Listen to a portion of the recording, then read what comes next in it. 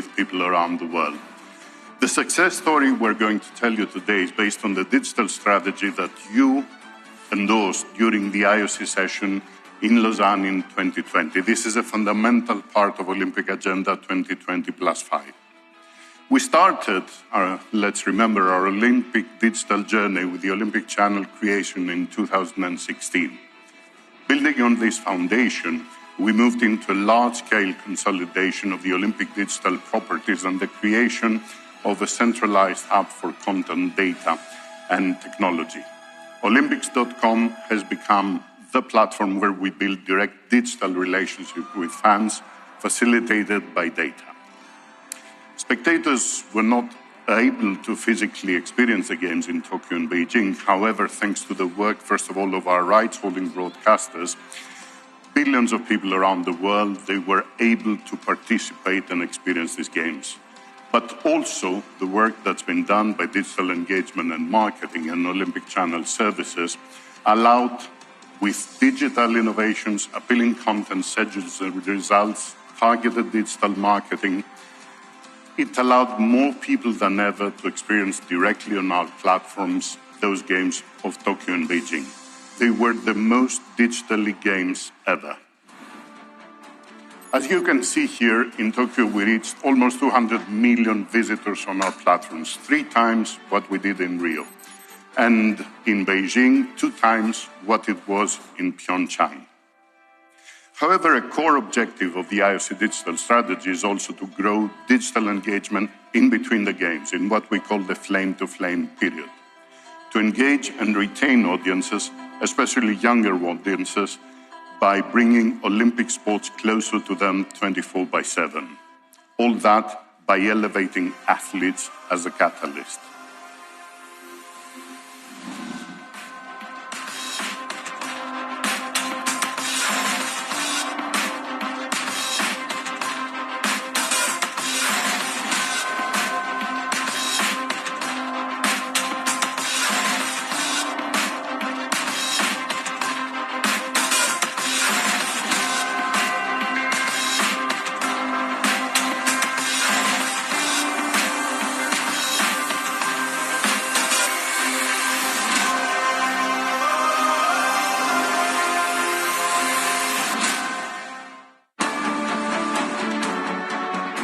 Concrete objectives, measurable objectives, and here's what they are. We had set as an objective to reach 8 to 10 million monthly unique users by 2026, after the Games of Paris and Milano Cortina. And this is what it's being delivered. We spoke about Tokyo and Beijing, we overshot our targets, and this is where we are right now. After September of 2023, which was the largest month we ever had, we're already way above our target that we have for after 2 years. This will make 2023 a year where we will have actually more audience, more unique users than we had in the Olympic year of 2022. This is what happens actually today. Today we surpass 90 million, and that's the estimation by the end of the year. What does it mean? Where does that put our platform in the Olympic properties and the sports properties? You see here a comparison with the top 10 performing sports platforms, the top 3 football clubs, the top 4 commercial leagues and their platforms. And you see that in the last 3 months, the average unique users on our platform are actually more. The same is the case in social media, so important for engagement with younger audiences. And you will see that we have continued growing, and we're now at 110 million followers. Let's have a closer look to India. We started our efforts here essentially around Tokyo, and this is where we are right now. The last month had almost half the visitors on our platform coming from India than we had in Tokyo. That has placed India as one of our top 3 countries, together with the United States and Japan.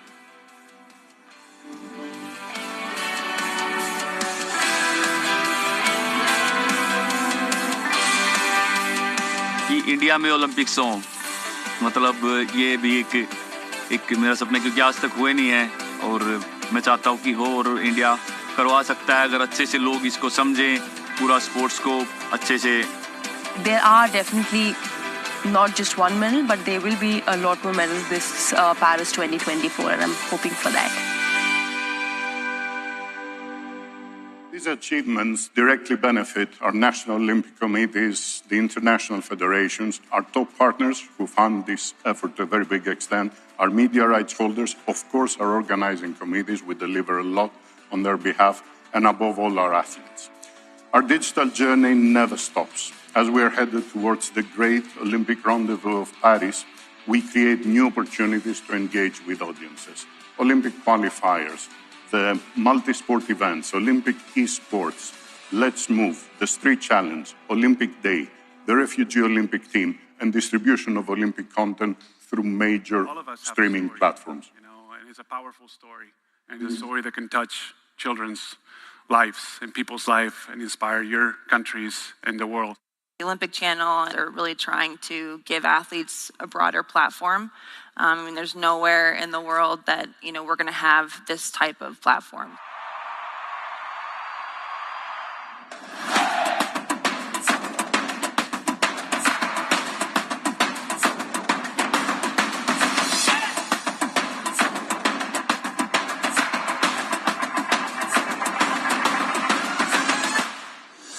Hey you, it's Pau Gasol. I'm Federica Pellegrini. It's Logan Martin here. This is Alison Felix. It is David Rudisha. My name is Yusra Mardini. This is PV Sindhu. I'm here working out in the Olympic House. We want you to move, we want you to exercise, to stay healthy. So it doesn't matter where you are. Today I'm going to show you a couple exercises that I like. No time to waste. For Olympic Day 2023, the IOC partnered with the World Health Organization to launch the Let's Move initiative. In line with the IOC Olympism 365 strategy, it aimed to encourage the world to move more every day. The campaign was launched just before Olympic Day and continues with Let's Move Street Challenge until the end of the year. A new opportunity for our younger audiences to upload their own videos to Olympic.com and enter the first urban sport digital challenge on the road to Paris 2024.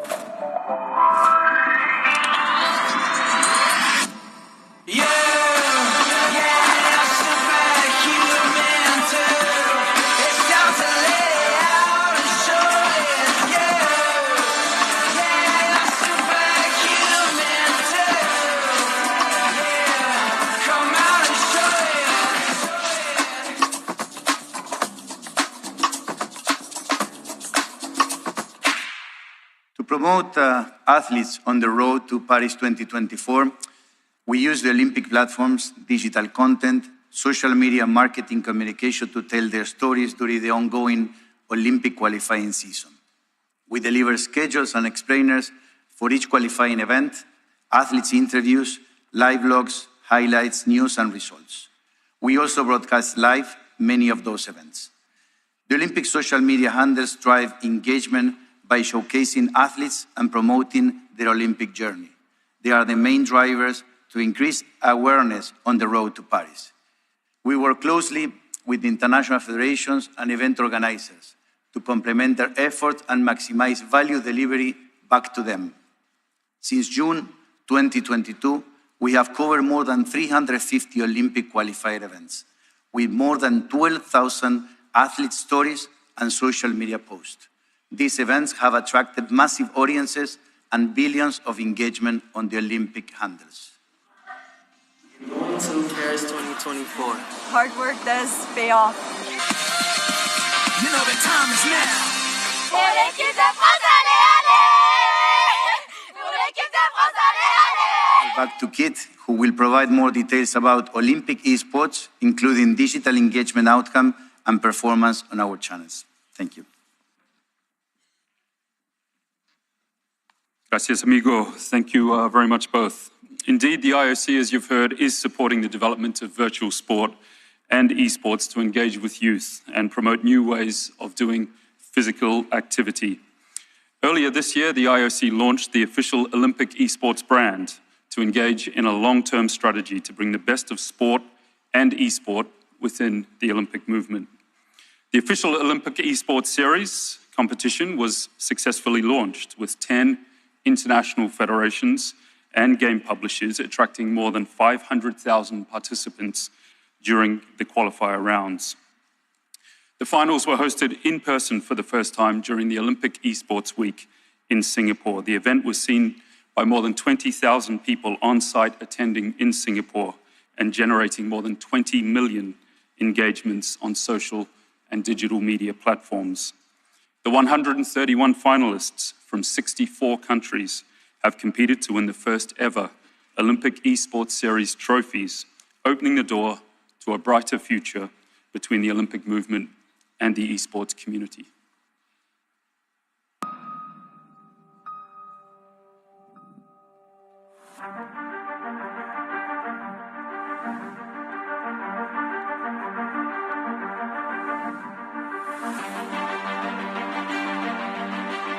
And live the new Olympic motto: faster, higher, stronger, together. And there for strike three, and sure! Easy out there as we see the corner shot. You gotta knock that down, and he does. You gotta be red hot as we see the front row on the left-hand side.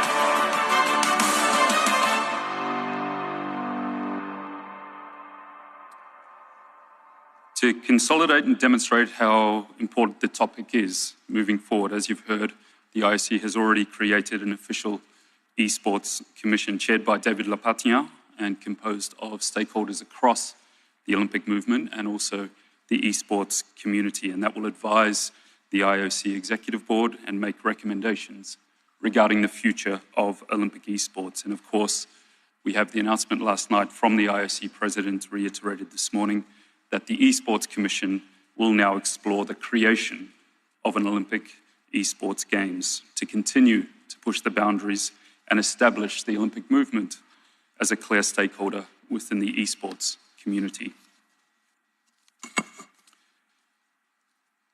Recent years have also seen a continued and heightened focus on the topic of safeguarding in sport. The IOC has been proactive in this area since 2004, developing tools and initiatives to strengthen safe sport across all key spheres of its responsibility.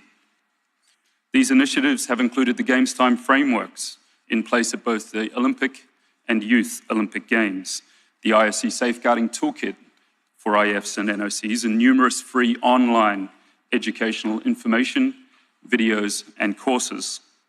An additional example is the IOC Safeguarding Officer in Sport certificate, which aims to ensure that all athletes across the world have access to a trained safeguarding lead. Launched in 2021, this 7-month program, which includes 250 hours of learning covering all areas of safeguarding in sport, requires students to pass 2 assignments and a final exam to earn their certificate. By Paris 2024, this program will have worked with over 250 students from 84 countries. The IOC Safe Sport Unit also recently completed an IF Safeguarding Needs Assessment, and we can report that an overwhelming majority, 85%, of international federations currently have a safeguarding policy in place, and 100% have a safeguarding focal point within their organization. Harassment and abuse is, however, recognized as endemic across all areas of society. And while we've seen an incredible trajectory of change, particularly at the international level, with sports organizations embedding safeguarding policies, programs, and education, it was recognized that capacity at the local level remains a critical challenge. And yet this is where it is needed the most. The IOC recognizes that for programs to be effective, they must be athlete-centered and have a bottom-up approach. And this is where the greatest impact can be, at the local level, where all athletes should be able to find support in their local language, culture, and context. Therefore, in response to a call from Olympic movement stakeholders, the IOC has led the way in addressing this critical gap. The IOC Executive Board in March of this year announced a $10 million fund per Olympiad to strengthen the prevention of and response to harassment and abuse in sport at the local level. Over the past 7 months, a special safeguarding working group of Olympic movement stakeholders has convened to determine the best model and approach to take. Here in Mumbai, the IOC Executive Board was presented with the recommended approach, which includes, firstly, the establishment of regional hubs to strengthen safeguarding at the local level. Each regional hub will have local, in-depth knowledge and understanding of the status of safeguarding measures, the local legal landscape, and services available in the region they cover, so that they are able to provide trusted, contextual, localized guidance to anyone harmed in sport. The program will commence with 3 pilot hubs as a proof of concept, starting in Southern Africa, the Pacific Islands, and Europe, and in each case, building on existing initiatives. Secondly, to standardize and support this work across the regions, consultation will start on the drafting of an international safe sport framework that draws on existing international standards and sets out the complementary but differentiated roles of states and sports bodies that can be endorsed by the Olympic movement and other key stakeholders. Thirdly, an expert assessment of additional measures may be needed to strengthen national legal and policy frameworks and cooperation between states to reinforce the essential role of states in preventing and responding to harassment and abuse. And finally, to ensure coordination at the international level and in recognition that harassment and abuse is a social issue which sport cannot solve alone. The current safeguarding working group will evolve into an international task force, including representatives from sport, intergovernmental organizations, and civil society to oversee the establishment of those pilot hubs, and taking an athlete-centered approach which recognizes the need for local solutions has been critical to this work. And here we have a short video from an Olympian, a safeguarding working group member, and an athlete with lived experience of this topic. Joana Maranhão. Hello, my name is Joana Maranhão, a four-time Olympian from Brazil.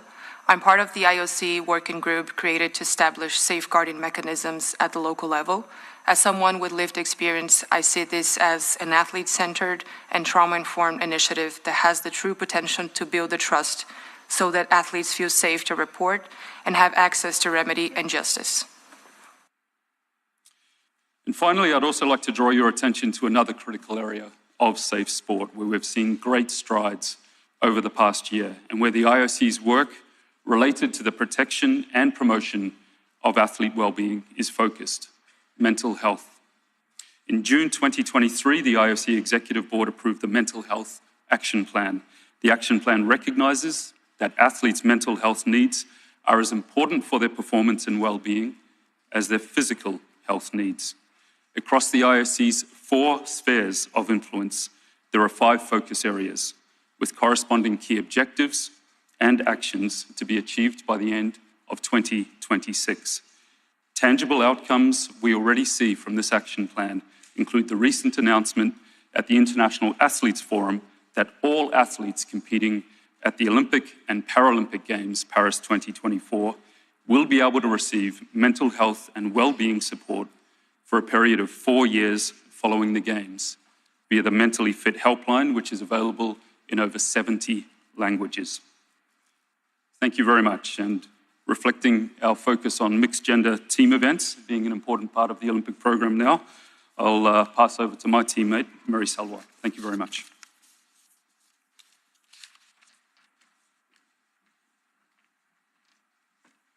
Thank you, Kit. Dear Mr. President, distinguished IOC members, ladies and gentlemen, let me update you on gender equality. Yesterday, President, you remind us that for the first time in history, Paris 2024 will have gender equality on the field of play. And you also reminded us why. Because the IOC has allocated quota places equally, 50% female and 50% male. We have come a long way. Let's see how far in this video.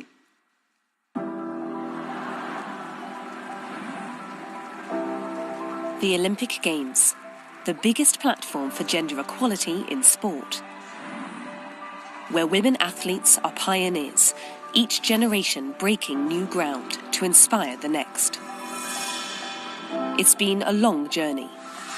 In 1900, in Paris, Swiss sailor Hélène de Portales became the first female Olympic champion. As women took part in the Games for the first time, they represented just 2.2% of competitors. But for more than a century, they've been breaking barriers and marking milestones. Challenging stereotypes and gender norms, blazing a trail for women's sports. Over the years, women's participation at the Games has steadily increased.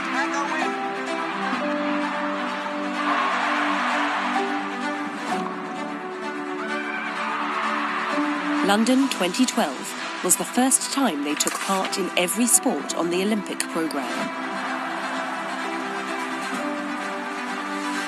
And by Tokyo 2020, they represented 48% of competitors at the most gender-balanced Games to date.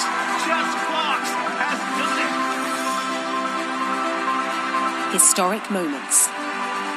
Performances which mark a generation. Images from the Olympics are seen by billions around the world, creating icons and role models for women and girls, proving that if she believes it, she can be it. The Olympic Games reflect women in all their diversity. This is where we prove nothing is impossible. Creating positive, lasting legacies. Showcasing the best of sport and humanity.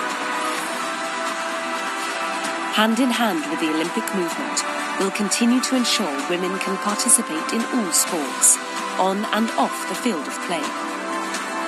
Let's celebrate women athletes reaching ever further at Paris 2024, the most gender-balanced Games of them all.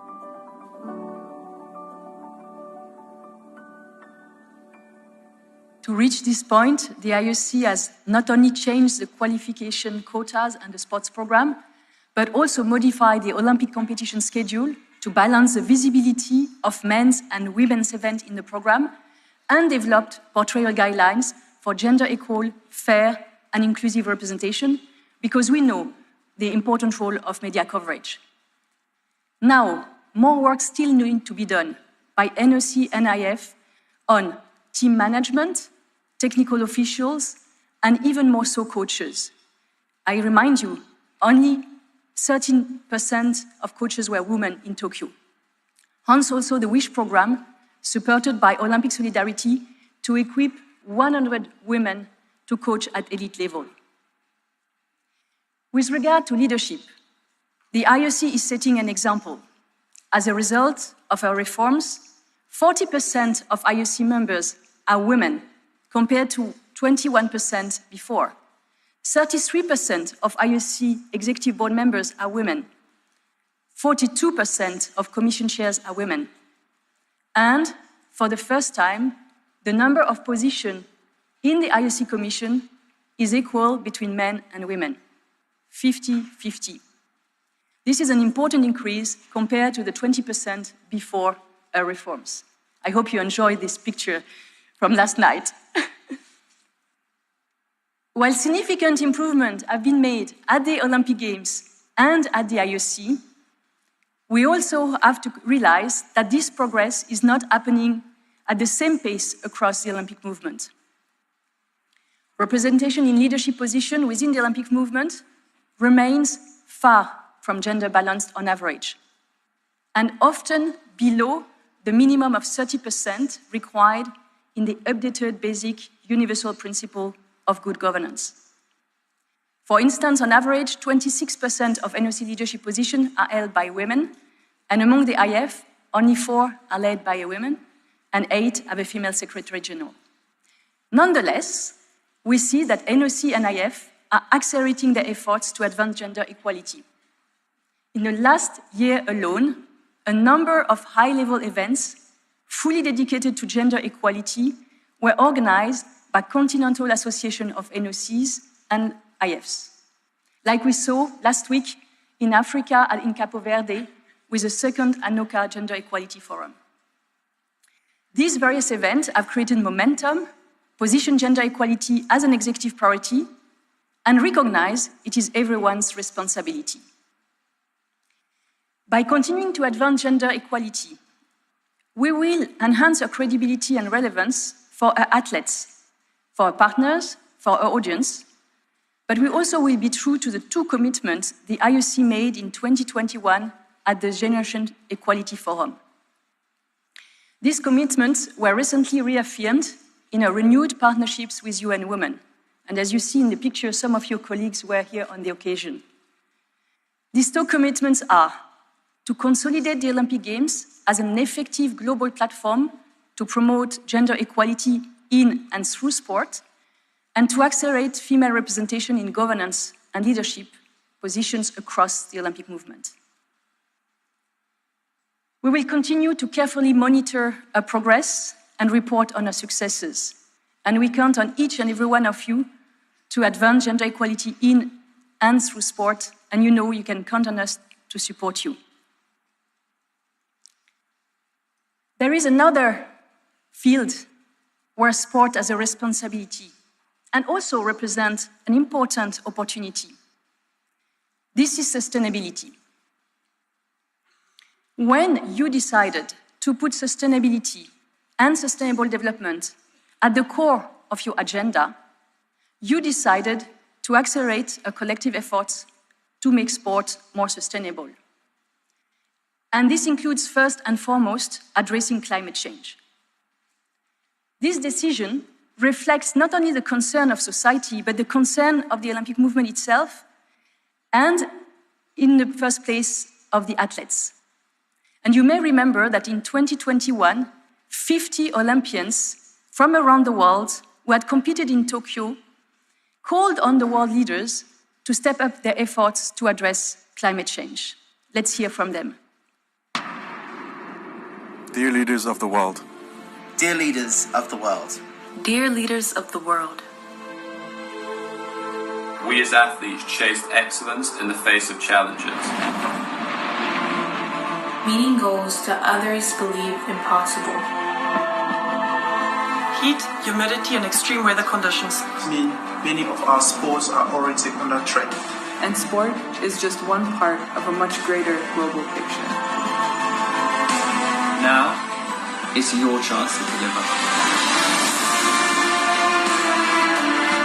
This is the race we need to win. And the speed of the race is determined by each of the participants in it.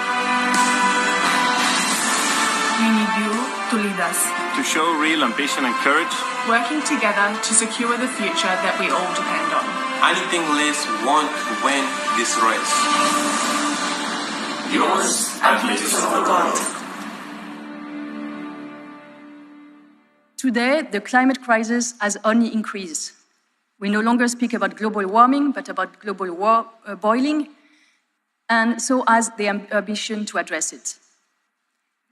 As an organization, because we need to walk the talk, we committed to reduce our carbon emission by 50% by 2030, in line with the Paris Agreement on climate change.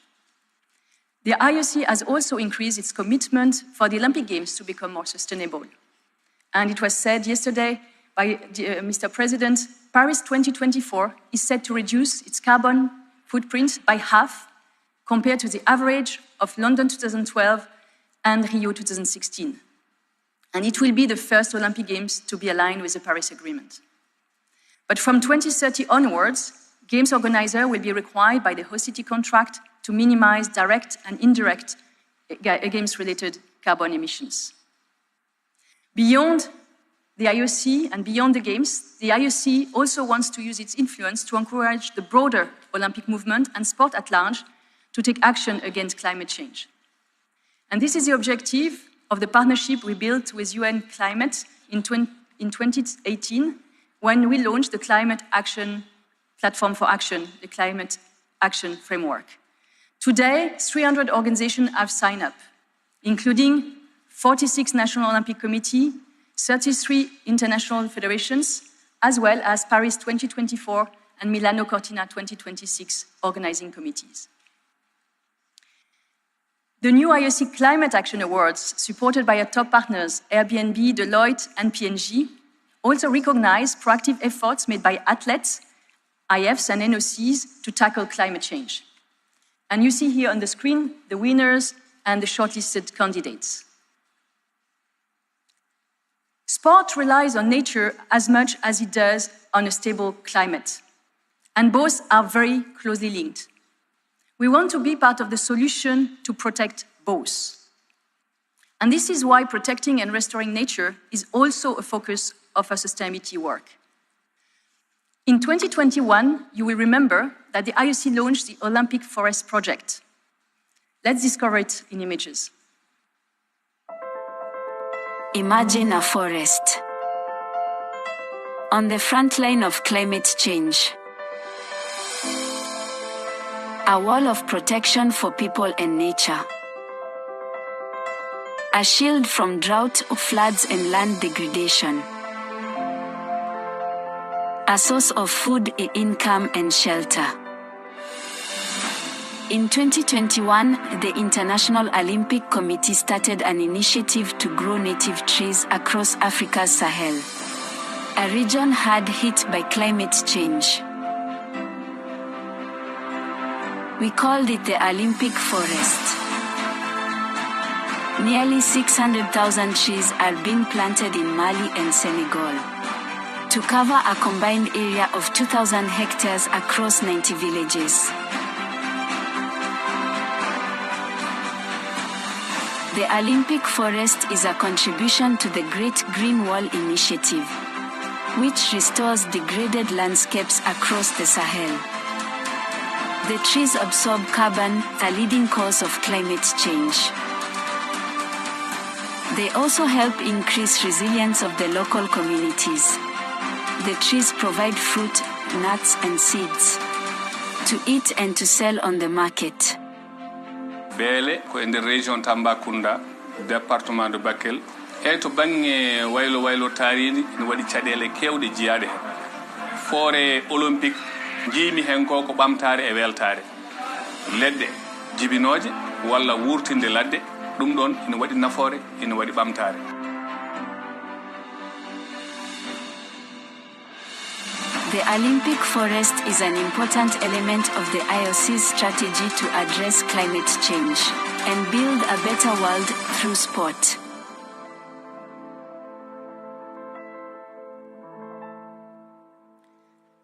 This project is going to be delivered in the lead-up to the Youth Olympic Games, Dakar 2026, and it has inspired in 2022 the launch of the Olympic Forest Network. And to date, 6 national Olympic committees have already joined this network with diverse projects protecting and restoring existing forests, but also wildlife corridors and coastal watersheds, or even implementing regenerative agriculture. These National Olympic Committee are Brazil, Slovenia, Portugal, Spain, Papua New Guinea, and India. And as we are in India, let me give you an overview of the Odisha Relay Forest project that has recently joined the network. This project is led in partnership by the Odisha Forest Department, the Abhinav-Bintra Foundation, and the Habitat Trust, and supported by the Indian Olympic Association. It will cover, at the scale of India, 1,500 hectares and plant 1 million trees. I've been told yesterday half of them are already planted. It will restore a variety of forest type and protect local plants and animals. What is vital is a community-based forest management, because it aims to improve the lives of the local tribes, many of whom relying heavily on forest resources for their livelihood. This project has been launched thanks to the dedicated efforts of Odisha leadership, who have been showing a profound commitment to environmental conservation, alongside the unwavering drive of Abhinav Bintra, Olympic champion and IOC Athletes Commission member. The Olympic Forest Network is also part of a contribution to a broader initiative, Sport for Nature framework, which complements the Sport for Climate framework that I presented to you earlier, and which we co-launched in 2022 with the International Union of Conservation of Nature and the United Nations.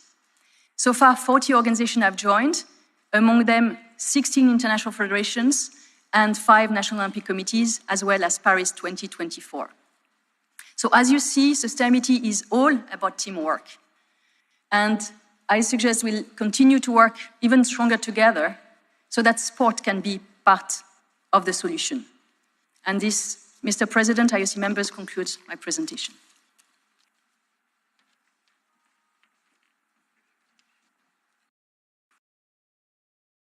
Dear President, dear members, we are happy to take, of course, any question on the report on the Olympic agenda before moving to the report of the IOC administration. So my colleagues and I are ready to answer any question you may have on the previous presentations.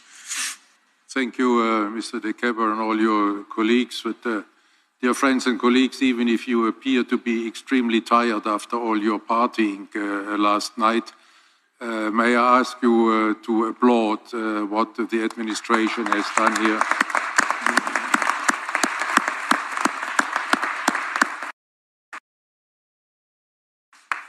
And now I'm opening the floor to any dynamic questions you may have with regard to all these many projects on Olympic Agenda 2020 +5.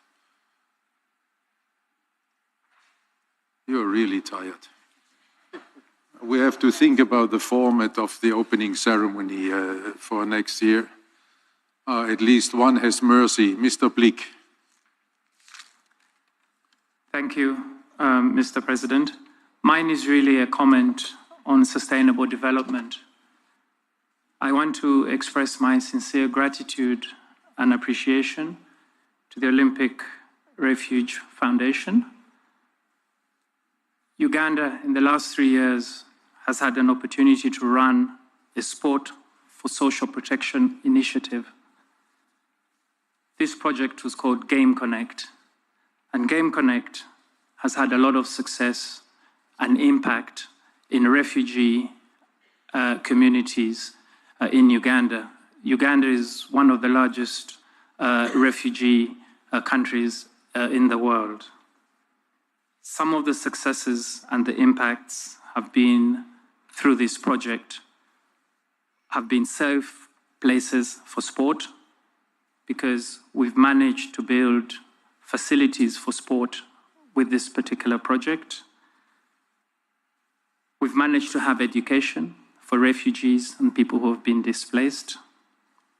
And there's been social rehabilitation and cohesion for people who were affected by displacement.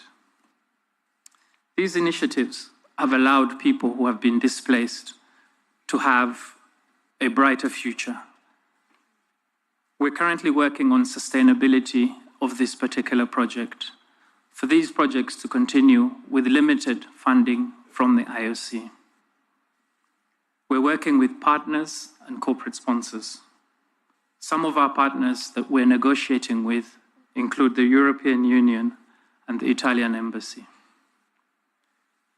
We are working on a project proposal to have these projects replicated in their areas of jurisdiction, possibly outside of Uganda, for Sudan and Congo, and also in areas within Uganda, but out of the project that we've been running.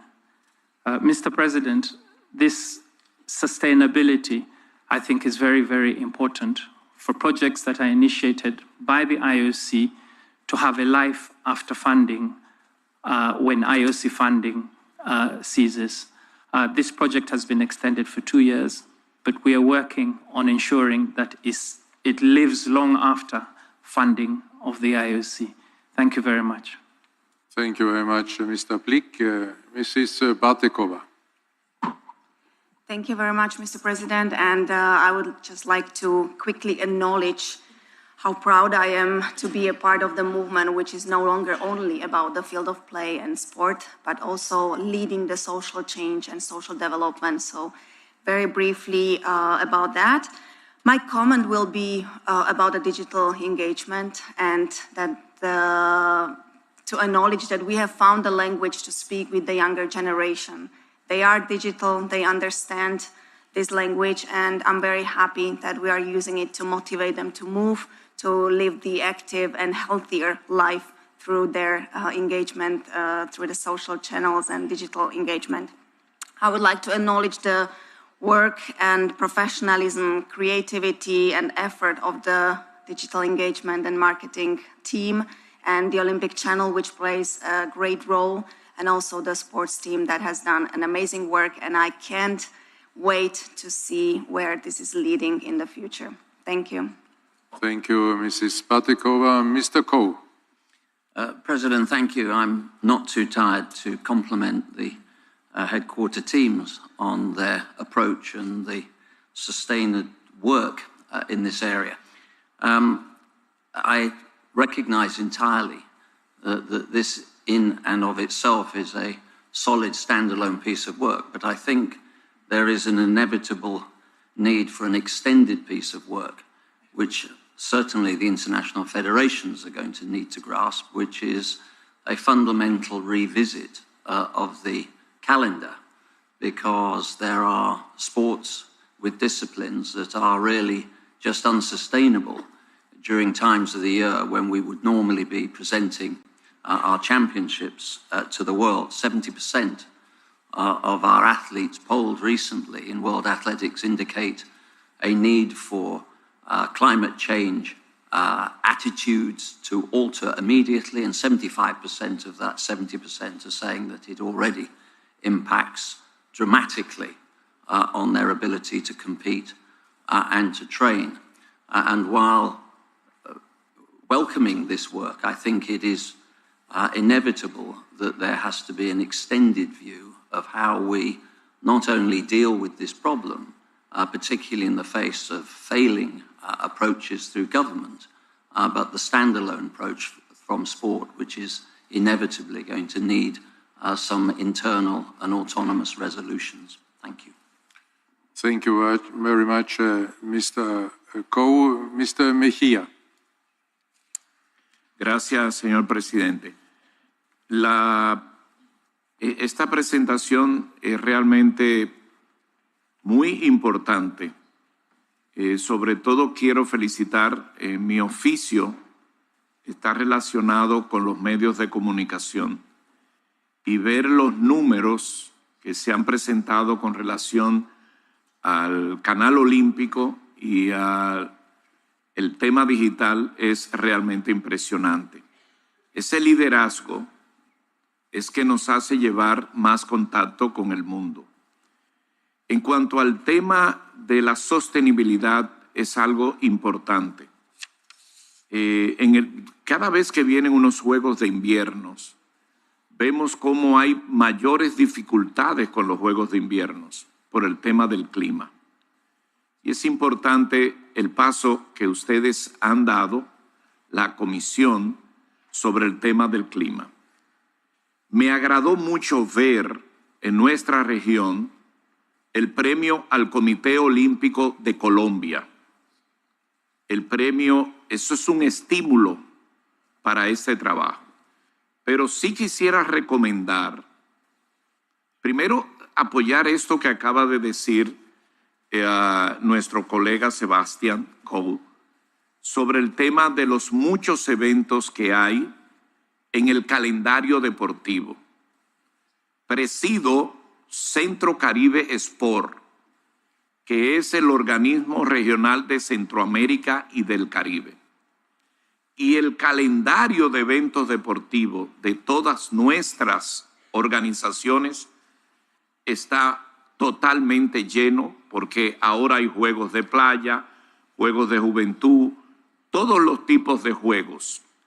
Creo que amerita una orientación. Y por último, quisiera solicitarle que deberíamos, el Comité Olímpico Internacional, motivar un poco más de información a nuestros comités olímpicos nacionales para que puedan emprender, motivado por el COI, estas campañas.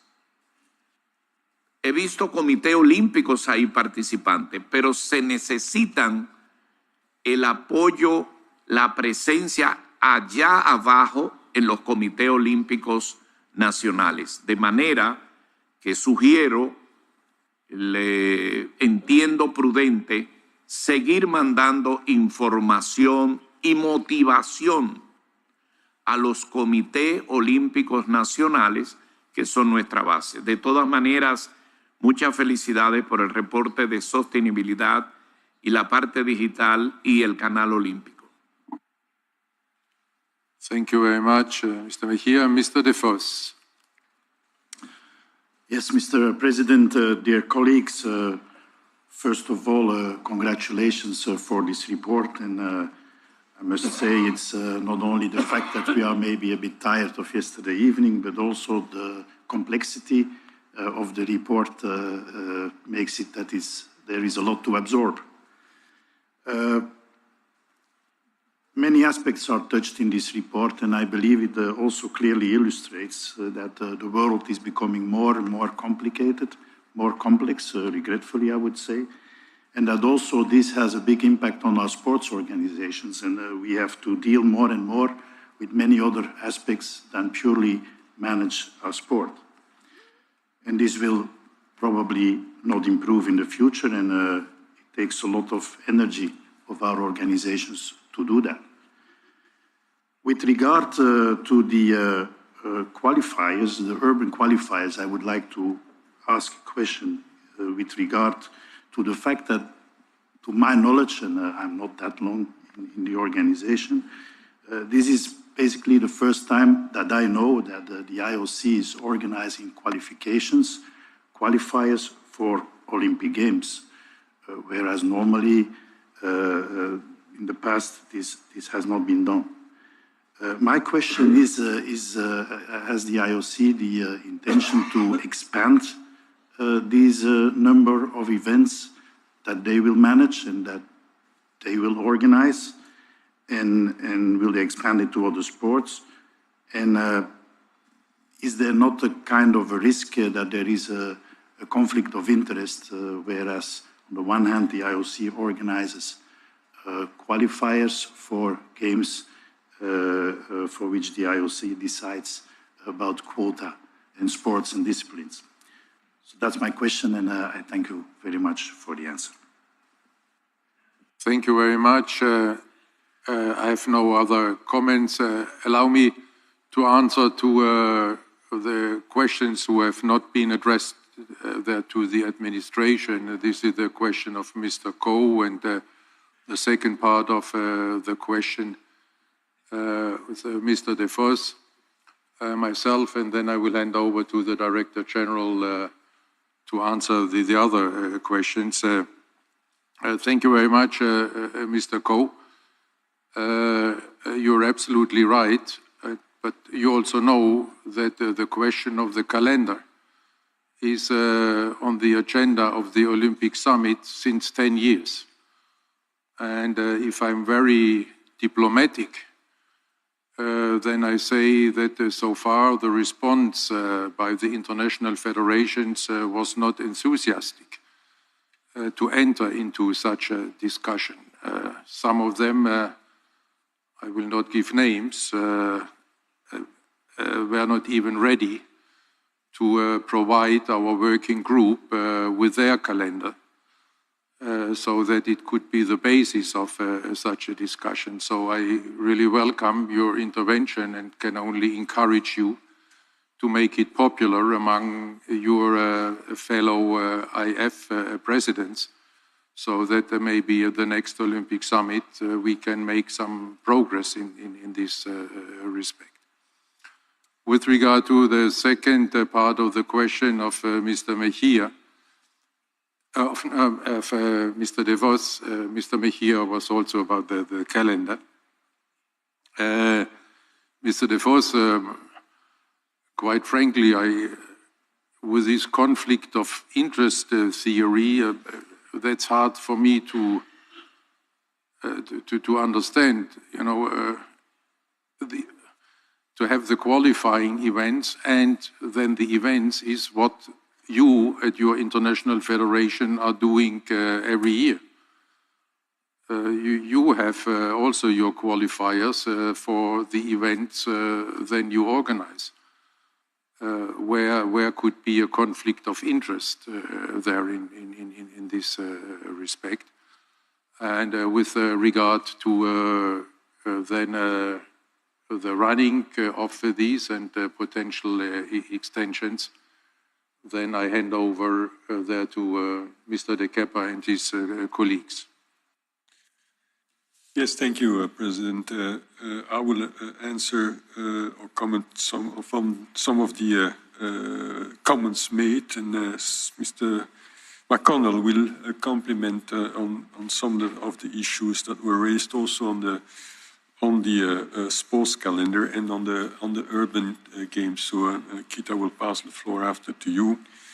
But I seize the opportunity of Mr. Blick's very nice comments on the Olympic Refuge Foundation to use also this tribune, you know, to thank first many of the IOC members who themselves have not only contributed in substance to the projects and to the activities of the Olympic Refuge Foundation, but also have financially supported these activities. And I think when you see and you hear the support that these activities are giving to these displaced population, these disadvantaged athletes, it's really heartwarming. So I use this opportunity, of course, to exhort everyone to contribute to the Olympic Refuge Foundation, because that's hardly needed to fund and expand these very valuable activities. On Mrs. Bartikova, thanks for your comment on the digital engagement. I think the presentation by both Mr. Exarchos and Mr. La Rosa are showing you the way that has been covered, and we will continue on this way. On climate change, that was raised by both Mr. Coe and also Mr. Mejia. Yes, we are addressing these questions. You will hear further in the session a report by Mr. Karl Stoß, who will be explaining you where we stand on the Olympic Winter Games 2030, and also how we include the reflections on global warming into the reflection about the future of the Winter Games. But same reflection are of course valid for the Summer Games, and this is certainly something that not only we, but also the athletes around the world are very sensitive for, and this is, we try to explain is a priority for us, but also for the future of the Olympic Games. And then to my compatriot, Ingmar de Vos, yes, I think you, President, you answered the question, so I think we have covered, but I will ask Mr. McConnell to intervene on the urban games and the sports calendar.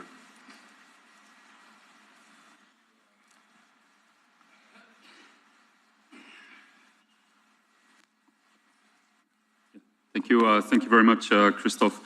Not too much to add on the sports calendar other than noting I think it has been a subject that is embedded in Olympic Agenda 2020 +5. And we did have a working group established, as the President noted, through the Olympic Summit, including ANOC, ASWAF, GAIF, and other bodies looking at this. I think the work was more of an exchange of information rather than a fundamental change to the calendar, as the President highlighted, but very happy to continue that work again with the stakeholder involvement. Mr. Coe, I think we all understand the current saturation of the sport calendar and the goal of having the best athletes at their best for the key events, including obviously the Olympic qualification and Olympic Games. So happy to pick that up directly with the stakeholders there. More directly in regard to Mr. De Vos, Ingmar, I should be clear that it is not the IOC organising the qualification events for the sports included in the Olympic qualifier series. It is the international federations themselves that set their qualification processes and run those events, including in the OQS. What we have done is bring together existing parts of those qualification systems across the 4 sports, so they're run together over a weekend, which hopefully adds value and a collective value to those events by bringing them together in one city in that festival that we described, and hopefully adding value in terms of the organisation, the support from the host cities, and the promotion of those. And we think, based on the Federation response, we're very hopeful that that does add value to those individual events. But to be very clear, they are run, the competitions, directly by the respective international federations. But we think there's a real value to bringing them together and promoting them in a coordinated way with direct Olympic association.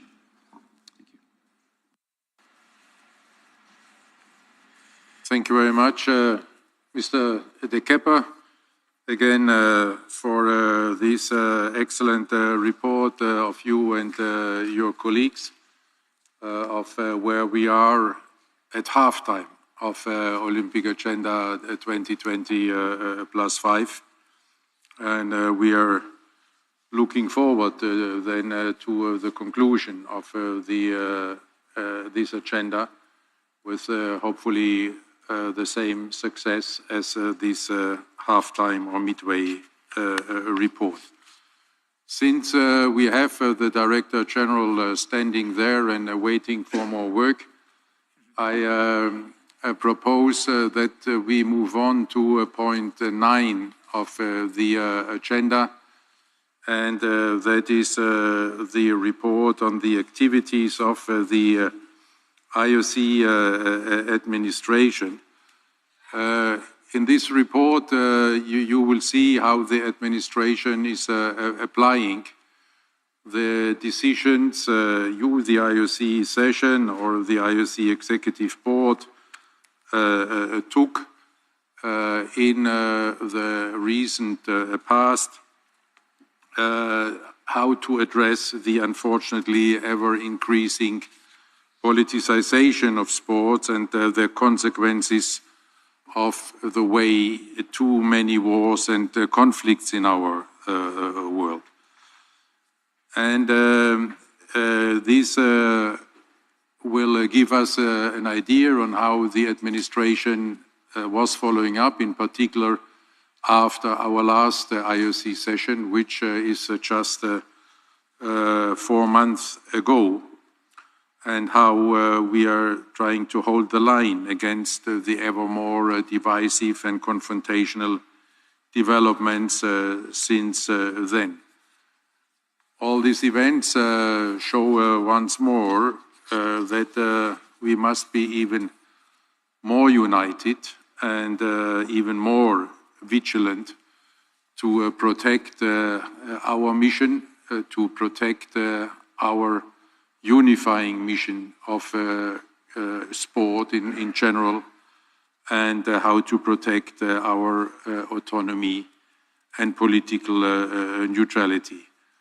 Mr. Director General, the floor is yours. Thank you, President.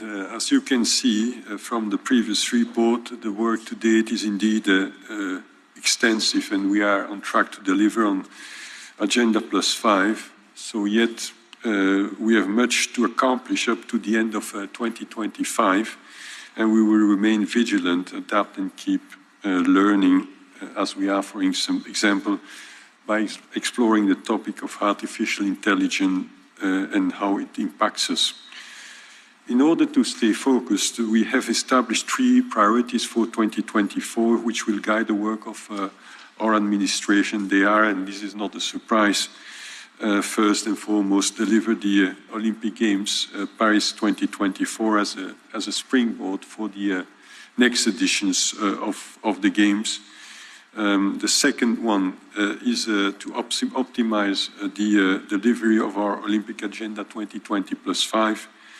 And then the third one is make the IOC administration an ever more effective, commercially aware, resource-conscious and sustainable organization. We continue to collaborate with the Finance Commission and our entire administration to identify further optimizations, improve our methods of operations, and find synergies in all what we do. We have strong budget and monitoring processes in place. Good governance and operational excellence remain a top priority, and we are on track. This also helps us to secure that 90% of the revenues that we are generating are redistributed to our stakeholders, and 10% go to IOC activities. At the session in last June, the Finance Commission Chair presented the financial details.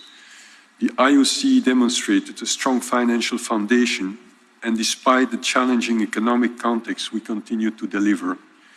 As a result of the Agenda 2020 +5 reforms, and thanks to the confidence of our partners, revenues from our top partners have more than doubled for the Olympic 2021-2024 compared to 2013-2016. The IOC has extended its contracts with top partners Atos and Procter & Gamble, and in 2022, we welcomed Deloitte to the Olympic partner programs in the 10 years agreement. Similarly, revenue from media rights holders have also seen growth, with long-term commitments already secured.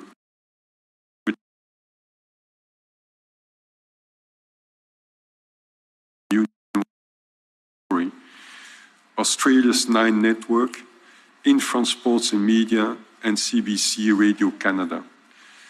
To date, we have already secured contracts worth $5.4 billion for the Olympiad 2029 to 2032.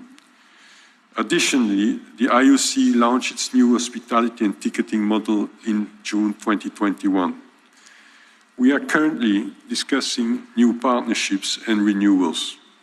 And before I finish, let me acknowledge the tireless effort of my colleagues, IOC directors, and with them also the entire IOC staff that is delivering an incredible and dedicated work at your service.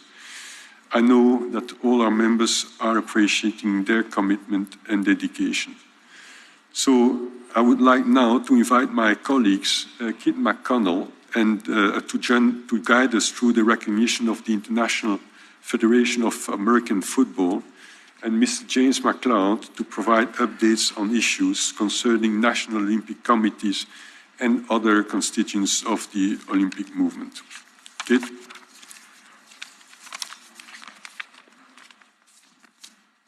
Thank you very much, Christophe, and I'll start with the recognition of the International Federation of American Football, as you suggest, Christophe. Dear members, you have in your files the recommendation from the IOC Executive Board regarding the granting of full IOC recognition to the International Federation of American Football, or IFAF. It is the governing body of American football and flag football. and was granted provisional IOC recognition in 2013. Following some delays related to a contested internal election in 2015, the situation has now been fully normalized, and the Federation is now a strong and well-governed federation which meets all of the required criteria, including conformance with the Olympic Charter, compliance with the WADA Code, meeting the minimum criteria of 50 NFs in 3 continents, and there are no objections from the Olympic or recognized federations. The Federation has 75 member national federations, an estimated 5 million registered athletes around the world, and has strong and regular world championships in both American football and flag football, and is on the program of the World Games. And it now has a strong partnership with the professional league, the NFL, which includes ambitious joint international development and promotional plans. And we've got a video bringing to life the sport and the federation.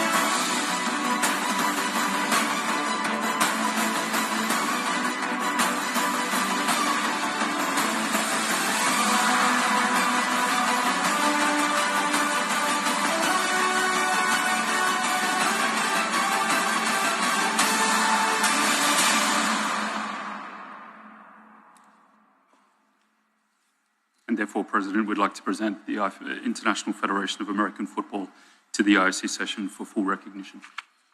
Thank you. Are there questions? No. Can we then vote to grant the full recognition? All the ones who are in favor, if you're still able, raise your hands. Thank you. Against? Abstentions? No, then this is unanimously approved. Thank you very much, Mr. McConnell. And we move on with to Mr. James McLeod. Thank you, President. Distinguished IOC members, it's a pleasure to be with you here this morning to be able to give you a short report on a number of elements that have happened across the world in the last 12 months, in particular those affecting a number of national Olympic committees. As the President said just earlier, in the past 12 months, we have seen a marked increase in a series of very complicated and demanding circumstances across the world caused by the geopolitical situation.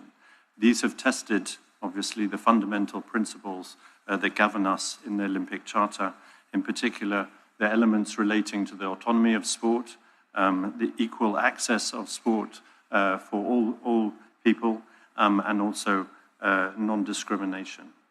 I will touch in this report on a number of NOCs: Afghanistan, the Islamic Republic of Iran, Guatemala, the Olympic Council of Asia, but in particular at the end, this situation relating to Russia, Belarus, and Ukraine.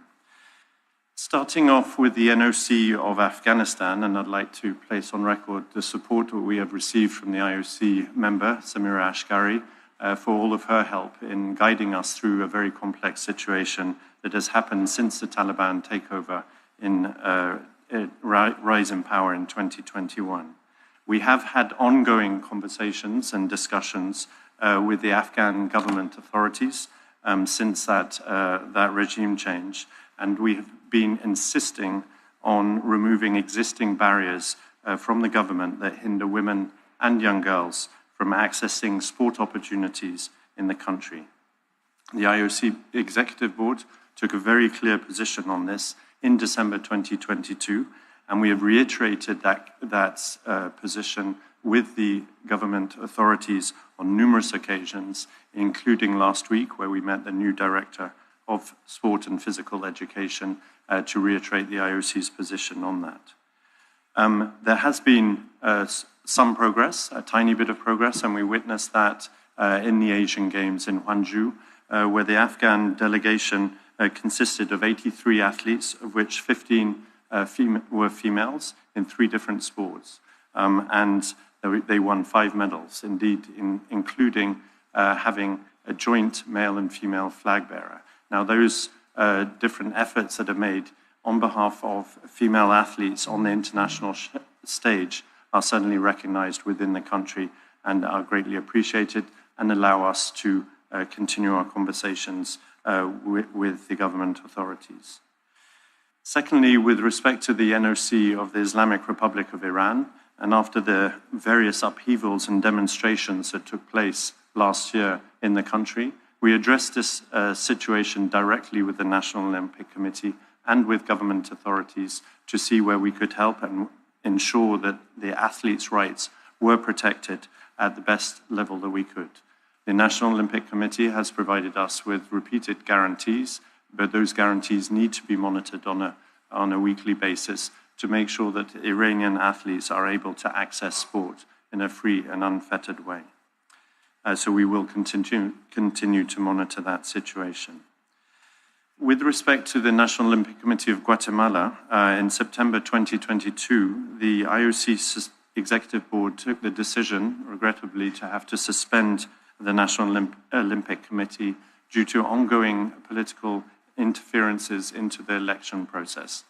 Those interferences meant that the election that was conducted was not able to be recognized by the IOC. And so, as a protective measure for the athletes, for the Olympic community within the country, we suspended the National Olympic Committee. And again, I'd like to thank your colleagues, Laura Chinchilla, Neven Ilic, and of course, Willie Carl Schmidt for their very dedicated support to try and find a solution in this area. There have been recent presidential elections, and we have been discussing with the president-elect on how we can advance on this. It is worth noting that at the Central American and Caribbean Games in El Salvador, due to this suspension, the athletes were able to participate, but under a neutral flag.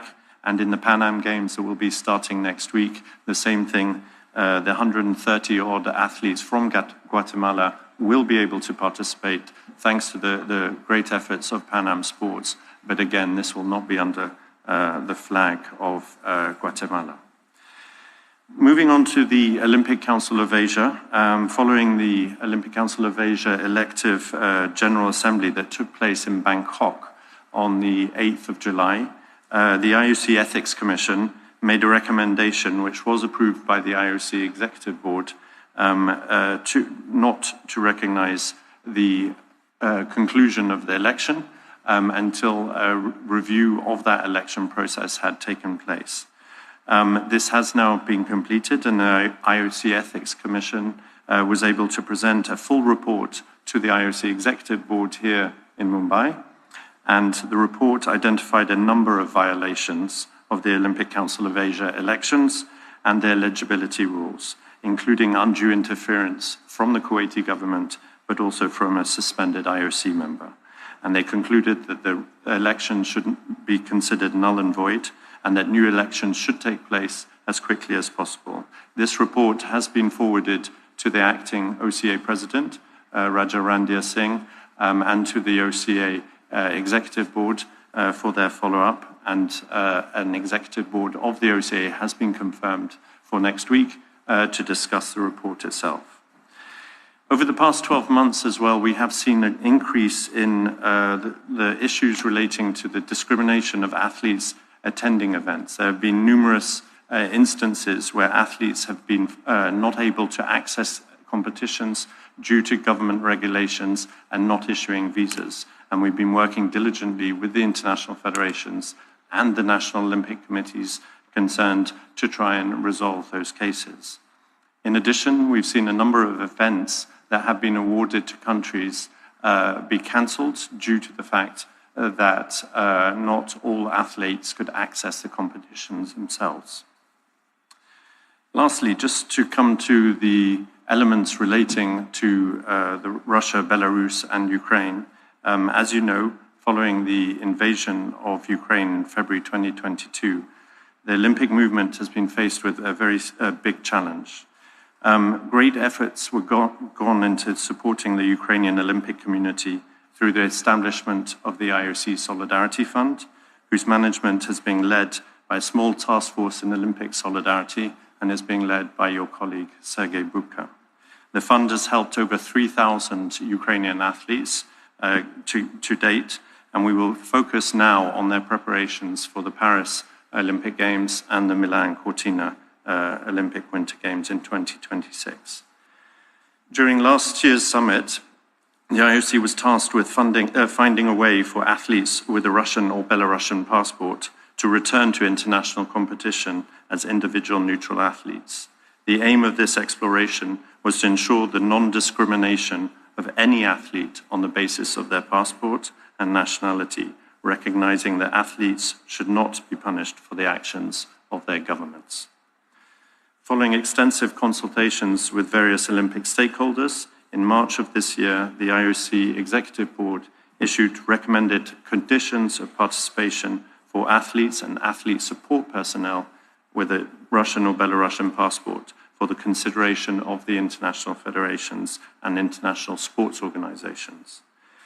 Since the issuance of these recommendations, many Summer Olympic international federations have managed the implementation of a return of individual neutral athletes to international events, and my colleague Kit McConnell will give you an update on what has happened over the summer. While athletes have expressed varying views, often shaped by personal experience and also geopolitical considerations, overall the athlete community has been strong for the reintroduction of individual neutral athletes into international sports events. And this was witnessed recently at the International Athletes Forum in Lausanne. In some cases, interference in the autonomy of sport persists, with governments advocating for a ban on all Russian and Belarusian athletes from participating in competitions or even denying the issuance of visas. And the IOC strongly rejects these government interferences and continues to closely monitor the situation and supporting IFs in the implementation of the IOC's recommendation. As you will recall as well, the IOC has not issued invitations to the NOCs of Russia or Belarus for the Olympic Games Paris 2024 and is yet to take a decision on athlete participation in those games. You will have also seen that at the IOC Executive Board a couple of days ago, a decision was taken to suspend the Russian Olympic Committee due to its unilateral decision on October 5th to include as its members regional sports organizations which are under the authority of Ukraine. This constituted a clear breach of the Olympic Charter because it violates the territorial integrity of the NOC of Ukraine and as recognized by the IOC and in accordance with the Olympic Charter. Despite this, it has been clearly reiterated by the IOC Executive Board on the suspension, a decision on the suspension of the Russian Olympic Committee, that the IOC's position and recommendations of March 2023 remain fully in place, and the IOC reserves the right to decide on the future participation of individual neutral athletes with a Russian passport in the Olympic Games Paris 2024 and the Olympic Winter Games Milan Cortina 2026 at the appropriate time. And with that, I'd just like to place on record our thanks for the help that we received from a lot of the IOC members, the NOCs and the international federations in addressing a number of these problems across the world. And with that, I'll pass to my colleague, Kit. Thank you very much, James. And as you noted, since the recommendation of the 28th of March, there has been a return to the field of play of the individual neutral athletes in dozens of events directly governed by 7 Summer Olympic International Federations, including 5 World Championships. And this is on top of the ongoing participation in many professional sports leagues and events. Nearly all of the other Summer Olympic IFs who are not team sports have confirmed their commitment to this return in their respective sports. And it's not only a commitment in principle, but now moving practically through that process to the return, some aiming towards a return to the field of play later this year, and the others in the first months of the start of the new year. And there, we'd like to thank very much each of those international federations for the close liaison on this. In doing this, we should also note that every single one of the international federations have expressed their strong solidarity with and ongoing support for their respective Ukrainian sport communities. And as James noted, this is done in partnership with the IOC Solidarity Fund, supporting those Ukrainian athletes on their pathway towards the Olympic Games Paris 2024 and the Olympic Winter Games Milano Cortina 2026. Across those events with the individual neutral athletes since May, there have been very few issues, and we've seen the number of events growing across the sports. Originally, the Ukraine did not compete in those events, as many of you know, but is now competing on the field of play at those events. And we can confirm that across all of those events, we have not had a single other national federation withdraw from competition. And equally, we're not aware of any single athlete who has withdrawn from competition due to the return of the neutral athletes. The feedback from the athletes competing in these events has actually been quite consistent in supporting the return. And as James noted, while some athletes have expressed some varying personal views, we've seen an overall very strong global support for the reintroduction of the individual neutral athletes into those international sports. And this has been affirmed most recently at the International Athletes Forum in Lausanne at the beginning of this month. We believe the eligibility criteria set by the IOC Executive Board provide a consistent framework and a clear framework for the federations to develop their own eligibility review of the athletes and the support personnel. And the IFs have developed now a somewhat standard process developed by the first federations to go through that process as a reference for other international federations in their individual eligibility reviews. And we as the IOC have also stressed to the IFs the importance of a strict but fair implementation of that eligibility criteria. And finally, we have, in liaison with ASWAF, remained in contact with all of the international federations to ensure a good understanding of the process and those criteria. And there we'd like to thank, again, each of the IFs for their excellent partnership in this regard, because it does take quite a bit of administration, that process, with a large number of IFs who are now completing that return to the field of play in the coming months, to add to those already in that position. Thank you, Keith. Thank you, James. President, this concludes this part of the report, but I wanted to also underline that what Mr. McConnell to you is a pure implementation at your last session. So this is what we've done through the last couple of months in implementing the decisions that you took, and I think it's important to underline this. President, the floor is back to you. Thank you very much, Mr. De Kepper, for this other implementation report after the agenda now of the administration.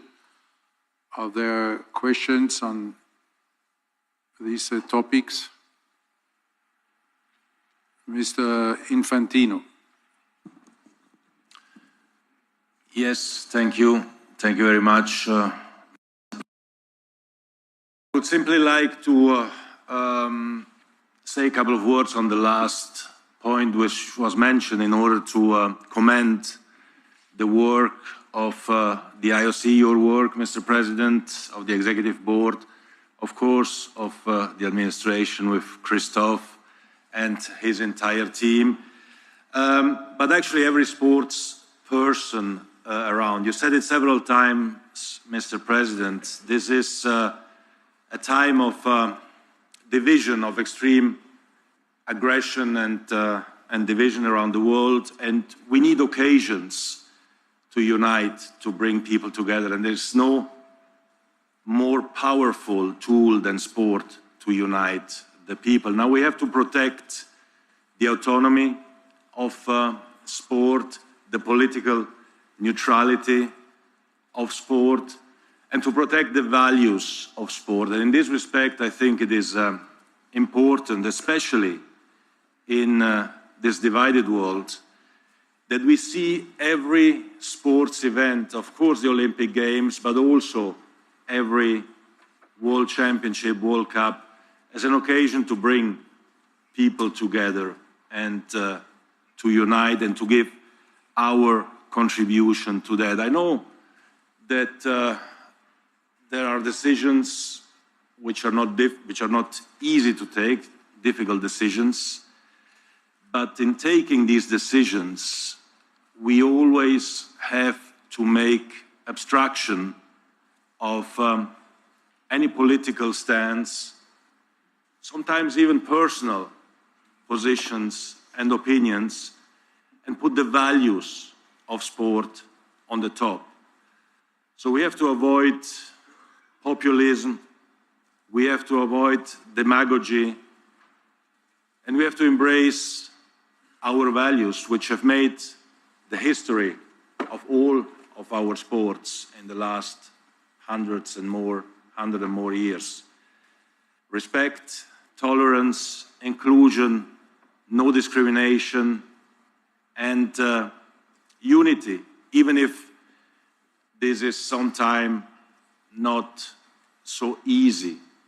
But we have to continue to do that, especially for the young athletes, young sports women and men, and for their future. As you were saying, if we are not united, well, how can we say to the world to try to be a little bit more united? So it starts from the sport, and we should really continue on that path. And this is my plea and my appeal to all of you, thanking you for your leadership in this area. Thank you very much. Thank you very much, Mr. Infantino. I can only respond by saying I couldn't agree more. Thank you very much. Mr. Ali. Thank you, Mr. President. Mr. President, I just said a little curious to know that the matter of the OCA has been festering for a long time. I understand that now they finally submitted the report to the executive board. But I would like to know, with all the confusion, what is going to be the modus operandi of holding the elections? Thank you. Thank you very much, Mr. Ali. I have no further questions and comments. Then I hand over to Mr. MacLeod to answer to Mr. Ali, please. Thank you. Thank you, President, and thank you, Mr. Ali. Wait a second. There I have a last second intervention, a request for intervention by Mrs. Asghari, and since she was a part of your report and delivered her own important report on the situation in Afghanistan, I think we should still allow her to speak. So you're most welcome, Samira, for your statement. But then I ask any other questions. Now you want to be asked, apparently, Mr. Capralos. So then we have Mrs. Asghari, Mr. Capralos, and with this the speakers list is closed. Mrs. Asghari. Thank you. Dear Mr. President, distinguished executive board members, and my dearest fellow colleagues and friends. First of all, I'm so thrilled to see each of you in person, and I hope all of you're healthy. And I would love to take this opportunity to thank everyone in this room because of their support to Afghanistan. I would say the IOC and other relevant sport organizations continue support. The example of the IOC and executive board members and my fellow IOC members support is the Asian Games, that we had a great participation of female and male athletes, even though that the situation is unstable in Afghanistan, but we achieved 5 medals. It shows the solidarity, the support for the athletes, and I wanted to take this opportunity in this hall to thank you in person, physically. Thank you so much. Thank you, James and the team. Thank you, Mrs. Asghari. Mr. Cabralos. Thank you, Mr. President. First of all, I would like to express my compliments to Christophe de Kepper and the whole IOC administration for the great work, especially in these difficult times. We had a difficult issue to address, and we still have it, the conflict and the war between Russia and Ukraine. And I think that up to now things have progressed quite well. On one hand, it was important also to convince the Ukrainians and their athletes that by not competing in competitions where independent, neutral athletes with Russian passports would compete, that would punish their own athletes, and that would create a problem to their own Ukrainian athletes. On the other hand, I would like to thank all the NOCs that have participated in the effort to help the Ukrainian sport and Ukrainian athletes, because many of them are training and they get funding from many of the European National Olympic Committees. And this is a great meaning of the true meaning of the word of solidarity. And finally, this last decision is very important. I think it's very right, and I think that resolves many of the issues that we're facing. Of course, at a certain point, the IOC has to take a decision about the possible participation of the athletes, independent athletes, in the Olympic Games and declare it openly in Paris, and I think that we should do it at a certain point. And finally, one last thing. I believe that since we all talk about unity and following the same rules, I think and I urge the international federations also to follow the recommendations of the IOC, and all of them. Thank you. Thank you, Mr. Cabralos. Mr. McLeod, the floor is yours. Thank you very much, and thank you for the various comments. Coming directly to the comments of Mr. Ali relating to the Olympic Council of Asia report. The IOC Executive Board a couple of days ago has sent the IOC Ethics Commission report to the full OCA Executive Committee with a series of recommendations. The request was that an OCA Executive Board would be held, and Mr. Randir Singh has already agreed to that, and that is happening next week. And the OCA Executive Board will need to take note of the elements within the IOC Ethics Commission report and take its own decisions on how to move forward. The recommendations are generally twofold.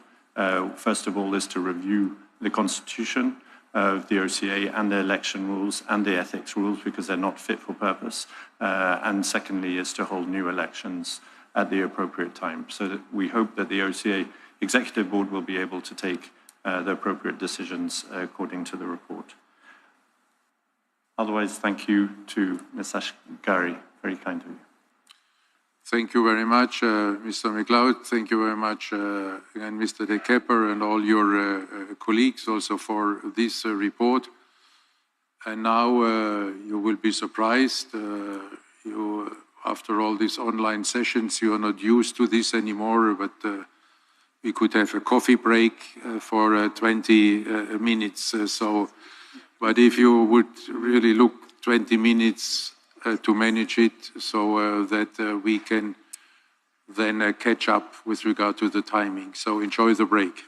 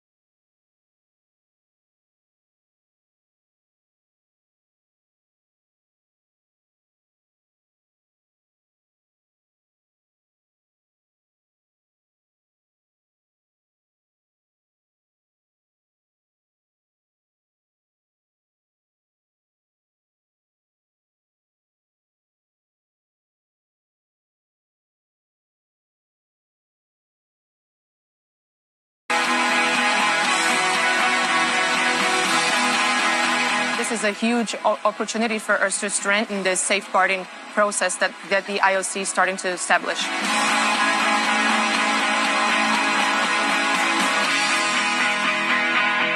There's obviously a lot of emotion, and there's a lot of topics, maybe not controversial, but very sensitive and timely. And I think it's really healthy to have conversations with each other on, our opinions and what we think should happen going forward. At Paris 2024, we wanted the sport to be at the heart of the city.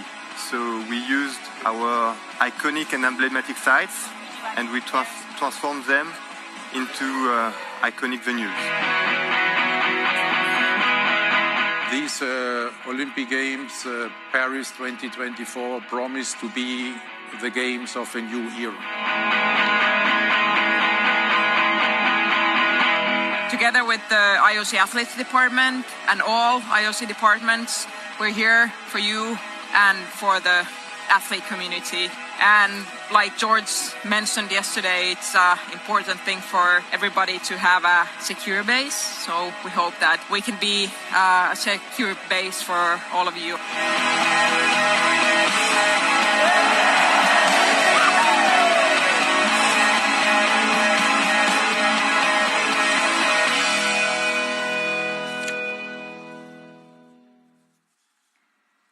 So, thanks to the support of the IOC, we were able to invite representatives from the entire global network of athlete representatives to attend this forum.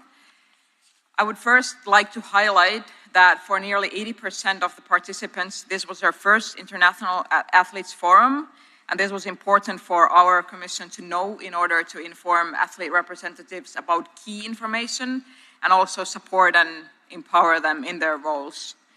The participants at the forum included over 180 NOC-ACs, over 40 international sports federations and also recognized federations, members of all 5 Continental Association Athletes Commissions, members from Paris 2024, Milano Cortina 2026, and LA 2028 Athletes Commissions, the IPC Athletes Council, the World Olympians Association Executive Committee, the WADA Athletes Council, and the Athletes' Rights and Responsibilities Steering Committee. It was great to bring the entire Athlete Commission's network together again in person after 4 years, as the last in-person forum was held in 2019. We had a mix of plenary and breakout sessions to ensure athlete reps received important updates on key topics and then also had the opportunity to discuss in smaller groups. You will see a list of our plenary sessions here. I can say that a highlight for athletes is always Q&A with the president, and athletes really took this opportunity to ask their questions directly to the president. Again, this year we ran over time as there were a lot of questions and really a good engaging discussion. So thank you, President, for your support and availability on that.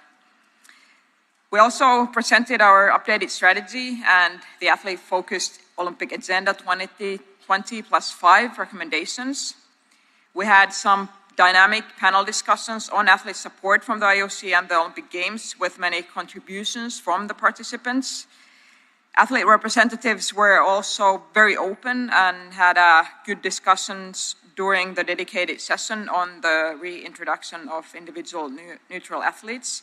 There were diverse views expressed, hearing from many athletes from around the world, and there is global support from the athlete community on the unifying mission of the Olympic Games. We also had breakout sessions both days. Day 1 was dedicated to effective athletes commissions, and on day 2, we ran a safeguarding workshop to upskill athlete representatives in this area. The marketplace was extremely busy during the 2 days. It gave participants the opportunity to learn more on various IOC topics and also interact with some of our top partners and other Olympic movement booths. Participants also use this time to network and meet each other, which is very important for us to ensure that the ACs can share details and experiences, learning from each other. All participants were sent a digital version of their AC workbook before the forum to act as pre-reading for the event and to give them knowledge on many different topics that would be covered during the event. The workbook was produced in English, French, Spanish, Russian, and Arabic, and printed versions were distributed during the registration so participants could take notes and record their actions during the forum.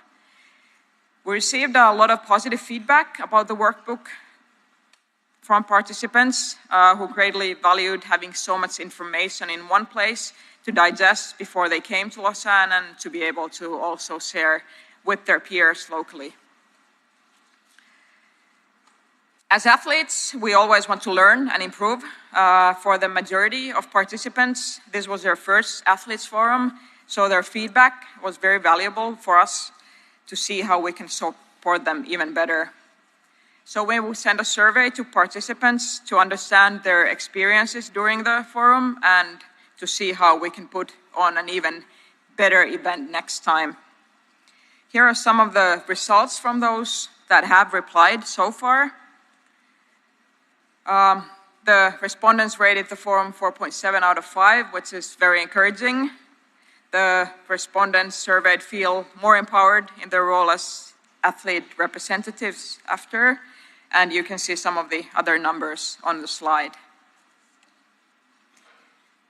I am also happy to say that athletes, athlete representatives, IOC members, and panelists all engage actively online. Social media posts were focused mainly on forum content, the road to Paris, and key learnings and takeaways of the participants present. The social media sentiment was very positive overall, and at the same time, some of the topics generated debate on social media as well. The key points that emerged from the various discussions and sessions were in 3 areas: the Olympic Games-related initiatives, support for the network of athletes commissions, and our support for athletes directly.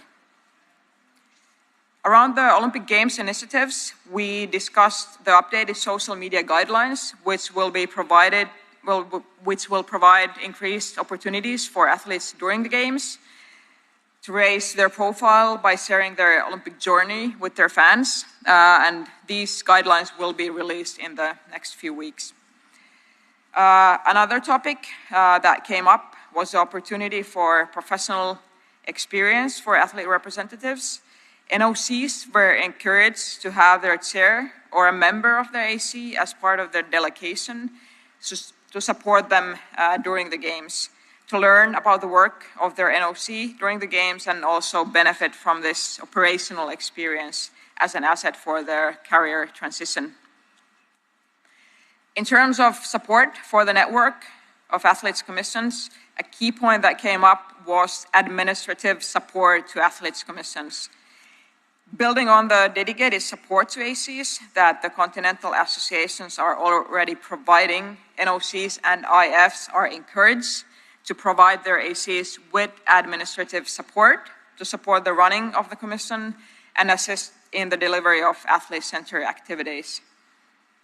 And on support for athletes directly, mental health remains a key topic, for example. A dedicated mental health helpline will be available for all Paris 2024 Olympians and Paralympians. Athletes competing in Paris 24 Olympic and Paralympic Games will then have access to the fully confidential and 24/7 mental health helpline available in 70 languages for the entire Olympiad. Additionally, it was announced that athletes will be able to benefit from 1-year premium subscriptions to a leading mindfulness app to improve their sleep, enhance focus, alleviate anxious thoughts, or for any other reasons. This offer was launched on Athlete 365 on 10th of October to coincide with the World Mental Health Day. The third pillar of our strategy is how we support athletes. There are a number of ways in which we do this, such as through the programs and resources on Athlete 365.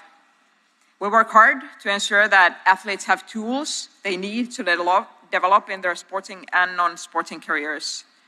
And also, thanks to the investment from Olympic Solidarity, athletes can benefit from various programs to support them on their journey to the Olympic Games and beyond.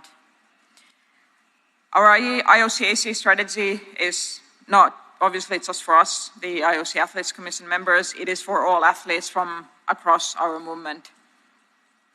Here are examples of the support for athletes.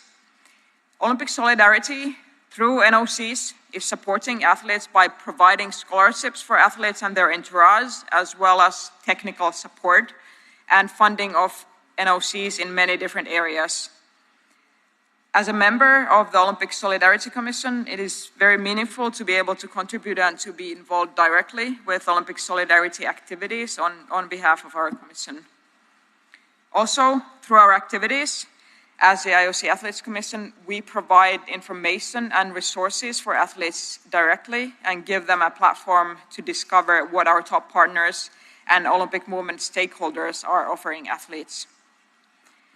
The interest from TOPS to provide a service directly to athletes has increased significantly in the past years, showing their interest in gaining greater connection to athletes and in developing purpose-led initiatives. These athlete programs leverage on a TOPS area of expertise and or the corporate commitments they may have in a specific area. And this area is only growing as we look towards Paris 2024. In the important area of safeguarding athletes, together with the Medical and Scientific Commission, we have a strong collaboration to support athletes in this area. As one tool in this field, the IOC will be offering a new cyber abuse protection service for athletes during Paris 2024. This service is an AI-powered system that detects abuse and requests that the platform's action removal of the abusive posts before the athletes notices. The service will also cover officials and coaches during the Paris 2024 Games. It will work by identifying and addressing discriminatory, abusive, and threatening messages sent to athletes via social media.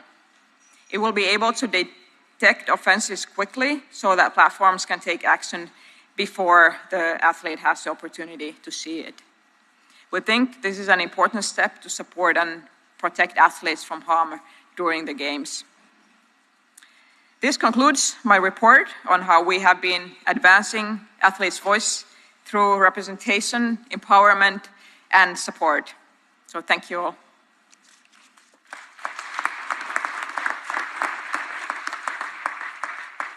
Thank you very much. Mrs. Teo, are there questions? Here they are coming in. Mr. Ali. Thank you, Mr. President. Just seeing the amount of good work they're doing between athletes and the close communication, these athletes are role models. Would it be possible for them in their respective areas to have a little coordination and meetings with some of the local schools? Because some of the things laid down, principles for the athletes would be very applicable to young children. And don't forget that it is these young children who are your future Olympians. Thank you. Thank you very much, Mr. Ali. Mrs. Heidemann.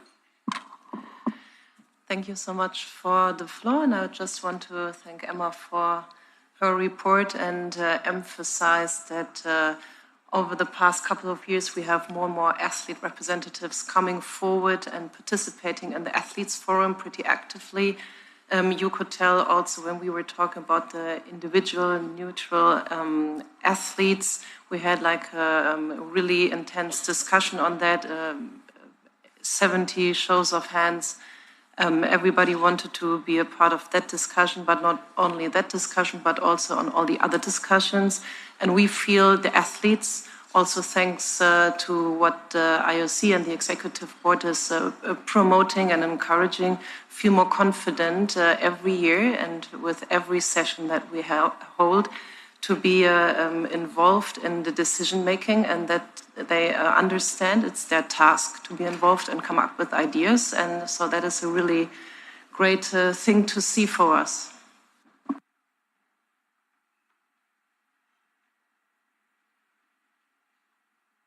Thank you very much, Mrs. Heidemann. Prince Albert. Yes, thank you very much, Mr. President. I'd like to congratulate Emma and the entire Athletes Commission for a great report and for a very successful forum. I've heard not only through the Olympic family, but here in this room, but from other participants, how pleased they were with the forum and with all that was presented there and all the participation opportunities. I just wanted to know, Emma, if you could tell us what, on the support programs that you showed us, what are some of the most sought after programs? Is it still the transition from career to post-career? Is it e-learning? Is it safeguarding? Just if you can give us a kind of a list of the programs that were the most sought after. Thank you very much. Thank you very much, Prince Albert. Mr. Parsons. Thank you very much, Mr. President. Congratulations, Emma, on a great report, great presentation. I just want to thank you very much on behalf of the IPC Athletes Council with a warm welcome that was given to them in the IOC Athletes Forum. I had a global network call with them about a week ago, and they were unanimous in how excited they came back from that event. So I just want to encourage the IOC Athletes Commission to take the lead in that in strengthening the contact between the different athlete councils and commissions across the entire sport movement. I believe this is the best way to raise the athlete voice across the entire sector. Thank you very much for that once again. Thank you very much, Mr. Parsons. I guess they will be pleased to hear this. Mrs. Patekova. Thank you very much, Mr. President, and congratulations, Emma, on your wonderful report. It is great for me as a recently retired member of the Athletes Commission to see the development over the past 2 years. And I'm particularly happy to see how engaged the athletes were during the forum. It's just the memories for me, but I know that the community of athletes out there are very excited about being part. I would like to acknowledge the number of projects and grants and support programs that we are running for the athletes and only encourage them to benefit from them. Congratulate the Athletes Commission for being so active there, and particularly I'm very happy about the engagement of new technology to support the athletes and protect them. So I would love to see more, of course, and good luck with that implementation of your strategy pillars. Thank you. Thank you to the retired Athletes Commission member who is qualified for taking part in the Paris Olympic Games.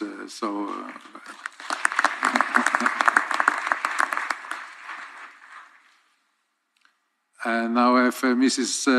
Rapila. Thank you. Thank you, Emma, for your presentation. I would like to take this opportunity to also acknowledge the great work of the IOC Athletes Commission. I just have one question, and that is in relation to collaboration with international federations to see support for athletes through the national federation structure. We can see a lot of work is done and driven through IOC and National Olympic Committees. I would like to know if there is any collaboration and work done through international federations down to national federations. Thank you. Thank you very much, Mrs. Rapila. And with this, I'm giving back to Mrs. Tero to say thank you to everybody. Yes, indeed. Want to thank you for all of your kind words and comments, and especially for the support that we have been receiving as a Commission. Maybe if I answer a couple of the questions. Of course. So maybe combining the first and then the question from Your Highness Prince Albert.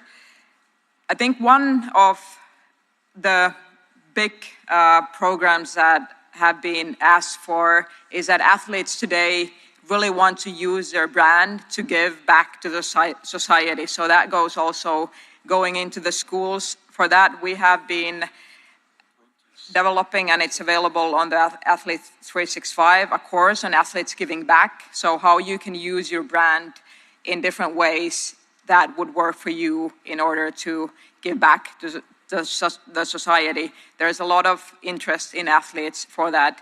We have also created there's together with the TOPS, the Climate Action Awards, which is a way for the athletes to work towards a climate cause important to them. And also P&G, Athletes for Good program, where athletes can put the money into a project important for them. Other than that, some very interesting programs that athletes have found useful and are looking at for is support on career transition, on mentoring, on support on the educational side on that, and then also for the ones going to the next games, Paris 24 and Milano Cortina 26. Now the Airbnb travel grant is one of the new ones that is being very popular among athletes. As for the question on the IFs, IF Athletes Commission representative, we're part of the forum. Of course, we're very keen on working together closely with the IF ACs, and through us, we've been supporting the NOC ACs, and then, of course, helping the IF Athletes Commission with the questions that they have been coming back to us. Thank you, Mrs. Teho. Whenever you say AC, I'm waiting for the DC.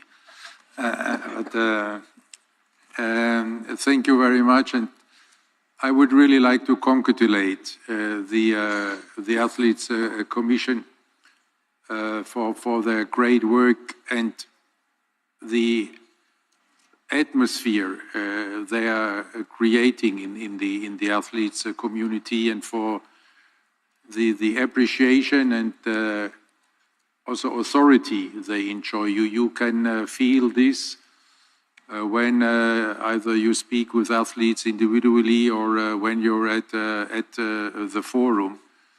The athletes community is really looking up to our athletes commission and to the many projects, and there our athletes commission members are bringing the message across in such a open and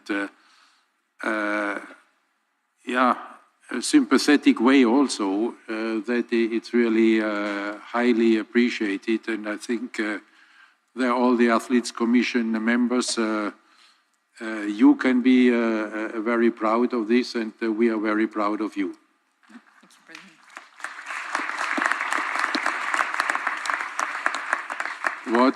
What we also should not forget in this respect is that the Athletes Commission is supported by own department in the IOC. This department consists of 20 people who are supporting the Athletes Commission and the Athletes Global Network day by day.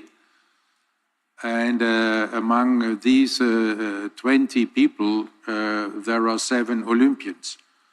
And this ensures also the close contact on a daily basis between our Athletes Commission and the entire worldwide athletes community. So a great cooperation also between the Commission and the administration, and this department also being a good field where there an initiative having been taken by our Director General comes naturally to fruition. That means whenever there are applications for jobs at the IOC, so whenever qualification allows, then Mr. De Kepper and his colleagues are given priority to Olympians, to give them an opportunity in their professional life, but also to enrich the work of the administration with a first-hand experience of Olympians. So thank you very much also for this. And now we are moving on to 7.2, that's the athletes' entourage. There you have a written report by the chair, Mr. Bubka. Are there questions? No? Then we thank you very much, Mr. Bubka, for your report, apparently very clear. Then culture and Olympic heritage, the written report by the chair, Mrs. Kuning Patama Leswantakul. Are there questions? No, then also congratulations to you, Mrs. Leswantakul, for the work having been accomplished in the report. And then we have digital engagement and marketing communications. There you can see what you become when you have retired as Athletes Commission member. Then you are chair of the Digital Engagement and Marketing Communications Commission. There we have the report of Danka Batekova. There any questions? No. Then also congratulations to you, Mrs. Batekova, and I think after this session, the work of your commission will even be more exciting. So keep going strong. With this, we could turn to 7.5, they're the future host commissions. And there we are ready for the report for the host commission of the Games of the Olympiad. And this presentation will be made by Mrs. Kolinda Grabar-Kitarovic as the chair of the commission. You have the floor.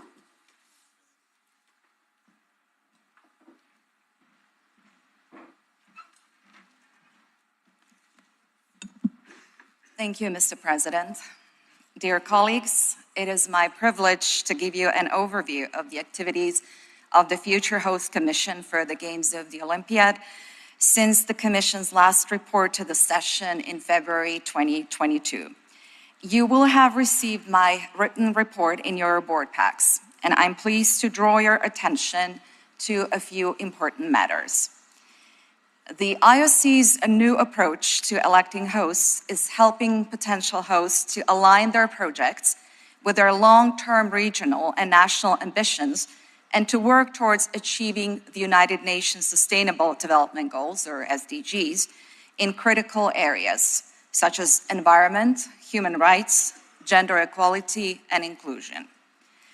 The IOC has worked closely with the Organization for Economic Cooperation and Development to develop guidelines to verify the impact of global events, including sports events, allowing for a credible, third-party validated framework to demonstrate the Olympic Games' contribution to the SDGs.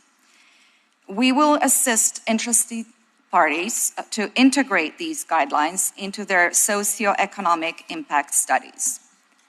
The new approach to elections is also helping potential hosts to save costs. Since my last report to you, audited accounts have shown that Brisbane 2032 spent 80% less in continuous and targeted dialogue than the average spent by candidate cities for the Olympic Games 2020, 2024, and 2028. At every level, the IOC continues to promote the myriad significant social, economic, and environmental impacts of hosting the Olympic and Paralympic Games. We continue to convey the strong message to all potential hosts that the Olympic and Paralympic Games are the world's most powerful symbol of unity, that they are economically viable, economically responsible, and economically beneficial. And this message is being heard across the world. I am pleased to report that the number of interested parties in hosting the Olympic Games is in double digits, and that there is healthy pipeline of interest in the Youth Olympic Games. To see such great interest in hosting the Olympic Games led by national Olympic committees is very encouraging. With the growing politicization of sport across the world, the universality of the Olympic Games must remain a guiding principle in the election of Olympic hosts. We have witnessed more and more government restrictions being placed on athletes' access to international sporting competitions, including governments prohibiting athletes to participate in international competitions in their country for political reasons. The future host commission must take any infringement of the Olympic Charter into consideration at all stages of the dialogue. Good governance is one of the founding principles of electing Olympic hosts, and it is important that all interested parties and preferred hosts commit to abide by the IOC's Code of Ethics and Rules of Conduct for potential hosts.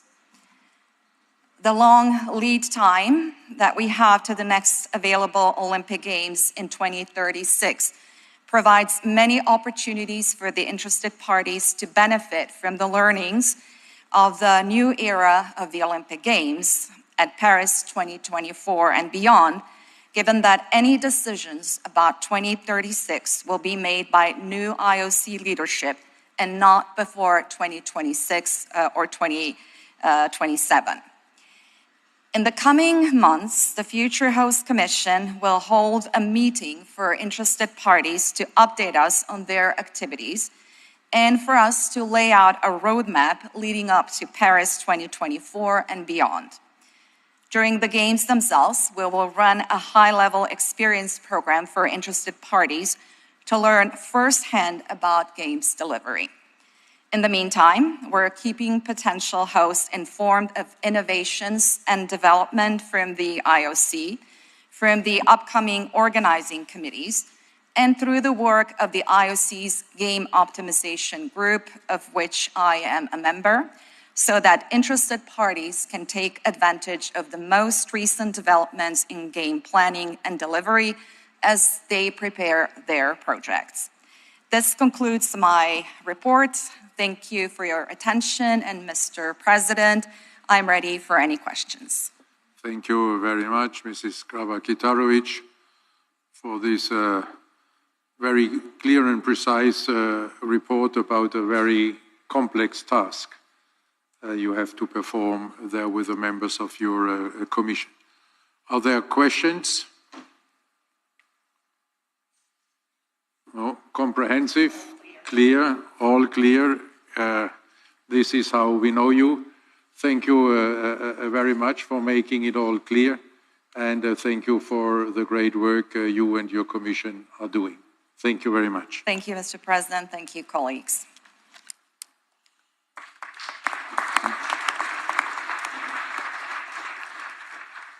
And now, what do you think? Lunch?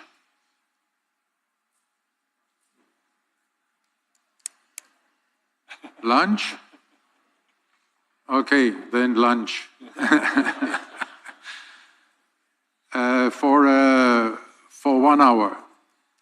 The lunch will be served, I guess, outside.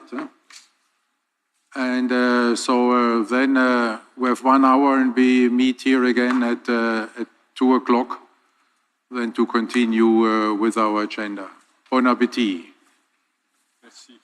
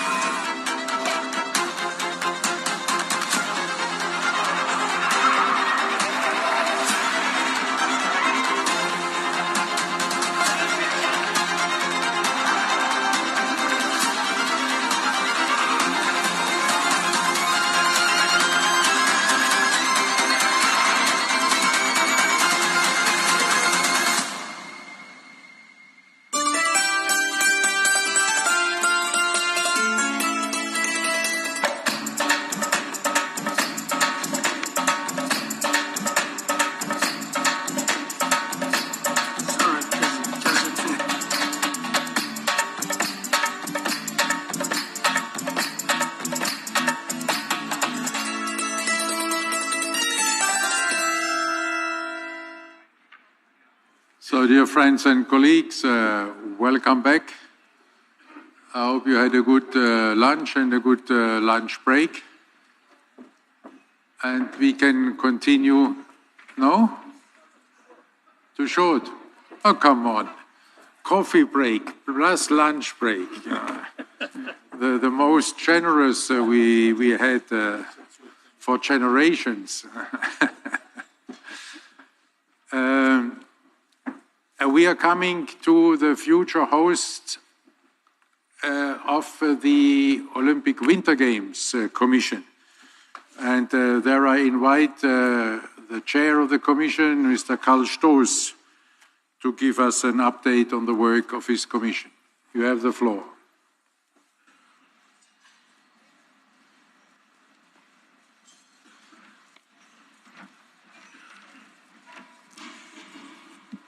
Dear Mr. President, dear Executive Board members, my dear colleagues and friends, it's a pleasure for me to stay here in my new role to keep you awake after the lunch break.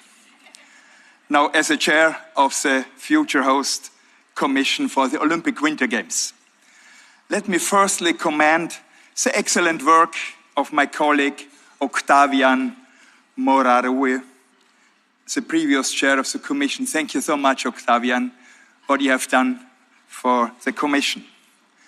Whilst we look forward to celebrating 100 years of the Olympic Winter Games next January and February, there is no doubt that we are facing great challenges, and our goal is to ensure that we can continue to hold successful Winter Olympic Games in the future.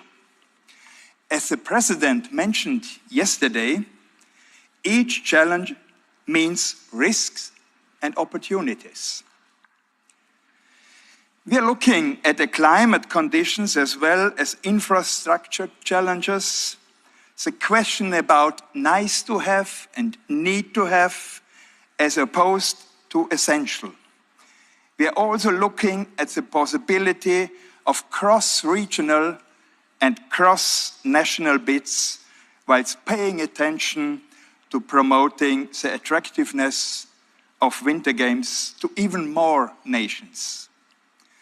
Today, our priority is to secure a host for the Olympic Winter Games 2030, and I'm pleased to provide you with an update on the developments around future Olympic Winter Games. Going back to December 2022, as requested by the Executive Board, the Commission has continued work in the following strategic areas for future Olympic Winter Games: climate, reliability, and the notion of rotating the Games, loading a sustainable Olympic Winter Games model, and to think about a potential double award for 2030 and 2034. Starting with the challenge of a climate change. So don't look away any longer. It's time for all of us to think about what does it mean, the climate change, for us as IOC. At the December 2022 Executive Board meeting, the Executive Board approved the introduction of 2 criteria for hosting future Olympic Winter Games. For sustainability reasons, future Olympic Winter Games hosts should have a target of using only existing or temporary venues. Proposed snow competition venues should be climate reliable until at least mid-century, which means projected average minimum temperatures should be below 0 degrees during the period of the Games. Following these recommendations, 2 studies were commissioned. One, to identify the NOCs with the most existing IF homologated venues. And another one, to check if these existing IF homologated venues would be climate reliable until at least mid-century. And maybe to propose rotation options for discussion. Let's first look at the result of a study on existing venue infrastructure. There are 15 NOCs that have at least 80% of existing venues, which means that they have at least 9 out of 11 required venues. The missing venues are in most cases either the speed skating oval or the sliding center, for which solutions could be found abroad. 10 out of the 15 NOCs have either recently hosted the games or are interested to host the games in the future. This very much confirms that we are looking at the right pool of potential hosts. Please note that this one is just a picture today. It does not mean that other countries cannot join the NOCs as they develop their winter sport infrastructure. Obviously, there are more NOCs that could host some events, and this is a discussion about co-hosting that would need further study. In a second study, we looked at the climate reliability at existing IF homologated venues until the mid and end of this century. The focus of this study was FIS and IBU homologated venues. A total of 97 ski stations were evaluated for snow reliability.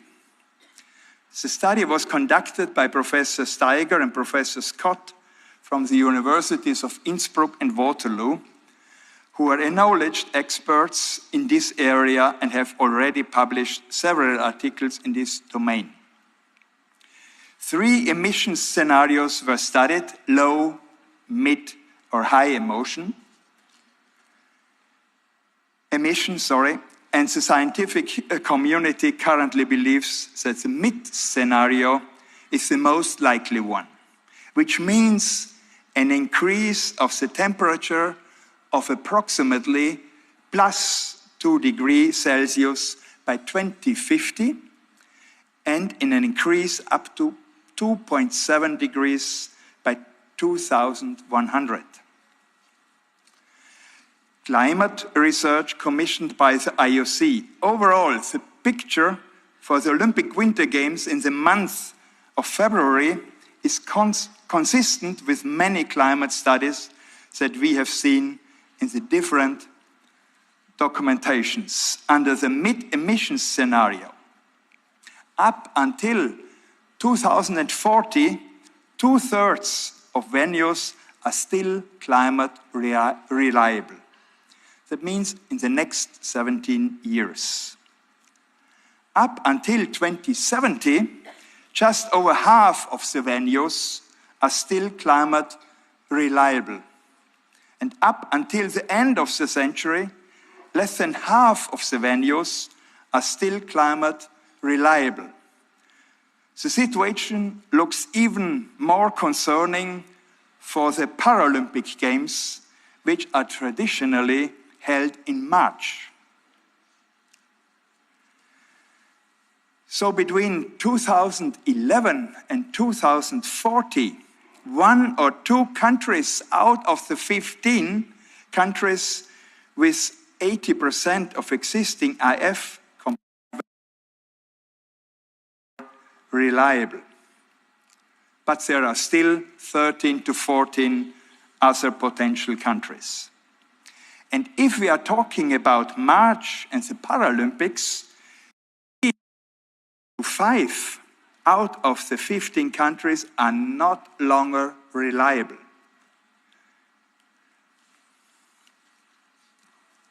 Based on these results of both studies, a number of options for rotation of the Games in the long term have been identified by the Future Host Commission. Further discussions, including, will be required. Sustainable Winter Games model. Now looking to a second serious challenge, facing the future of Winter Games, hosting the Olympic Winter Games presents economic challenges for smaller economies amongst traditional winter sport countries. The reality is that despite a significant financial contribution, it is a challenge for smaller countries and economies to raise sufficient private revenues to balance the OCOC budget. The Games Optimization Coventry between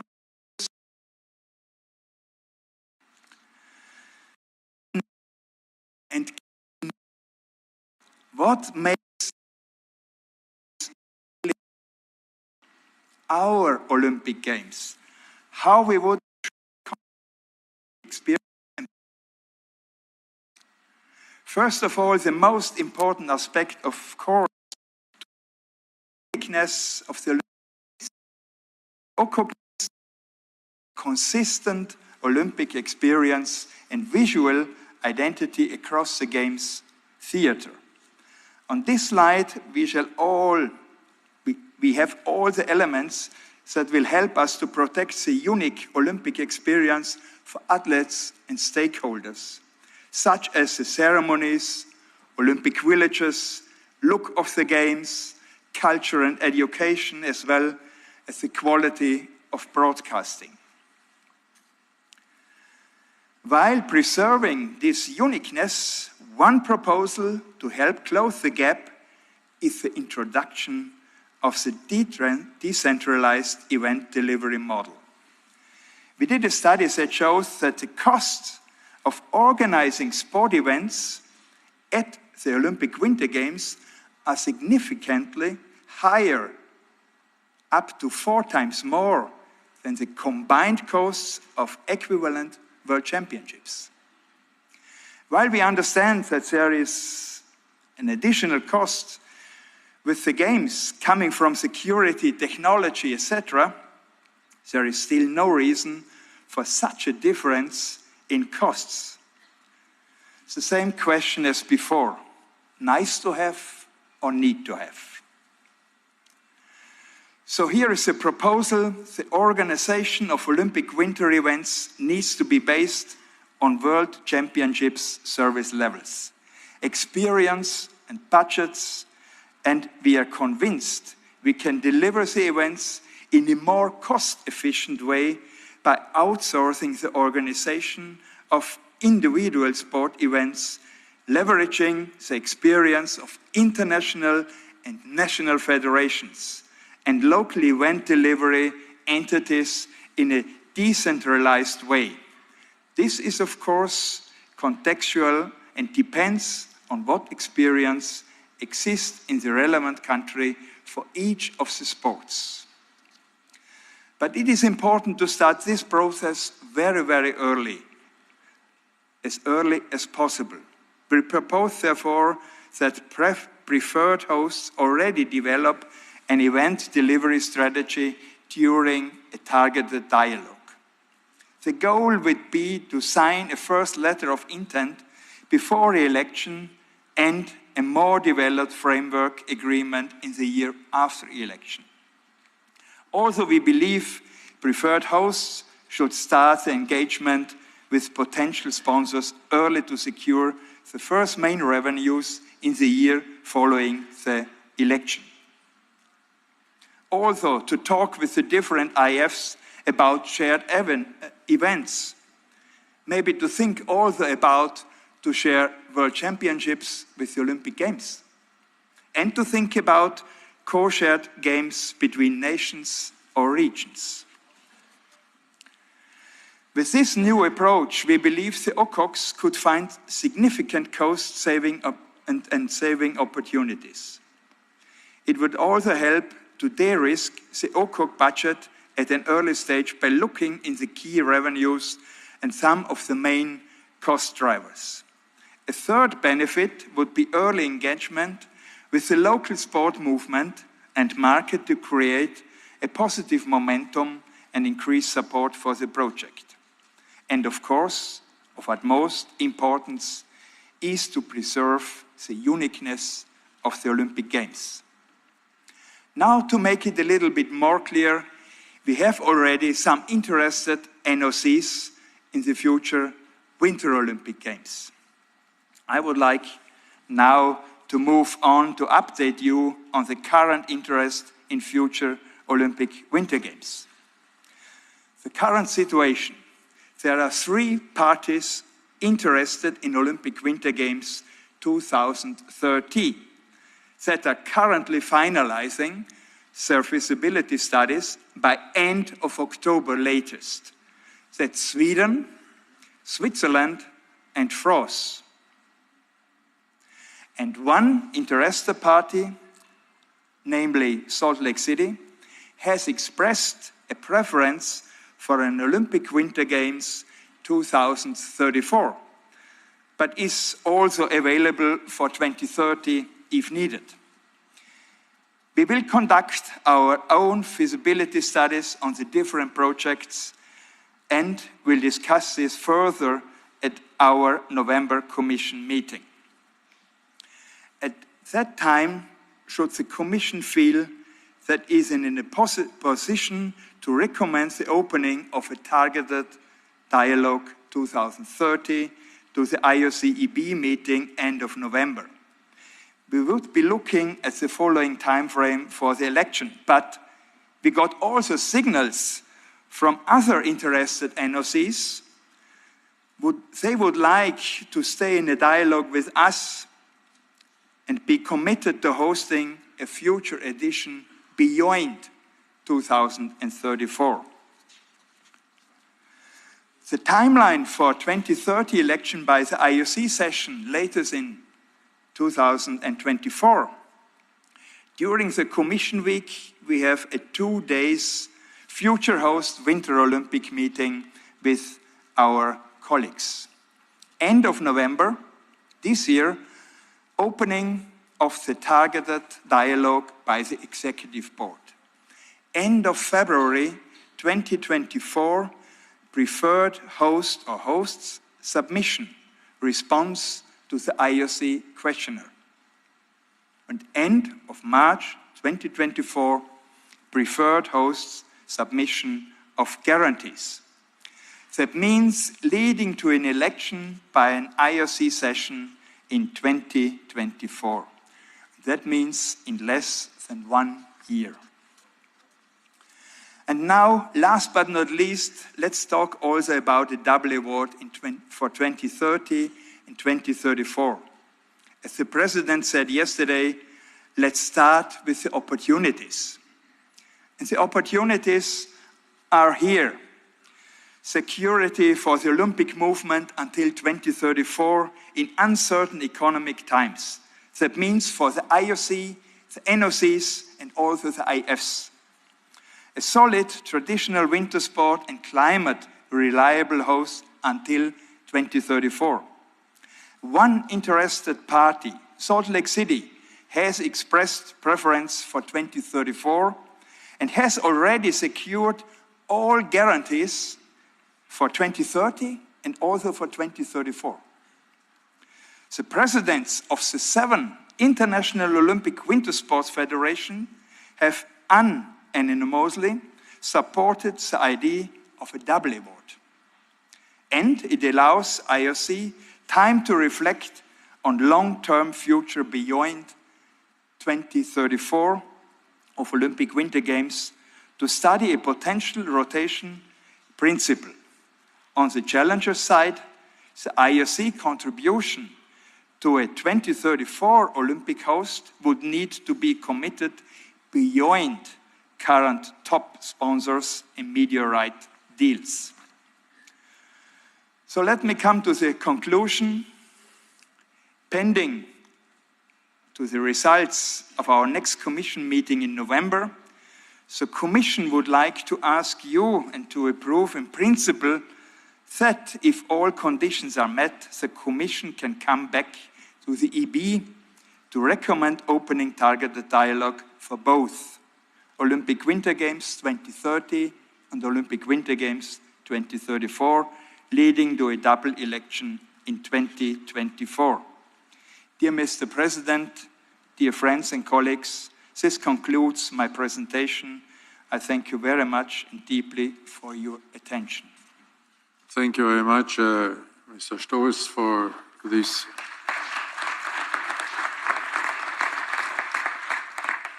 very important and forward-looking report. For the discussion, I would propose the following, that we first have all the questions concerning the first part, means with the exception of a double allocation in for 34, that we discuss this then separately right after. But first, I ask whether there are any question concerning the explanations about the future organization model of Olympic Winter Games, the dramatic impact climate change has on potential winter sport destinations and Olympic winter sport destinations, and any other question, again with the exception of the double allocation.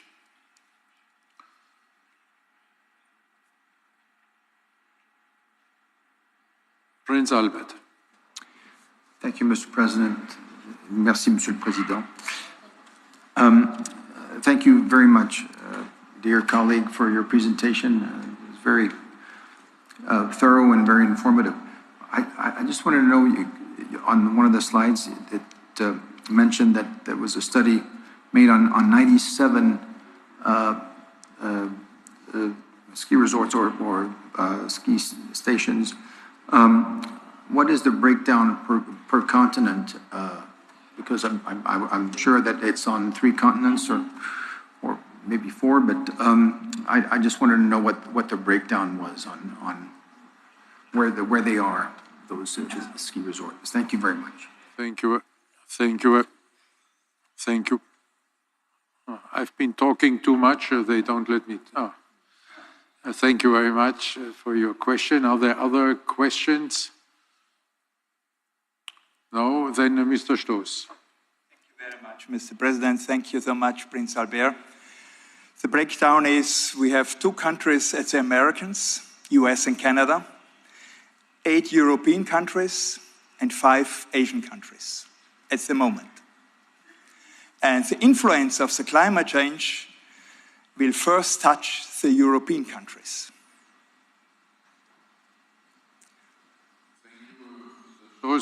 You couldn't be more precise. And now we are coming to the question of a potential double allocation there for 2030 and 34. You know, we would now have to see what to do. The Commission is asking, therefore, a green light to look into this. Of course, only when all the conditions are met. But we should not have the Commission now working on this and then making the proposal, and then the session next year is saying, oh, thank you for your work. We don't agree with this principle. And therefore, I would like to ask here now for an opinion building in the way that whether we give a green light to the Commission to work in this direction, so that then if the Commission is coming to the conclusion that all the conditions are met, that they can come with such a proposal and that we do not have then the discussion in principle anymore, but that then we are going straight to the election of then 30 and 34. So I'm opening the floor.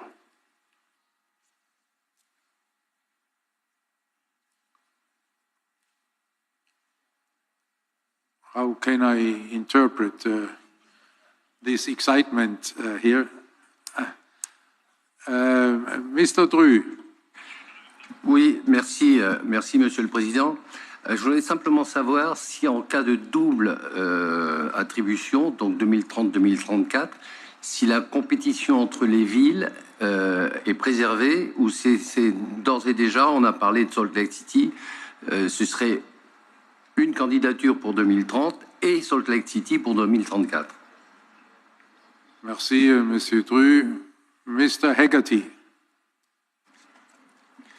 Thank you, Mr. President. And again, being a representative from the United States, I know that Salt Lake City is one of the potentials. So I want to just declare that as I start my discussion. It seems that the Commission has put much thought into the proposal. I think we delegate authority to them and ask them to review things. So it seems to me that we should follow their recommendations as they've studied this matter in great detail, as the report shows. Thank you, Mr. President. Thank you, Mr. Hegarty. Are there other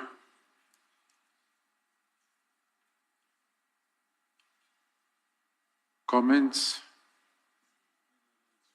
Mrs. Lindberg.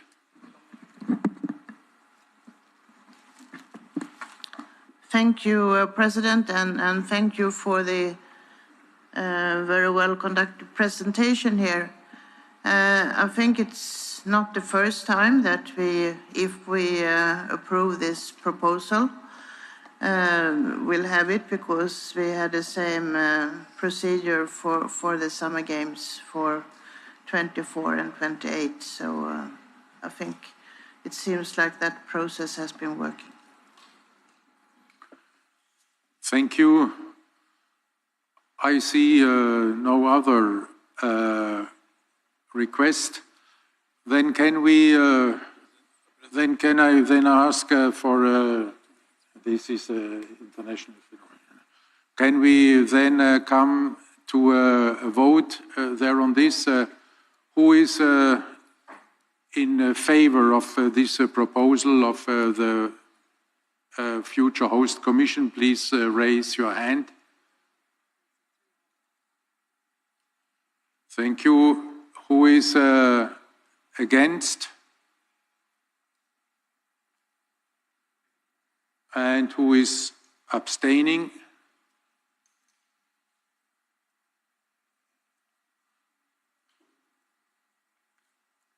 Okay, then with a number of abstentions, this proposal is accepted. Thank you very much, Mr. Stoes, and continue to do your good work. Thank you very much, Mr. President. I'm very happy that you use my time in retirement, so I'm very lucky to do a little bit more with my colleagues. Thank you.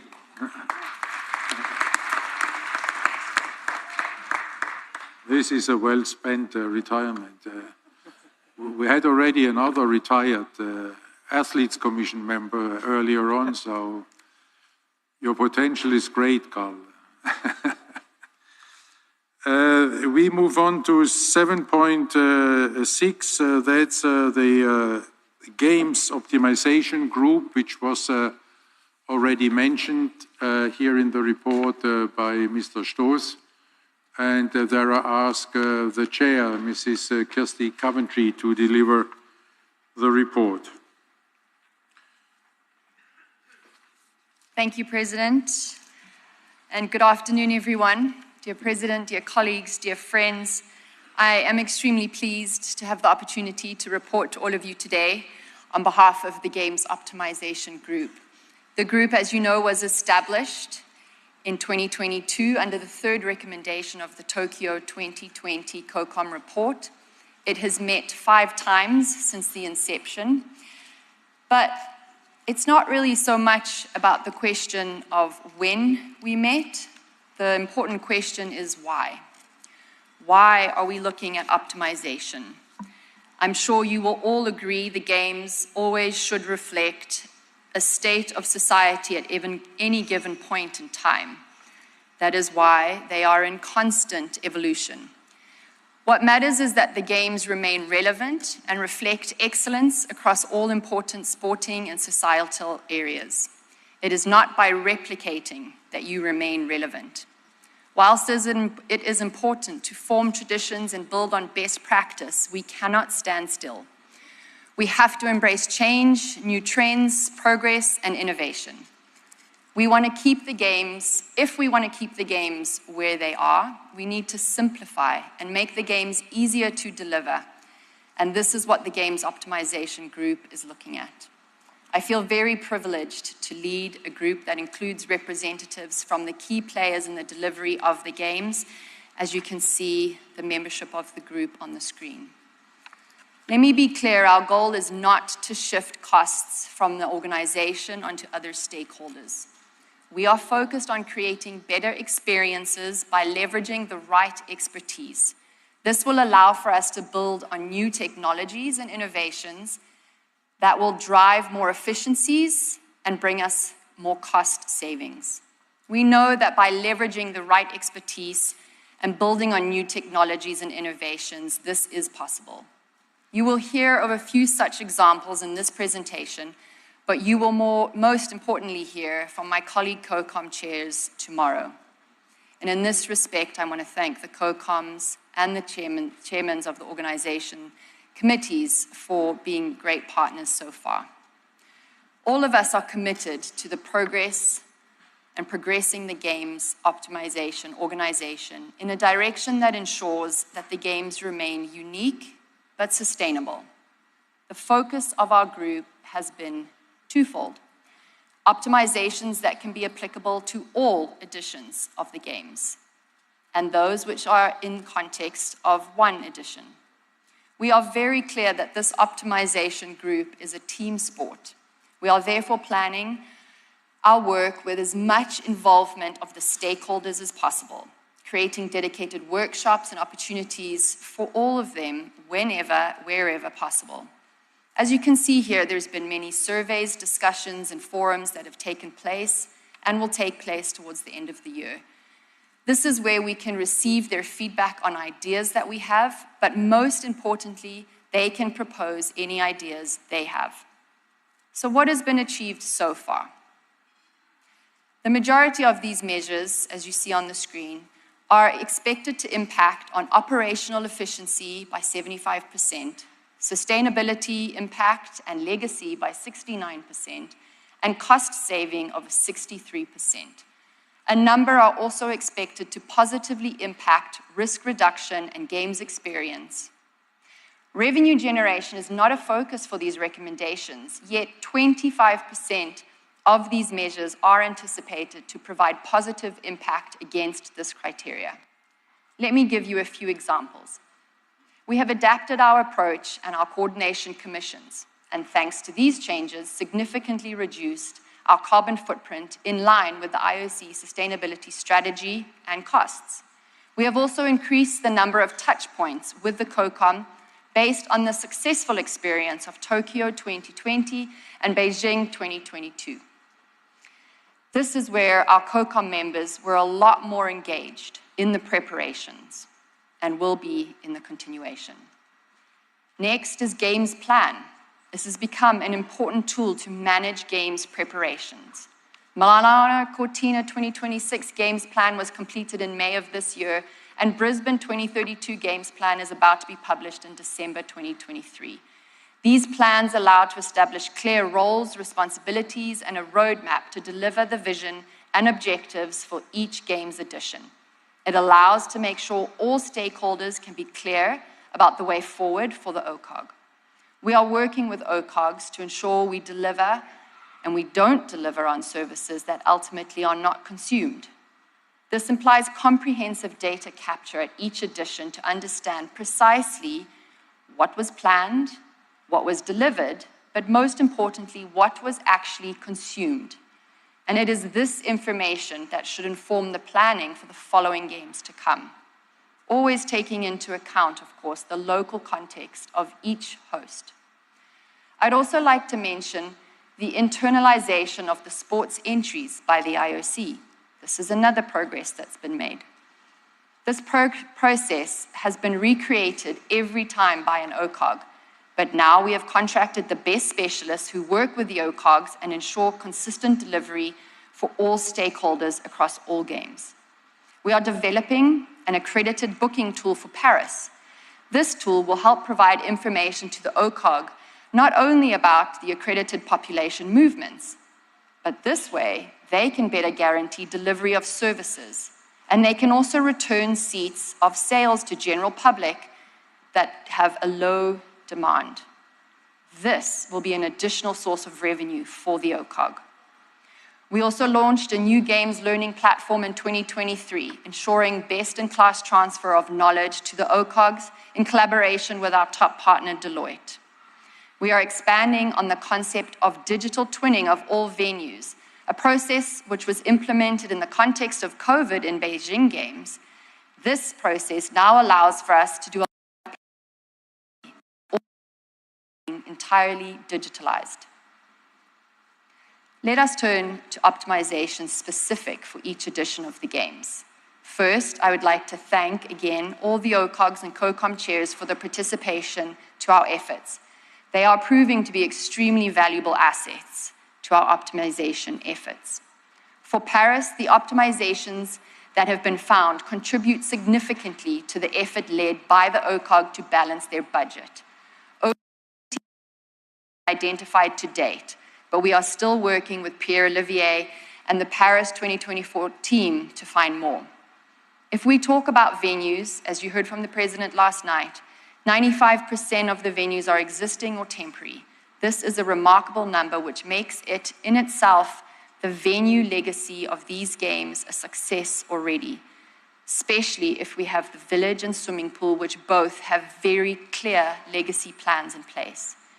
We've also, with Paris, focused on training venues to ensure they are not opened when times of athletes are not around.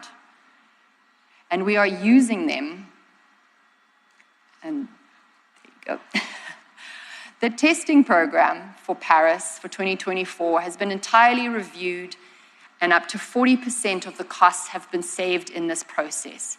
We haven't done this alone. We have been working with the Paris 24 team, the ITA, the AFLD, and WADA to adapt some of the anti-doping procedures in full respect of fully the integrity of the games, but by making sure that during peak demand, laboratories have more people on hand.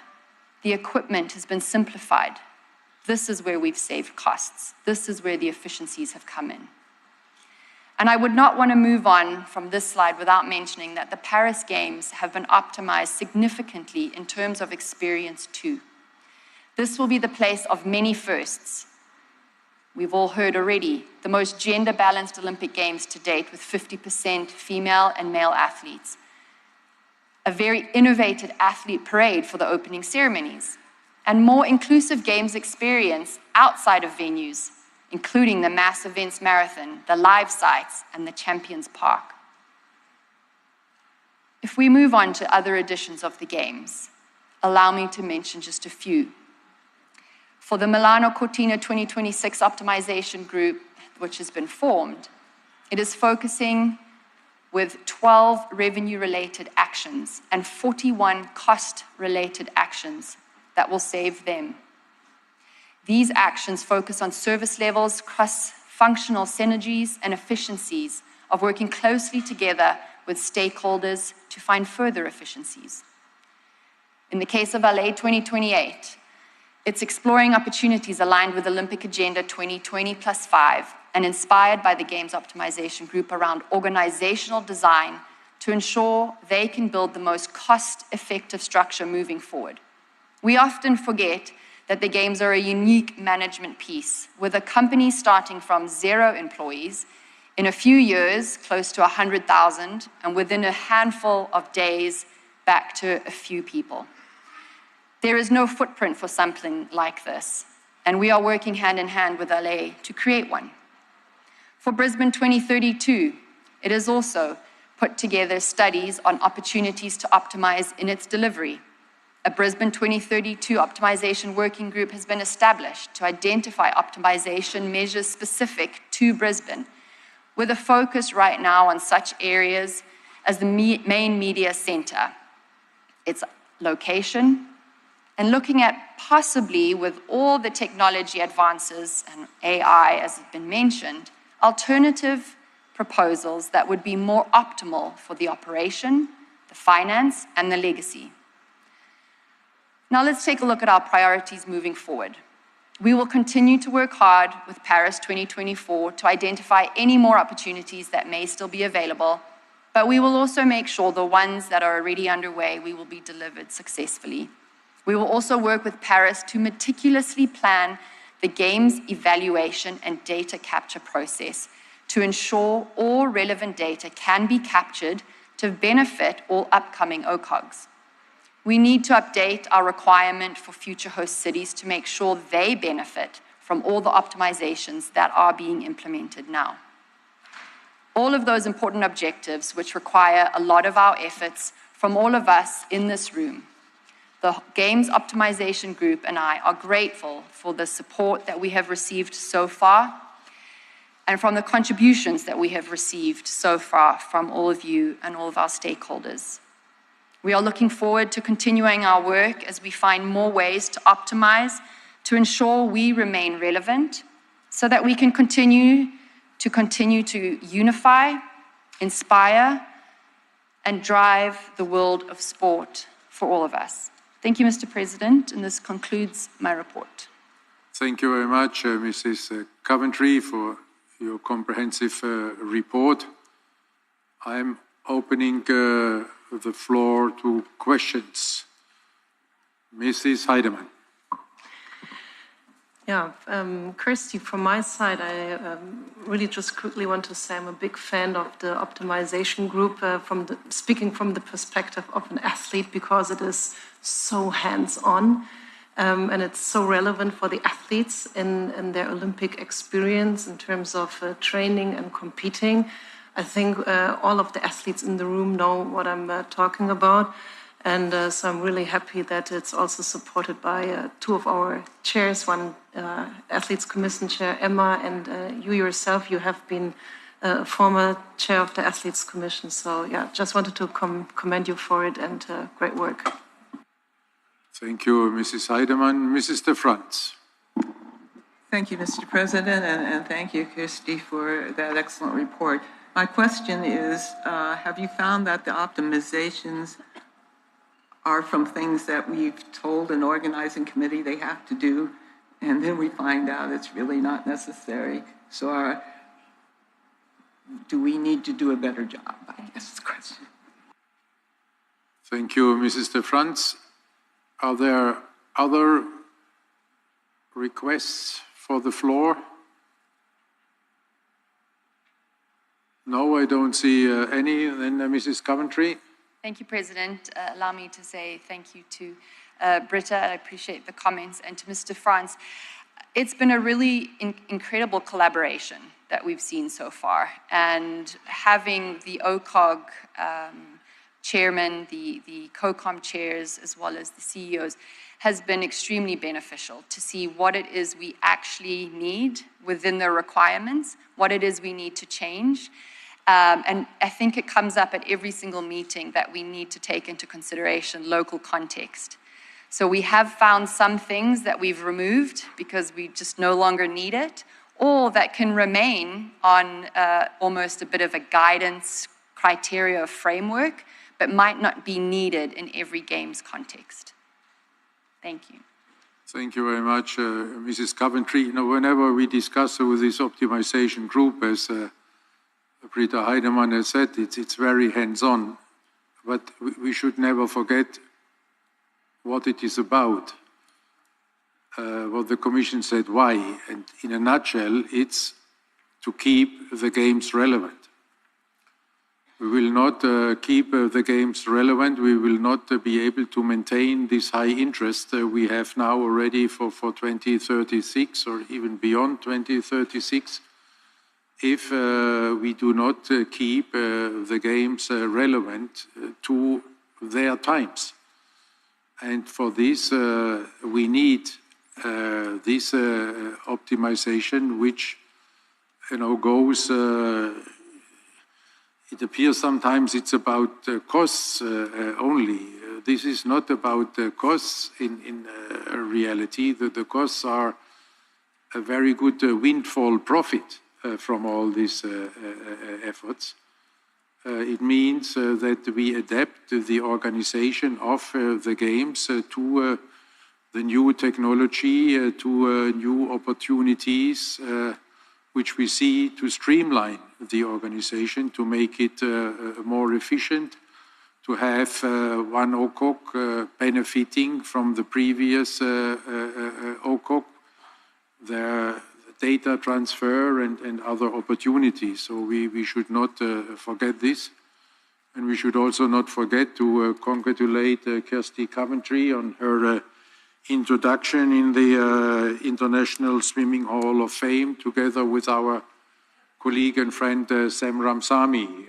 So the two swimmers, congratulations.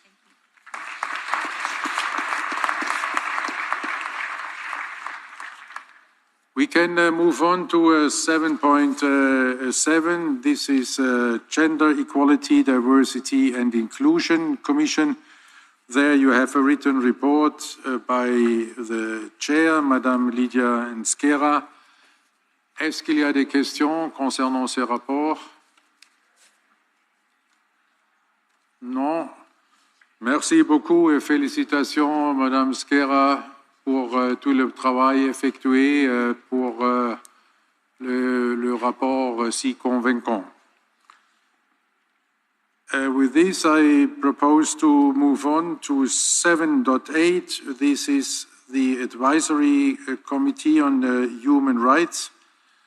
There, the chair, Madame Pumsile Mlagunjuka, is unfortunately unable to be with us today because he's on a UN mission to monitor elections in a country. Therefore, she could not make it.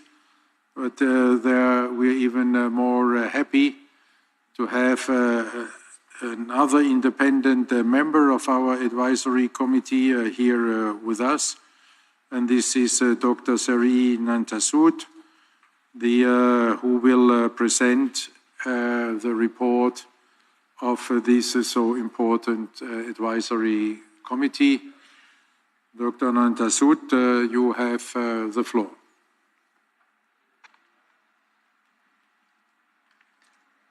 Good afternoon. Namaskar and Sawadee Krab. Dear President, Your Excellencies, distinguished members of the International Olympic Committee, many thanks for the warm words of introduction.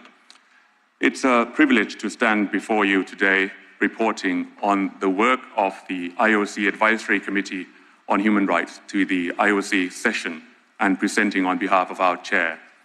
The IOC Advisory Committee on Human Rights stems from Olympic Agenda 2020+5 and its recommendation 13, leading by example in corporate citizenship, which incorporates a set of actions on strengthening the IOC's human rights approach.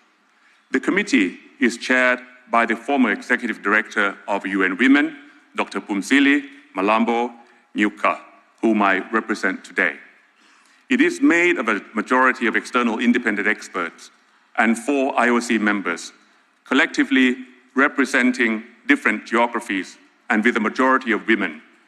Among our members are representatives of various UN agencies, including the Office of High Commissioner on Human Rights, and UNCTAD, and civil society organization. I myself sit on the Committee on Economic, Social and Cultural Rights, of the UN, which is a treaty body, human rights treaty body of the UN. Our mandate is to advise the IOC session, the IOC Executive Board, and the IOC President on human rights matter to enable them to make informed, balanced decisions in line with the IOC strategic framework on human rights.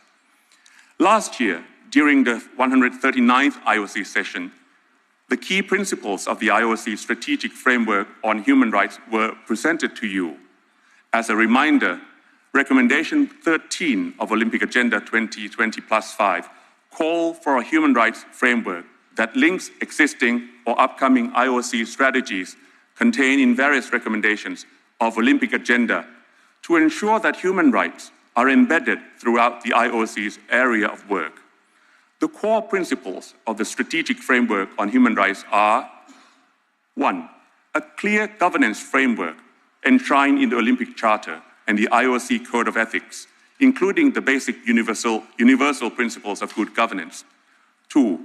An alignment with the UN guiding principles on business and human rights.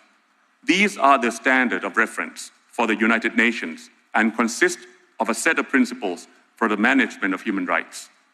A focus of our remit and our three spheres of responsibility represent the third point. IOC as an organization, IOC as an owner of the Olympic Games, and IOC as a leader of the Olympic movement. Fourthly, and on 5 focus areas: 1. Equality and non-discrimination. 2. Safety and well-being. 3. Livelihoods and decent work. Fourthly, that's on voice, including freedom of expression, association and assembly, and meaningful representation. And fifthly, privacy. The strategic framework on human rights was approved by the IOC Executive Board soon after the 139th session in September 2022. One action item within this strategic framework was to finalize the setup of the Human Rights Advisory Committee, which was done in December 2022. So in less than 1 year, the IOC Advisory Committee on Human Rights met on 2 occasions.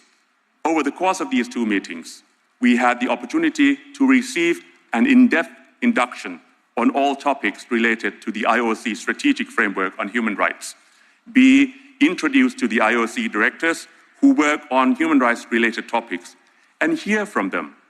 This has included the following departments: Olympic Games, athletes, NOC relations, legal affairs, and public affairs.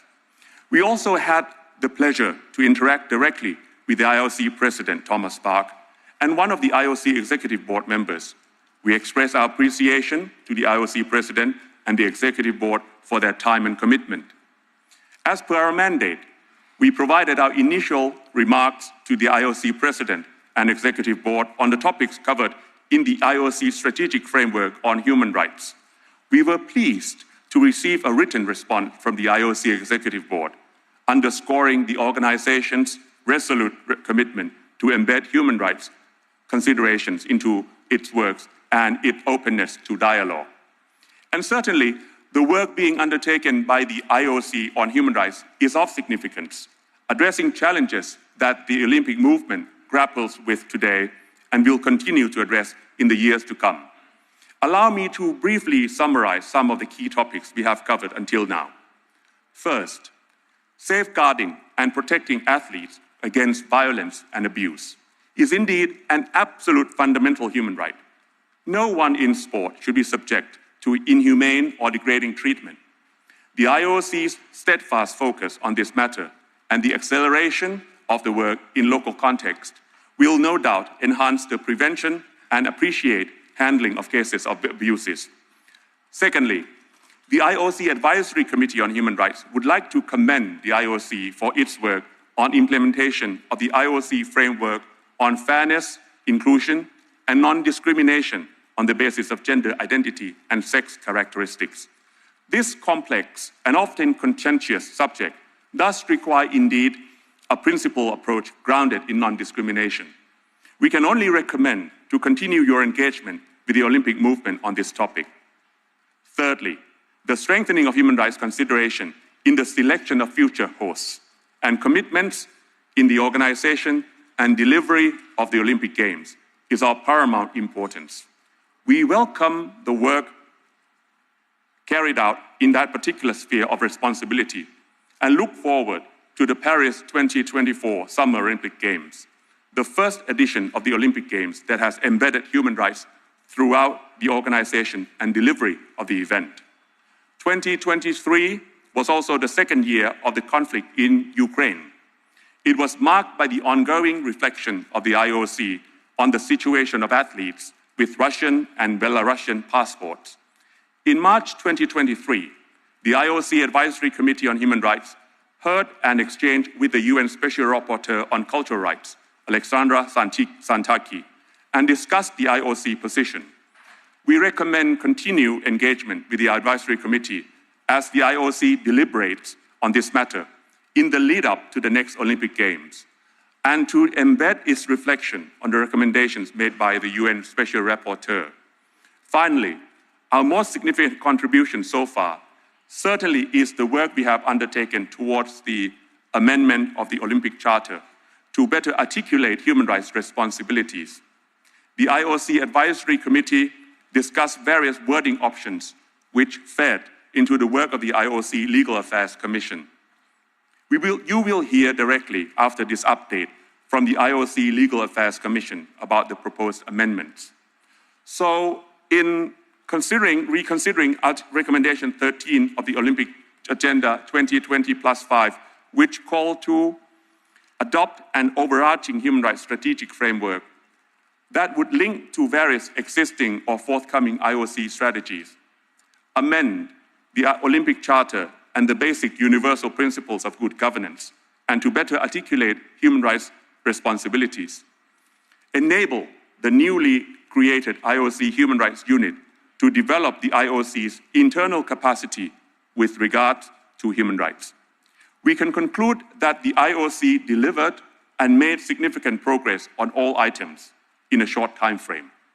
As members of the IOC Advisory Committee on Human Rights, we acknowledge the ever-evolving nature of human rights issues, and we are committed to offering guidance and support to the leadership of the IOC. We look forward to our ongoing dialogue on those matters.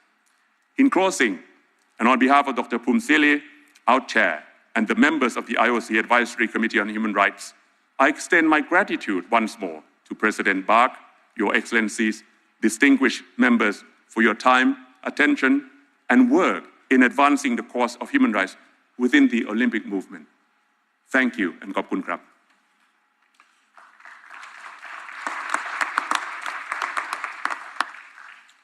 Thank you, Dr. Nantasut. Are there questions? Mrs. Sarah Walker. Thank you, President, and thank you very much for the presentation. I am part of the working group, and I just wanted to relay that the understanding from the human rights experts about the Olympic movement was very impressive. They understood the context of this complicated world very quickly and were able to bring forward some very good ideas in a short amount of time. I'd also like to say I take a lot of pride in being one of two athletes, voices at the table, alongside my vice chair, Sungmin Ryu, and the idea of continuing the athletes' consideration and perspective beyond what we've already achieved with the Athletes' Declaration for the Rights and Responsibilities. So I just wanted to comment to say I look forward to continuing working with the experts and having a big impact together. So thank you very much. Thank you very much, Mrs. Walker. I don't see any other comments. So, Dr. Nantasut, I guess you want to say thank you for the praise you just got from... Of course. Thank you very much, Sarah, for your contribution. And thank you. Look forward to engaging with everyone. Thank you. Thank you, Dr. Nantasut, and thank you for the great work you have accomplished in this short period of time. And we are looking forward to a continuation and even closer cooperation in the future to strengthen there our commitment to human rights. Thank you very much to you and all the members of the advisory committee. Thank you very much. Thank you. And now we can move on to topic 7.9. This is legal affairs. So there you have a written report by the chair. Are there any questions? No, then thank you, Mr. Coates, for the written report. And we move on to topic number 12, which was just mentioned by Dr. Anantasud. This is the amendments to the Olympic Charter, and there in particular with a view to human rights. And I invite the chair of the Legal Affairs Commission, Mr. John Coates, to present these proposed amendments. Thank you, Mr. President, and with your permission, I'll do so while remaining seated. You will have seen, colleagues, that the agenda includes the proposed amendments to the Olympic Charter, as is required, and they have been circulated to you in advance, 30 days in advance.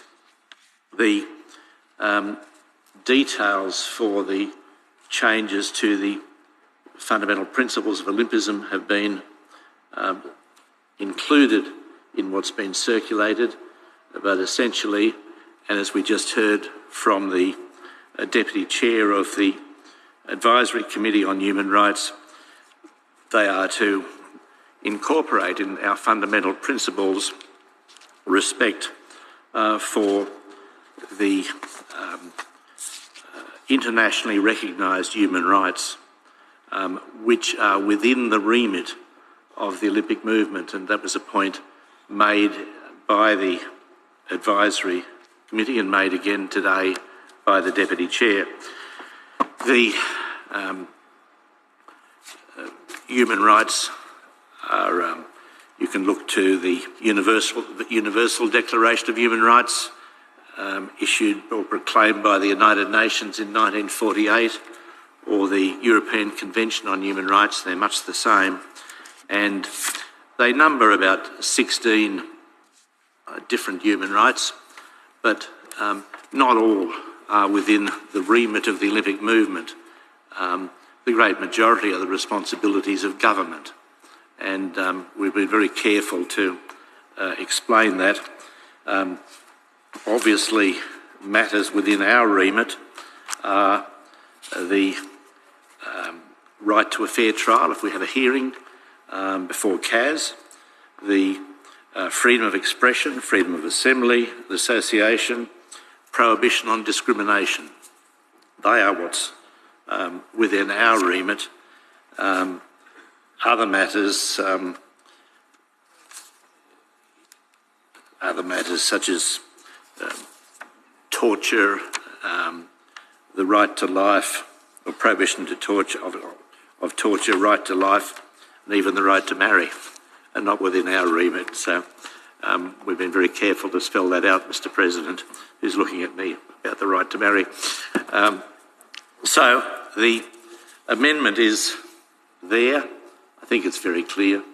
And you'll see that if you move to an Annexure 1, we've added the words to make it clear there's respect for internationally recognised human rights within the remit of the Olympic movements. That goes into Fundamental Principle 2, and we've made it clear in Fundamental Principle Olympism 4 that every individual must have access to the practice of sport without discrimination of any kind in respect of internationally recognised human rights within the remit of the Olympic movement. So that's the first of the half of the changes. I'm happy to stop there if you like, Mr. President, and then we look at the second part, if there's any questions on those, or do you want me to continue?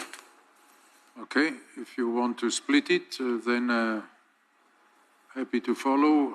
Are there questions on this wording? No? Then you can continue, and I think we vote. Thank you. Then all together. The other changes follow recommendations from the IOC Athletes Commission and which were adopted by the IOC-EB in April 21 to recognise athletic expressions, and we in fact had guidelines to that effect applying for Tokyo and for Beijing, but now we really do need to, we should enshrine our respect for those fundamental principles of the right to enjoy freedom of expression. We want to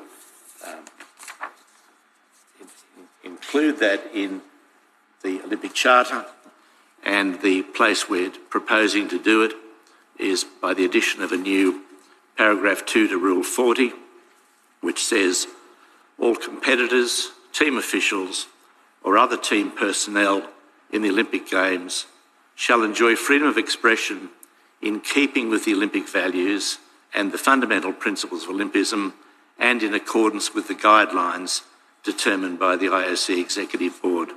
So we've got the ability then to amend those guidelines in keeping with issues that might become relevant at different times, but they effectively, we anticipate for Paris, will be similar to the guidelines that were prepared for athletes to give them the ability to enjoy freedom of expression for Tokyo and Beijing. Happy to take any questions, Mr. President.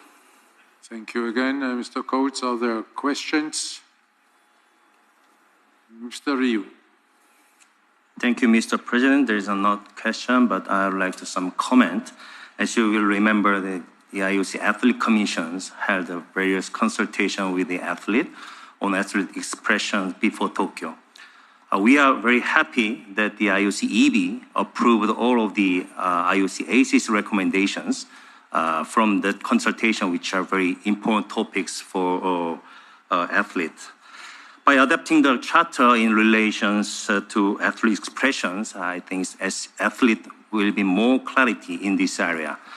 So we will continue to work to ensure that the athletes are aware and respect all of the opportunities to express themselves during the games. Thank you very much for having all the times the athlete at the heart of the Olympic movement. Thank you very much. Thank you very much, Mr. Ryu. Are there other questions? No. Do you agree then that we vote the changes en bloc? Or does anybody want to have a separate vote? No? Then en bloc? Okay, then who is in favor of these amendments to the Olympic Charter? Please raise your hand. Thank you. Now I'm coming to the against you. Okay, no votes, abstentions. Then this is approved with one abstention. Thank you very much, and congratulations, Mr. Coates. It's a little bit above the two-thirds majority you need, because abstentions, do not count according to our rules, so it's unanimous. Thank you very much. And we could move on to medical and scientific. There is a written report by the chair, Professor Uwe Erdener. Do you have any questions? No, then congratulations, Professor Erdener.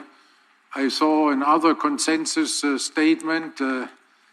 I'm always surprised how medical doctors can agree on a consensus, because usually they're worse than lawyers, but that speaks for your qualities to unify even your medical and scientific community. And then we move on to 7.11, Olympic education. There we have a written report by the chair and our EB member, Mrs. Michaela Kochanko-Czerwowski. Are there questions? No. So they have all studied your report and are convinced. Congratulations. Olympic Solidarity, same procedure by our board member and chair of the Olympic Solidarity Commission, Dr. Robin Mitchell. Are there questions?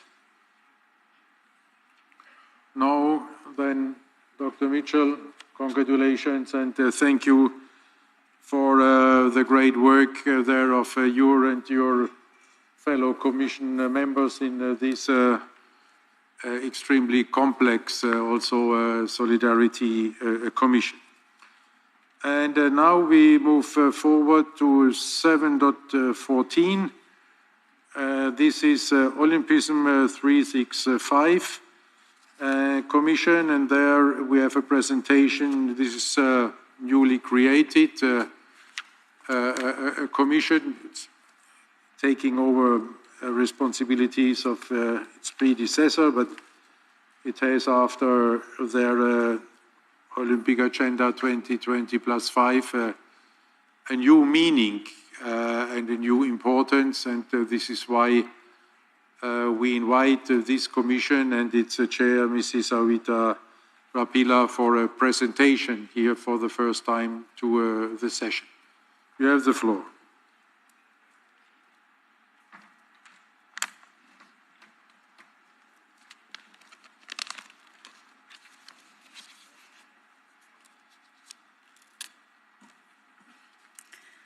Thank you, Mr. President, Executive Board, and fellow colleague members. A very good afternoon to you all. We have a very exciting lineup for our presentation today, and I'm sure that will keep you awake for the rest of the afternoon. But on behalf of the Olympism 365 Commission, one of IOC's newest commissions, it gives me great pleasure to report on the progress of the Olympism 365 strategy. This strategy is the engine to drive Recommendation 10 of Olympic Agenda 2020+5 to strengthen the role of sport as an important enabler for the United Nations Sustainable Development Goals. To do so, I would like to start with a question, or a series of questions. How do we better connect a teenager in Latin America to education, employment, and training with sport and Olympism? Or a university student in Europe living in a neighborhood affected by antisocial behavior and violence? A young girl in Oceania facing discrimination because of gender attitudes in her community. A father in Asia whose health is deteriorating because he is inactive. Or a group of vulnerable children who do not have access to safe and inclusive sport, whose right to play is not being fulfilled. These and many other people, far beyond the Olympic field of play, are being connected with the Olympic values and sport through Olympism 365. A great example of this connection addressing sport, education, and livelihoods is the Sportic program in Latin America.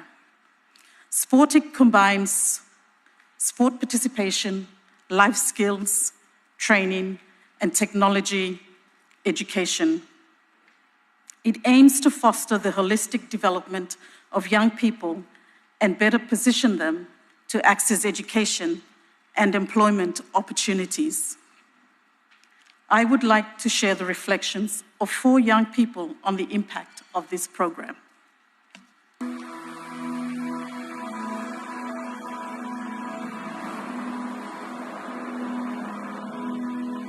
Donde sea que estemos, tenemos los mismos desafíos y debemos superarlos con estrategias innovadoras.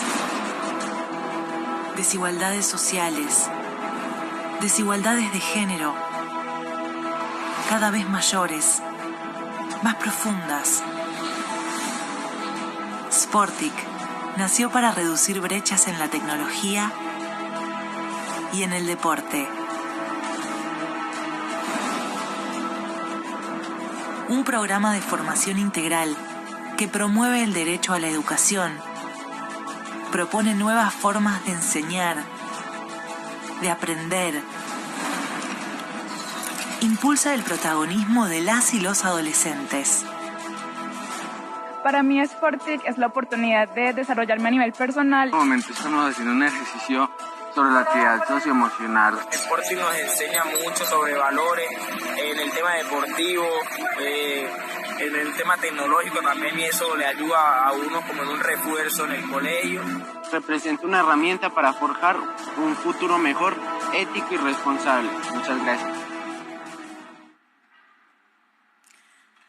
Beyond these 4 young people, this initiative has benefited more than 10,000 participants.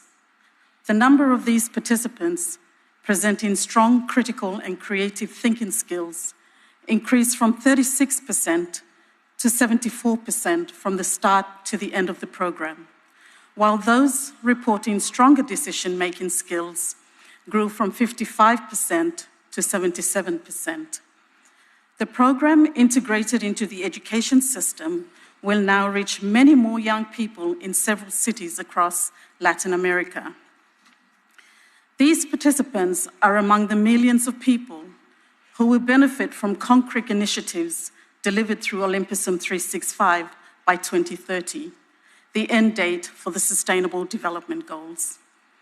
They will be supported by tens of thousands of coaches, educators, community workers, athletes, and young leaders who will be trained to maximize the role of sport as an enabler for sustainable development, who themselves are part of thousands of organizations who will have enhanced their capacity to connect people with the Olympic values and promote the benefits of safe and inclusive sport, all of whom will benefit from changes to policies influenced by research and insight produced and disseminated through Olympusum 365.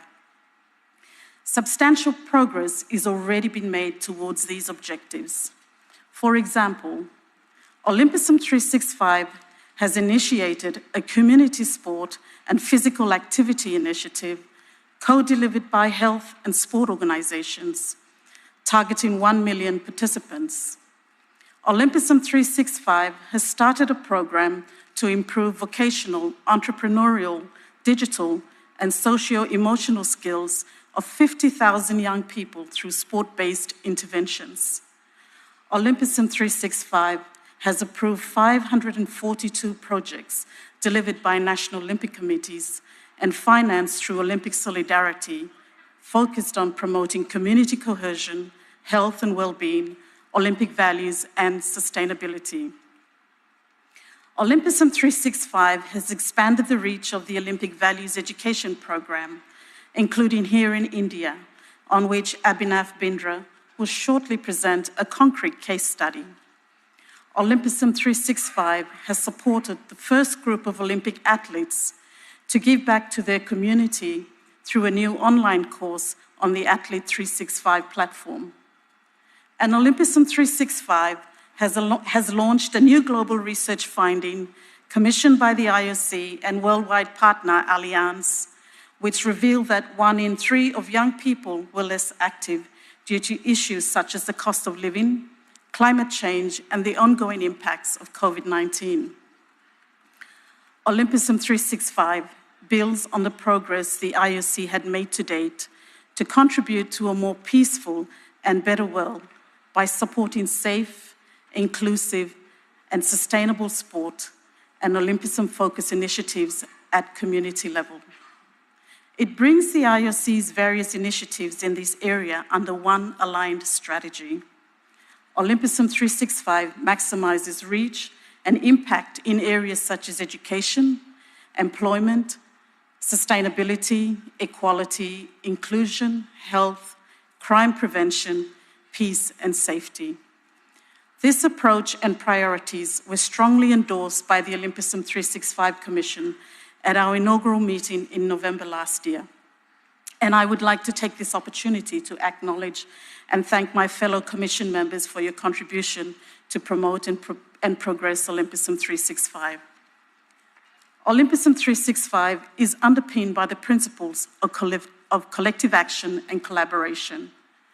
IOC is working alongside with a wide range of stakeholders across the Olympic movement and key partners, including United Nations agencies, governments, public authorities, and development financing institutions, non-government organizations, for-purpose business led by worldwide Olympic partners, and most importantly, people and groups working in communities to advance sustainable development through sport. This focus on collective action and collaboration has delivered a substantial multiplier effect. The IOC will play to its strength of being a global convener whilst relying on our partners to provide their expertise, networks, and finance to Olympism 365 projects and priorities. This underscores the need to engage with a range of new partners from across sectors of society who are well-placed to promote and scale the positive benefits of sport and Olympism across the world. These potential collaborators are from beyond our traditional movement and the sports sector, and they see value in working with us to achieve these objectives together. Very nice head. At this juncture, I would like to hand over to Abhinav, and he will provide a further concrete example of the impact that connecting people and communities to sport and the Olympic values can have in advancing Olympism 365 days of the year.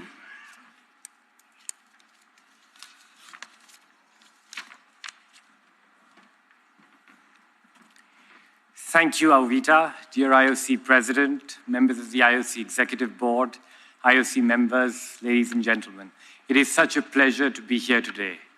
I had the honor of representing India at 5 Olympic Games. I have so many special memories from my 22 years in sport.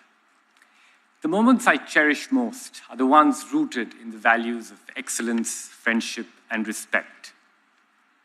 Today, I'm here to introduce to you a few young friends.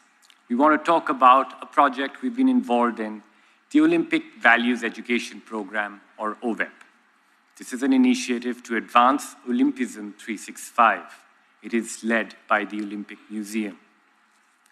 Being part of this program has brought me joy and fulfillment. A young audience in India is experiencing the same values I cherish. Without further ado, let me welcome on the stage 5 youngsters from the state of Odisha. These are friends I have made through OVEP. Starting off, Soumya Ranjan.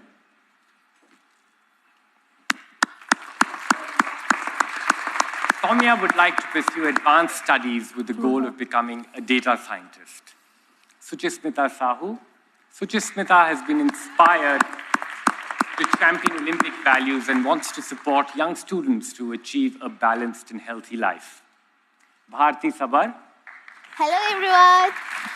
Bharti aspires to become a football player and dreams of playing for the Indian national team. Pratyasha Sahu. Pratyasha hopes to become a doctor and provide free medical care to the underprivileged. And last but not the least, Mohammad Nurain. Hello, everyone. Nurain wants to become a chess champion and a professional artist. OVEP was launched in India over a year ago.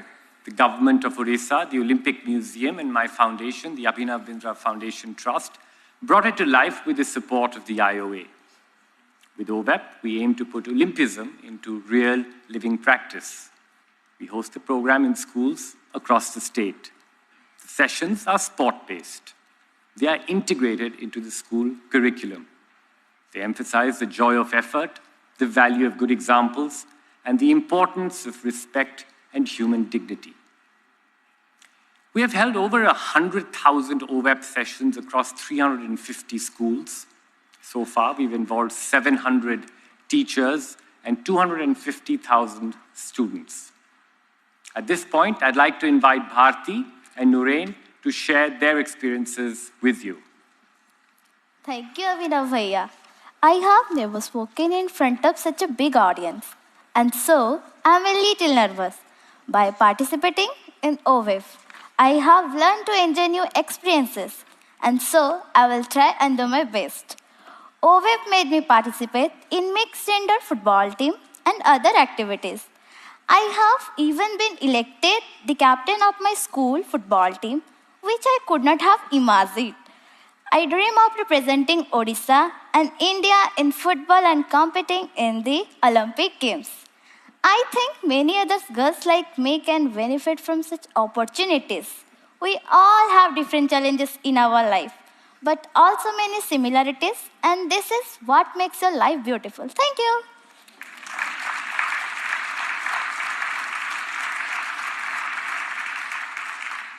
Thank you, Bharti. Hello, everyone. This is actually the second IOC session I have attended. As part of OVEP, I have attended the first model IOC session at our school. You will be glad to know that I was the president of IOC in that session. I met him yesterday and he promised not to take over today yet. I am sure all of you are doing a good job like my classmates did. Bharti said well, but she did not mention one thing. It was a group of boys in our team who nominated Bharti as our team captain. Before, we had never played football with girls, and now we are a part of team led by one. OVEP has taught us a lot about fair play, and that means the best player in our team should be our team captain, and that's what we all decided. I do hope Bharti goes on and play for India and remember her first teammates. As for me, sports is not my greatest passion. It's art and culture. Luckily for me, OVEP has not just been about sports. All of us can learn from it. I feel I become more disciplined and structured, and I have learned how to make new friends and interact with others. I have also begun to appreciate the importance of giving one's best and not regret about losing. I hope one day I will become a professional artist. Thank you.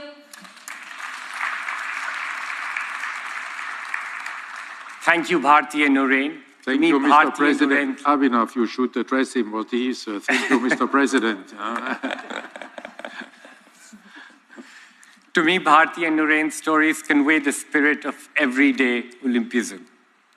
The Olympic values seem to resonate uniquely with each of our participants. Teachers tell us about the visible improvement in students' behavior, discipline and engagement in school. Student attendance is up 12% on average. OVEP helped students return to routines after the pandemic. Thanks to OVEP, over 15,000 girls took part in sport for the first time. Mixed gender games like the ones Bharti and Nurain talked about are now common. They fostered safe interactions between boys and girls. They create an environment of learning and respect. Physical activity has increased more than 50% across the participants. 7 million children across Odisha participated in the recent Let's Move campaign. This encouraged participation in meaningful and regular physical activity. Hundreds of them participated in activities around the FIH World Cup and the FIFA Under-17 Women's World Cup hosted in Odisha.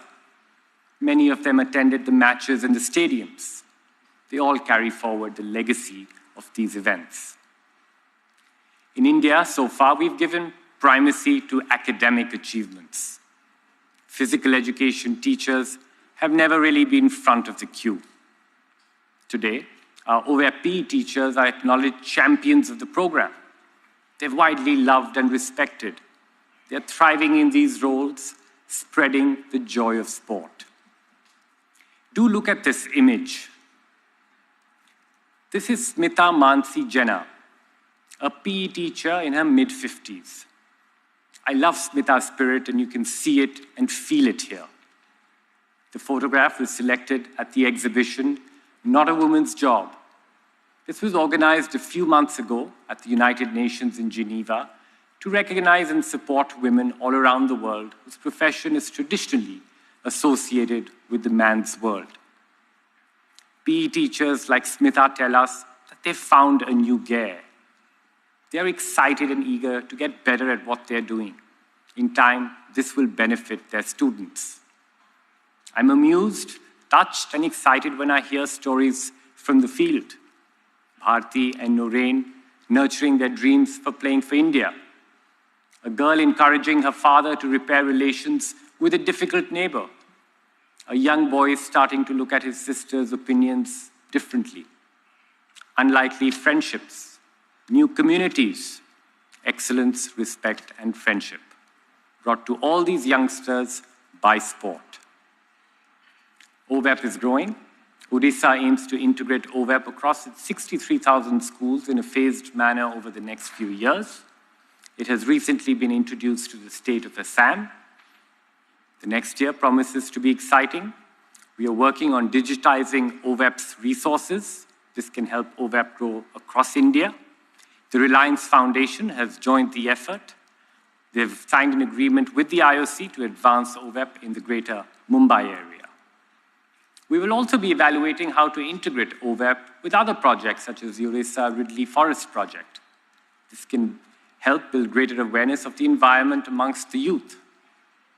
I believe OVEP embodies everything that Olympism 365 seeks to achieve. It is exciting to think how many more young Indians we can reach over the coming years. The youth, their teachers and trainers, together hundreds and thousands of them, have a way to participate in the Olympic movement. Many of them would not have dreamt that this was possible. I hope we can continue to create opportunities for more people to experience Olympism with initiatives such as OVEP. Thank you very much, and I'd like to hand over to Avita.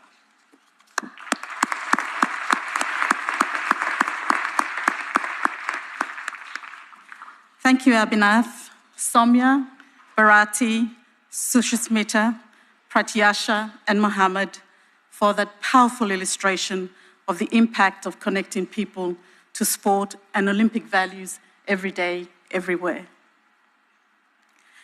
At the end of our presentation, we have a call to action. A call to action to your organizations. A call to action to the organizations you work with and to the leaders you influence. This is a call to action to all of us. Olympism is a philosophy of life. It celebrates the transformative power of sport for social change, not only during the Olympic Games, but every day, everywhere. The IOC brings this philosophy to life with its Olympism 365 program. By working together across the Olympic movement, with the United Nations and beyond, we are contributing to the Sustainable Development Goals. And sport is our bridge. The world is facing immense challenges.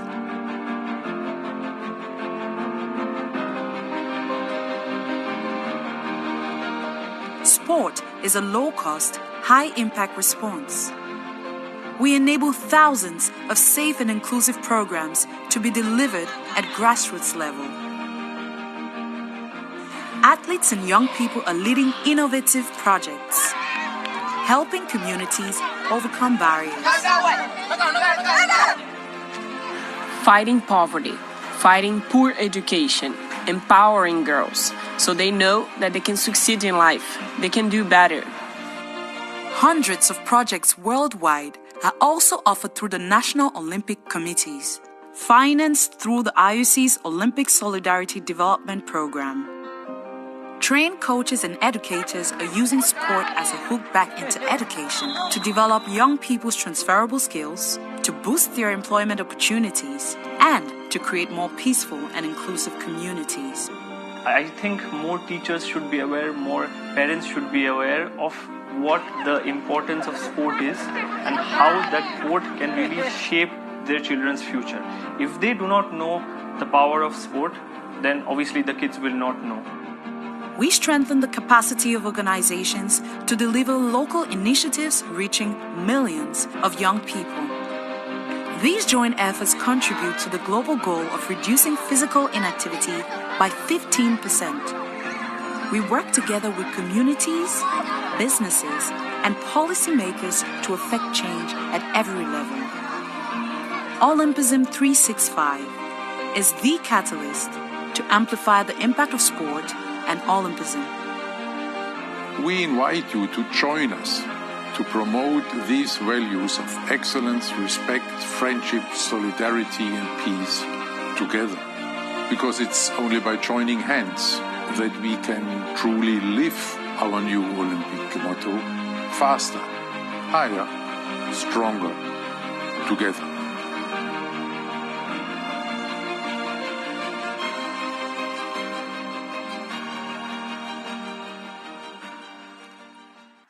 Thank you, President. Thank you, colleagues. That ends our presentation.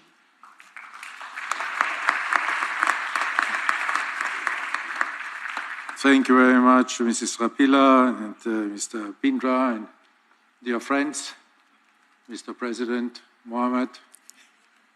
And now I open the floor to any questions you may have.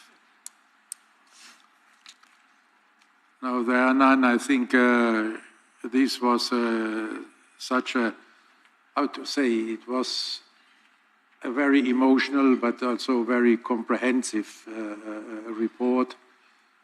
And it's, I think, opening our eyes in two directions of what we are doing, because we are not always aware of what we are doing, but also what our potential is and how great the need is for the values of sport everywhere. And this you have presented in an excellent way. And there I would also like to mention, Abhinav was a little bit too humble. Okay, it's already 5 times Olympian, is already okay. But he is the first ever individual gold medal winner for India. And he is only one of 2. And what you have seen here, that is his way to give back to sport. Abhinav, you have all our respect, admiration, and thanks for what you're doing.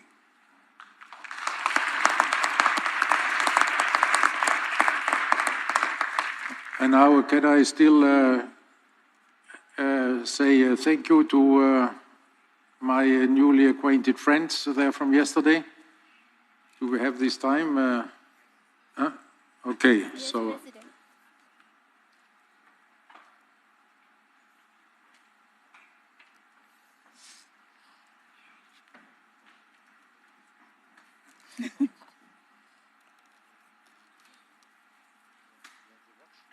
Yes, sir. All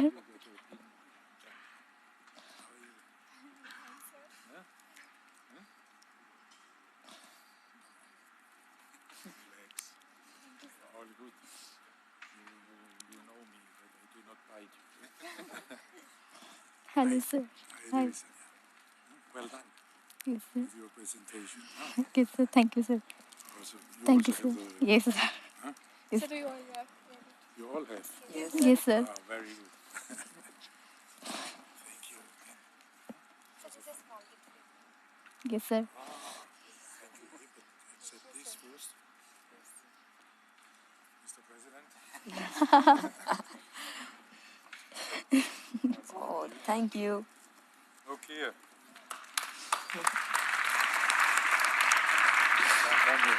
Yes, sir. Abhinav, come here.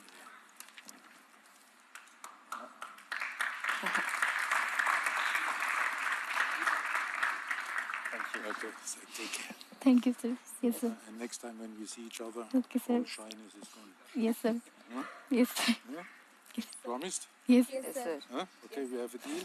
Yes, sir. Yeah? Okay.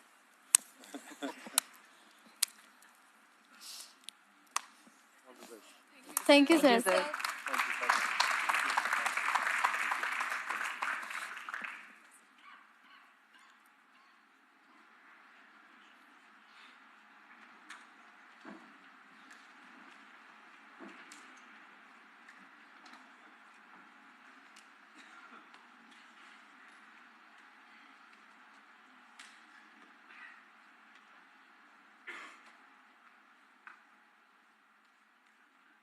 So thank you very much.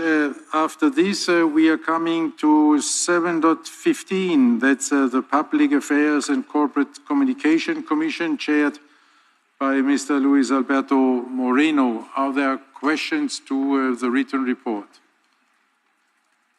No, then thank you and congratulations, Mr. Moreno, for the report, yes, also, but much more so for the great work you are doing there, not only with the Commission, but also as our permanent observer at the UN in New York. And they are making many contacts and facilitating so many issues. Thank you very much. Yeah, give him a...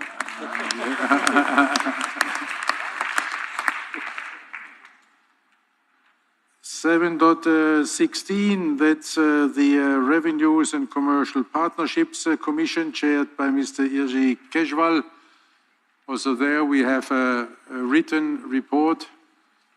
Are there questions? No, also this report very clear and convincing. Congratulations, Mr. Kejwal.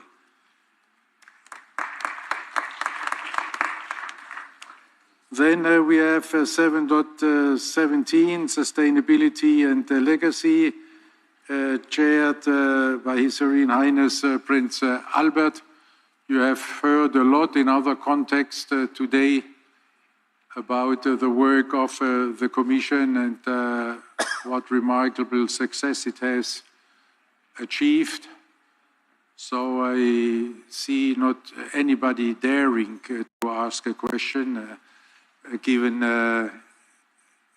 all these activities. Thank you, Prince Albert, for this great work and the great progress we are making in this respect.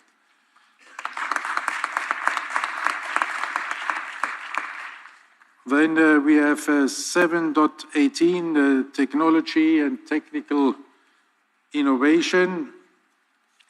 There I cannot even ask for the questions because Mr. Wertheim is not in the room at the moment. So I guess you have no questions. And we thank him all for the great work also about the technical innovations. I think you have heard a lot during this session.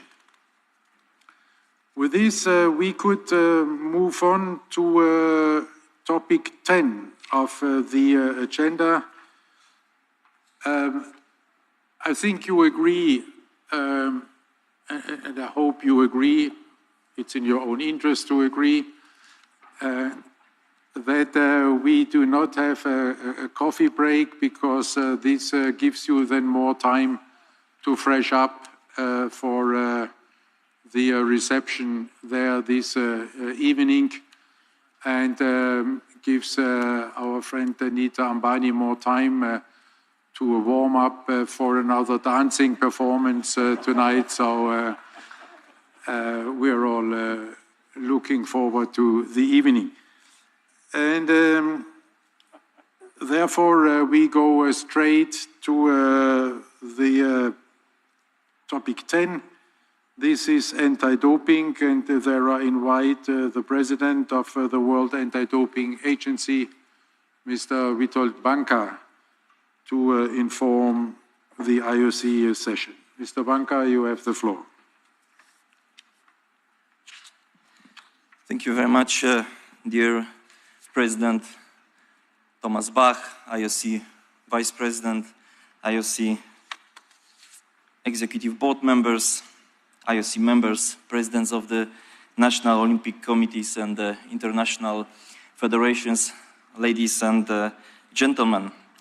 It's great to be able to gather with you here in Mumbai on occasion of the IOC session. It's my pleasure to be here with you and once again to provide you with an update on WADA's latest activities.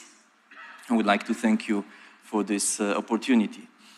WADA and the global anti-doping community have been working together to maintain the integrity of the system as the sporting world prepares for the next year's Olympic and Paralympic Games in Paris.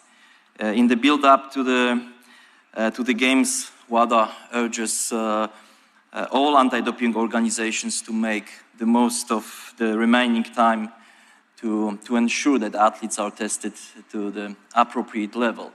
Please make sure to implement the testing recommendations that you will receive from the pre-Games expert group being led by the International Testing Agency.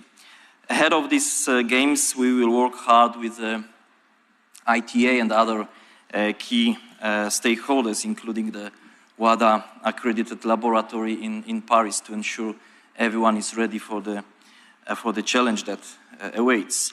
Part of that preparations lies in the education of athletes and their entourage. In this area, WADA has led the way in collaboration with the IOC, ITA and the International Paralympic Committee.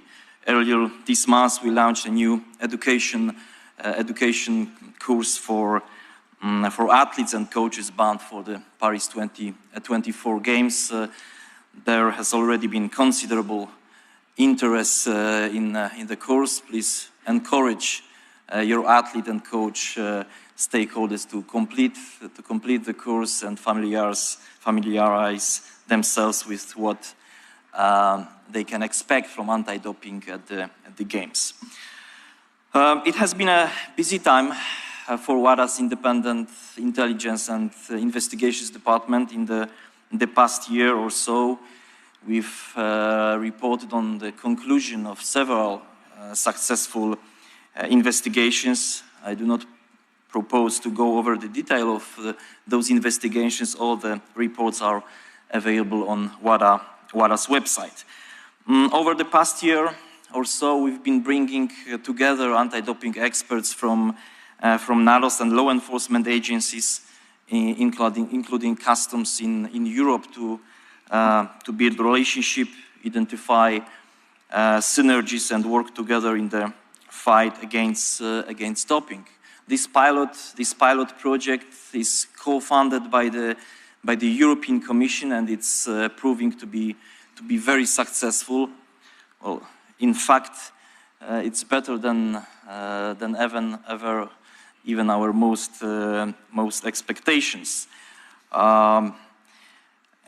Even most optimistic expectations due to this initiative. NADOS have been working with law enforcement and WADA on 21 investigations. As a direct result, together we've already smashed several illicit steroid laboratories. We've seized significant amounts of performance enhancing drugs, and many arrests have been made by police. So this is an excellent example of what we can achieve if we all work together. Due to this success, WADA INI has decided to expand this project worldwide and establish a global anti-doping intelligence and investigations network. So we will do this region by region. The next phase of the project will be here in Asia, which will start in 2025. So we've just received confirmation that Interpol wants to partner with us on this expansion into Asia and beyond. As regards Russia, the status of the Russian anti-doping agency remains unchanged. It will remain that way until it fulfills each of the reinstatement conditions in full as laid out by the Court of Arbitration for Sport in its decision of December 2020, and until we've been able to verify that. We will continue to follow the agreed process. However, on top of it, further non-conformities have been identified to do with Russian law not being in line with the World Anti-Doping Code, so our executive committee's decision to impose the fresh consequences has been disputed by RUSADA, so now WADA will refer the matter to CAS for its consideration. Meanwhile, our Operation LIMS investigation into the data and samples retrieved by WADA-INI from the Moscow anti-doping laboratory in 2019 continues to be successful. As of today, 222 convictions have been obtained with an additional 58 charged and 145 cases that remain under investigation. So I would like to thank all the international federations involved, as well as the International Testing Agency. So together we are delivering a great result for clean sport. Like WADA's investigators, it has also been a busy time for compliance monitoring, as anti-doping organizations work hard to ensure they apply the 2021 revised World Anti-Doping Code appropriately. In recent weeks, WADA has been dealing with a number of compliance cases. The details of those have all been announced and continue to be updated as situations change. It is worth noting that no one of these cases have involved international federations. So it's really encouraging to see the excellent progress being made by IFs and the ITA in this regard. Compliance monitoring is a central pillar of WADA's mission, and is at the heart of athletes' expectations.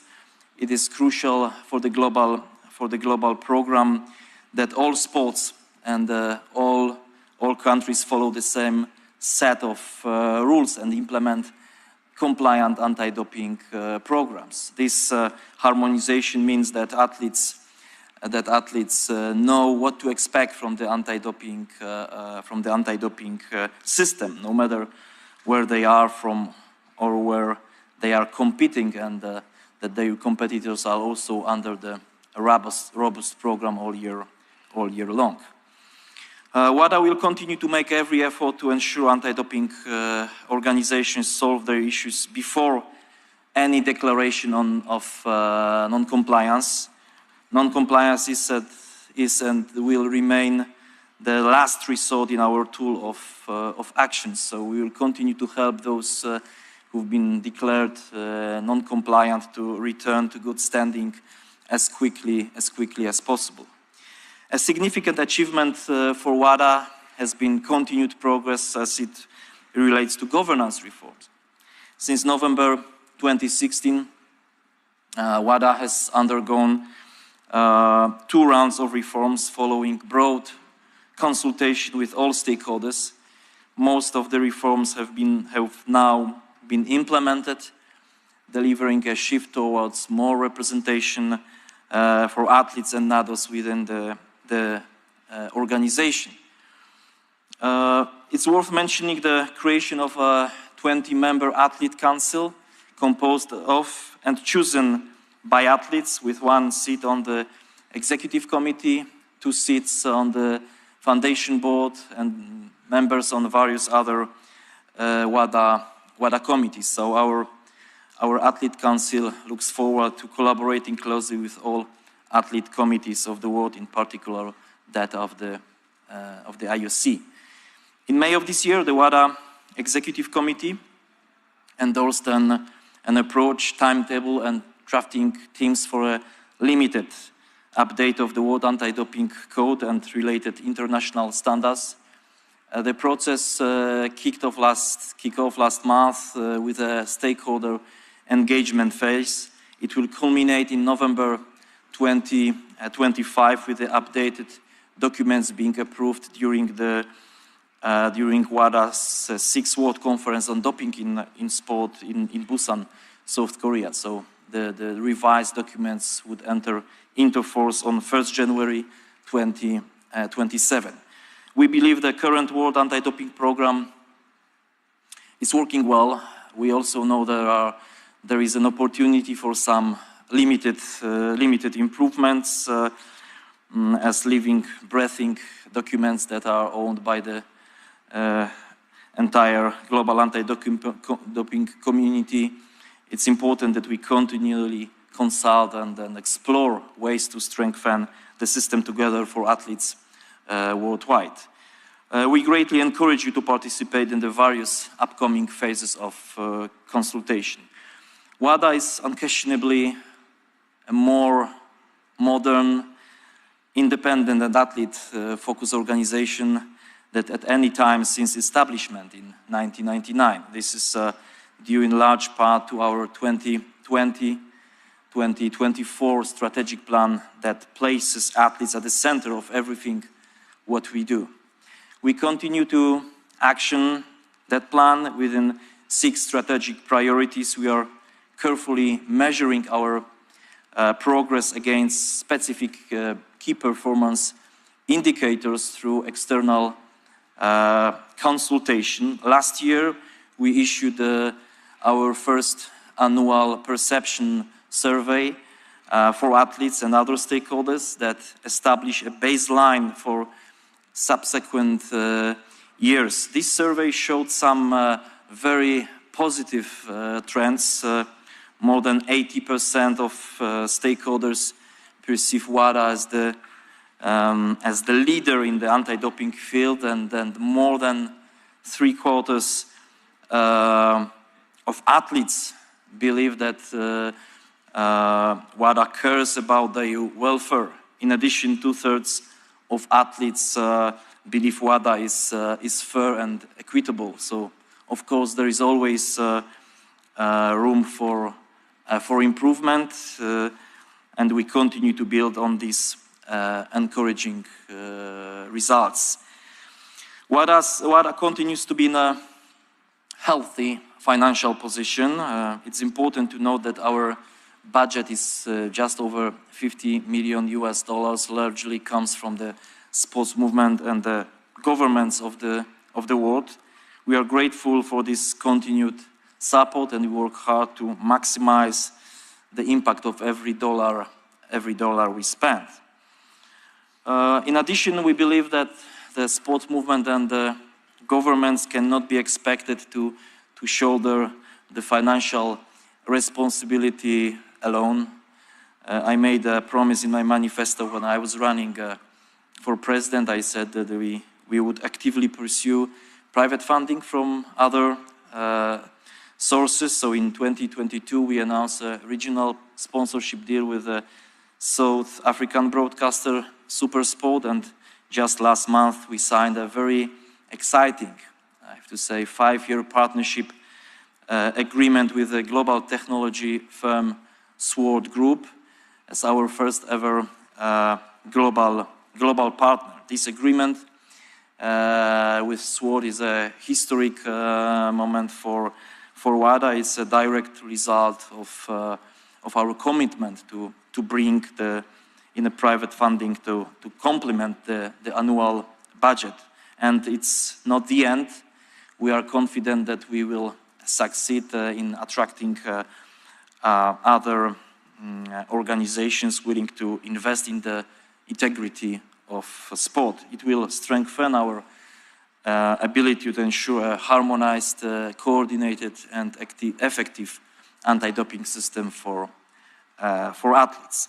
With the increased financial security and with your continued backing, I'm looking forward to the next few years of my presidency with optimism and renewed energy. During that time, I intend to focus my efforts with Vice President Yang and WADA management on the following areas. So, empowering athletes, preventing intentional or unintentional use of prohibited substances and methods through education, investing more in scientific research, monitoring code compliance robustly and fairly, encouraging the governments of the world to invest in building stronger anti-doping programs and developing fruitful partnerships and promoting collaborations in all areas of anti-doping. In closing, I want to stress that WADA and the global anti-doping system has grown stronger in recent years in every way, financially, legally, scientifically, and crucially in the confidence that athletes and other key stakeholders can have in the system. However, our main mission remains to protect the dreams of clean athletes. That will never change.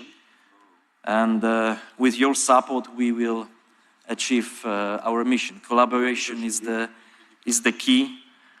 Anti-doping is all about partnership. We are nothing without the commitment and dedication of you, the sport movement. So we at WADA look forward to your ongoing support. Together we will work with you to further strengthen the global anti-doping system. Thank you very much. Thank you very much. Thank you very much, Mr. Banka. If you agree, we would now ask Madame Foneron for her report and then put the questions together in order to avoid there any kind of confusion between the role of the two and the one having to refer to the other.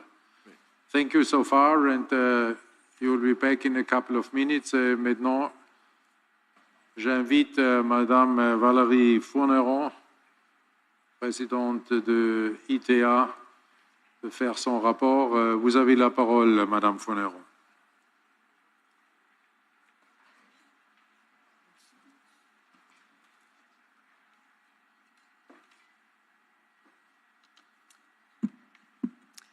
Monsieur le Président, dear Excellencies, dear IOC executive members, dear IOC members and colleagues, thank you very much for the privilege to report on ITA's activities. My last report to the IOC session was on the eve of the Beijing Winter Games, so I am very pleased to be with you again, almost 2 years after the last Olympic Games. A lot took place since then, and I will do my best to give you, in a very short time, a good overview of the most important aspects of ITA's work and development.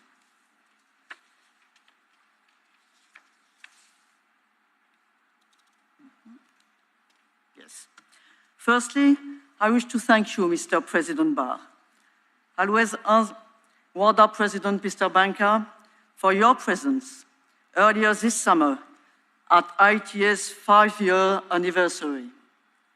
We held the event at ITA's new headquarters in Lausanne in the presence of distinguished guests and partners.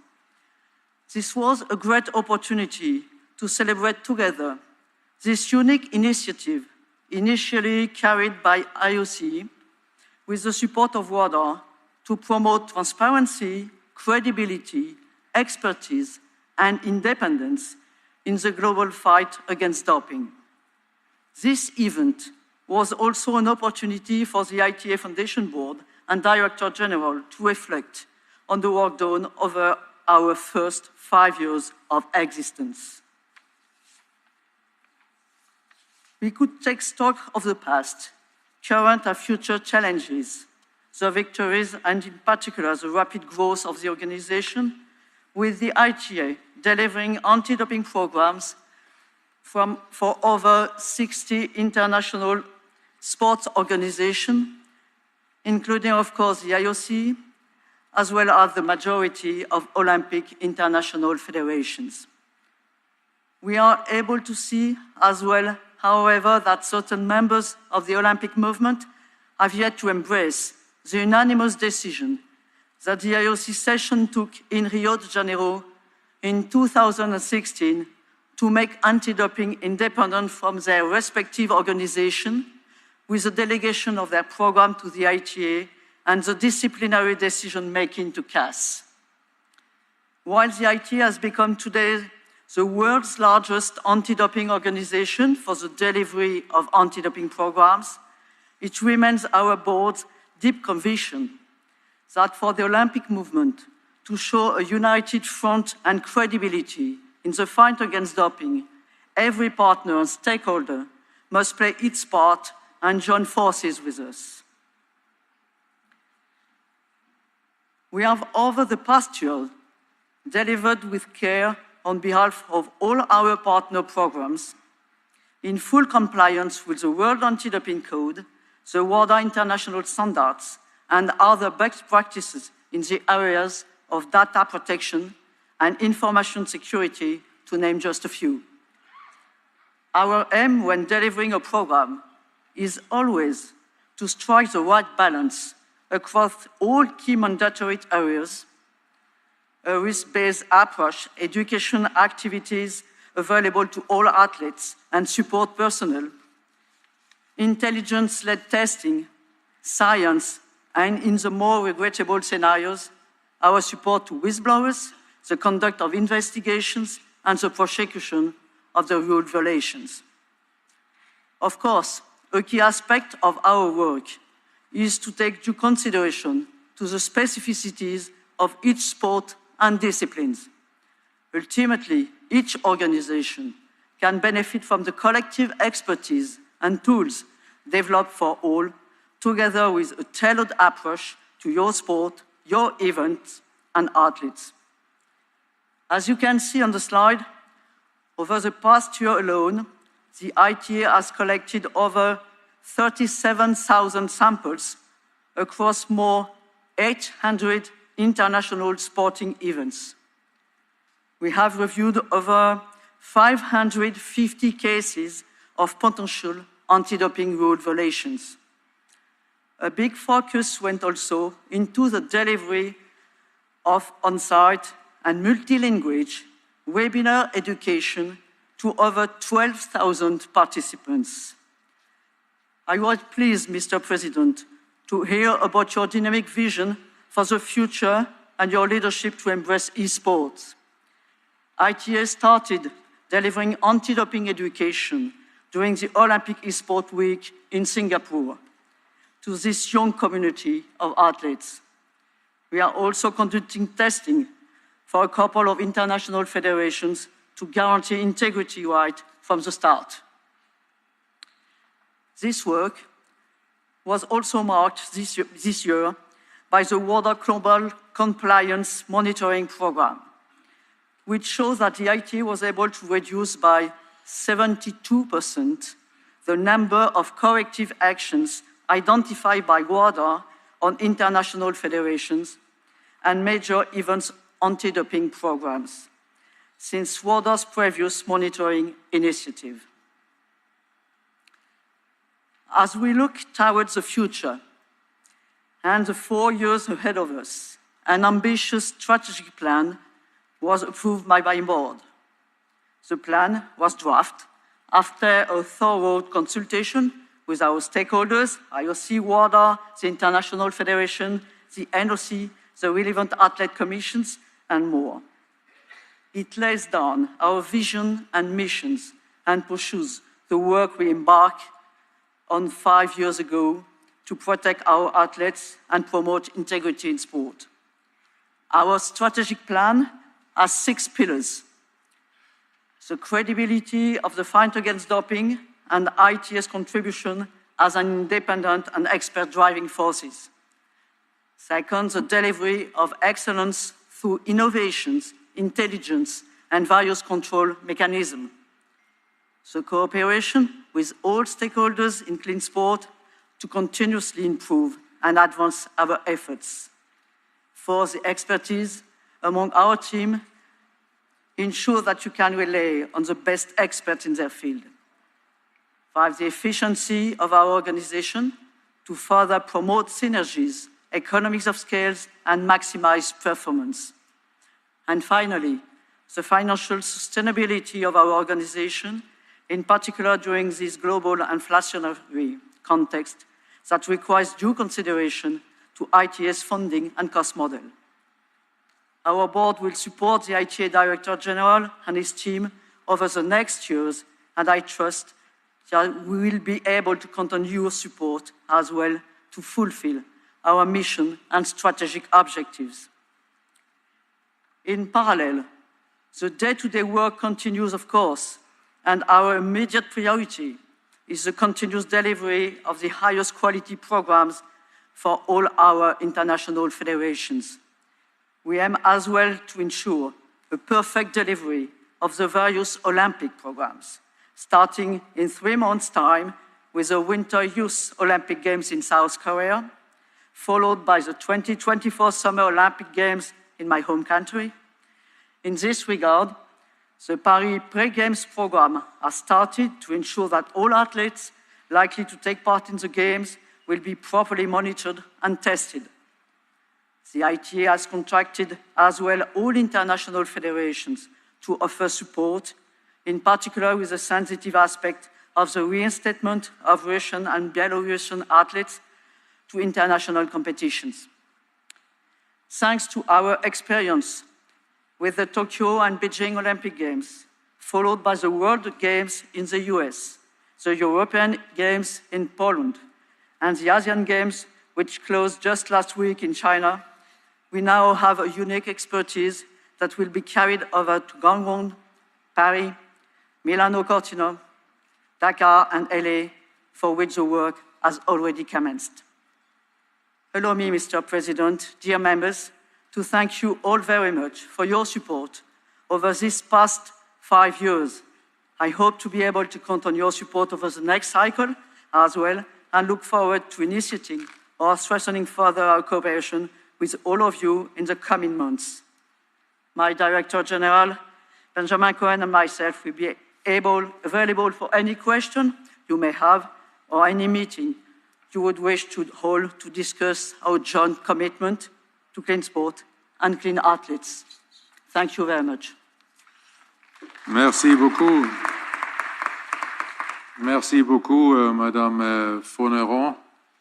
Now we are coming to a Q&A with regard to anti-doping, and I think we can test whether the cooperation between WADA and ITA is so good as expressed in the report. If I leave it to you, then who is answering which question, or whether you need me as mediator, then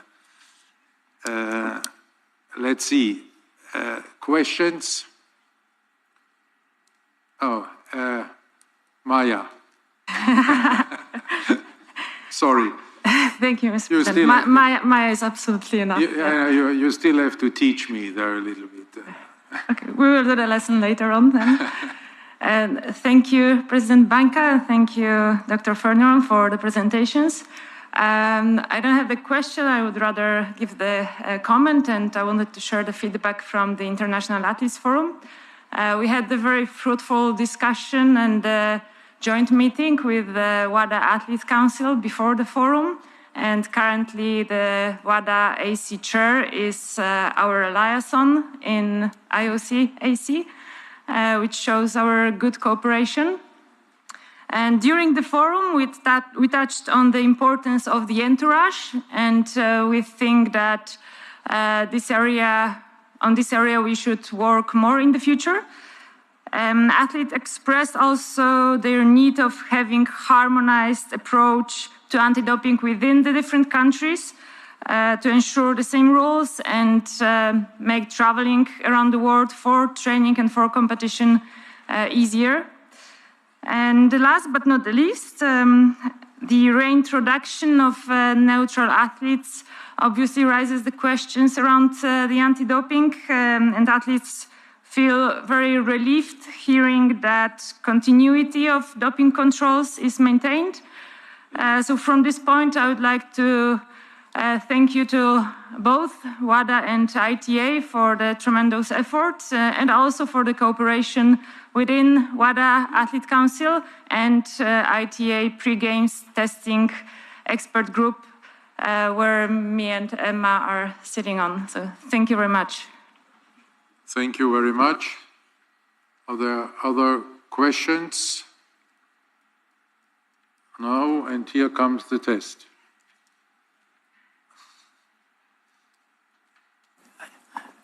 I don't know what I should say, maybe ladies first, but I want don't to... start in this diplomatic way. But with pleasure, of course, I will address the not question, but the comment. I would like to thank you for all those positive opinion about our collaboration. It's, the feedback from athletes is extremely important for us, so I'm really grateful that you are working hard together. I mean, the WADA Athlete Committee together with IOC Athlete Committee.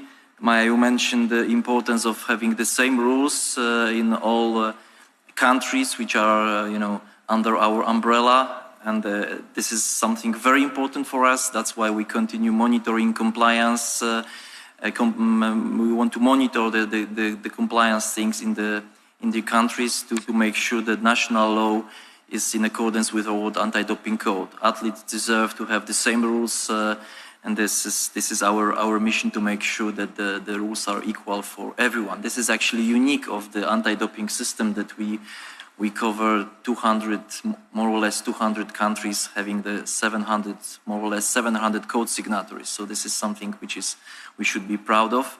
But as you mentioned, we have to monitor how especially in the country's anti-doping system looks like. Thank you. Thank you very much, Mr. Banca. Thank you very much again, Madame Foneron.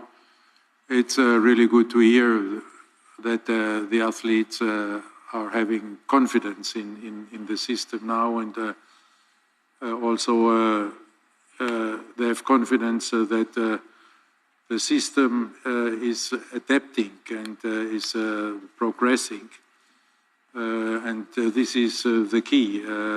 Anti-doping without confidence of the athletes just does not work.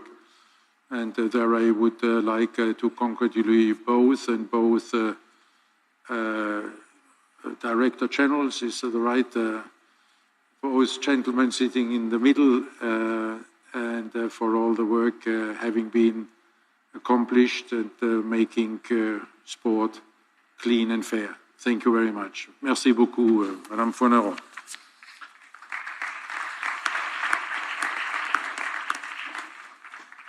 And now I propose we are moving on to the topic 4.1. This is ethics.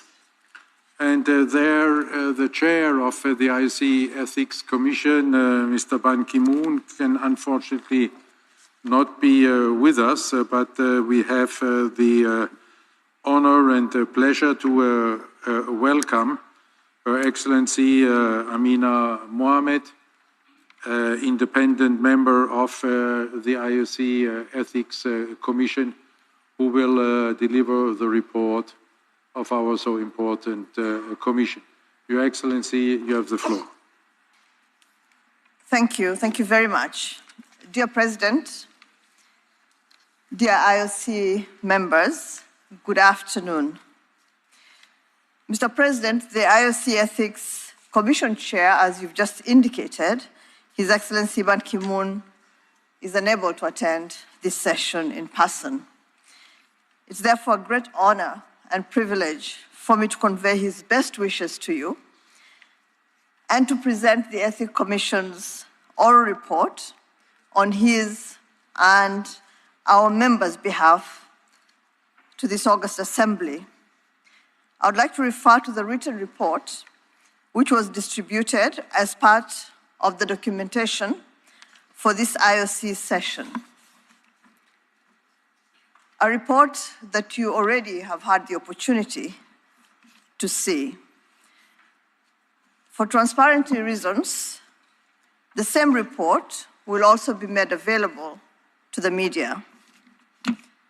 Mr. President, our chair expresses his appreciation to members of the IOC Ethics Commission and the Chief Ethics and Compliance Officer for their commitment in delivering the mandate assigned to them within the IOC. Since our last report, the Ethics Commission has had a number of discussions, held as always in strict confidentiality. On the basis of these discussions, we've made some recommendations to the IOC Executive Board. These recommendations are on the IOC Ethics Commission webpage. You are all welcome to refer to it. The Ethics Commission confirms that the best way to prevent ethical issues from arising is, of course, prevention through better governance. Over the past years, good governance standards have evolved with demands for an increased level of compliance with respect to transparency, to checks and balances, and to anti-bribery measures. This evolution has had an impact on the general public's expectations regarding the management of sports, as well as of athletes. There is also the acknowledgement that sports organizations can't be governed as they were in the past. To meet these urgent governance expectations, the IOC Executive Board approved last year a new set of basic universal principles of good governance to be implemented by the Olympic movement's constituents. The Ethics and Compliance team provides support to various stakeholders for the implementation of these principles as per recommendation 14 of the Olympic Agenda 2020+5.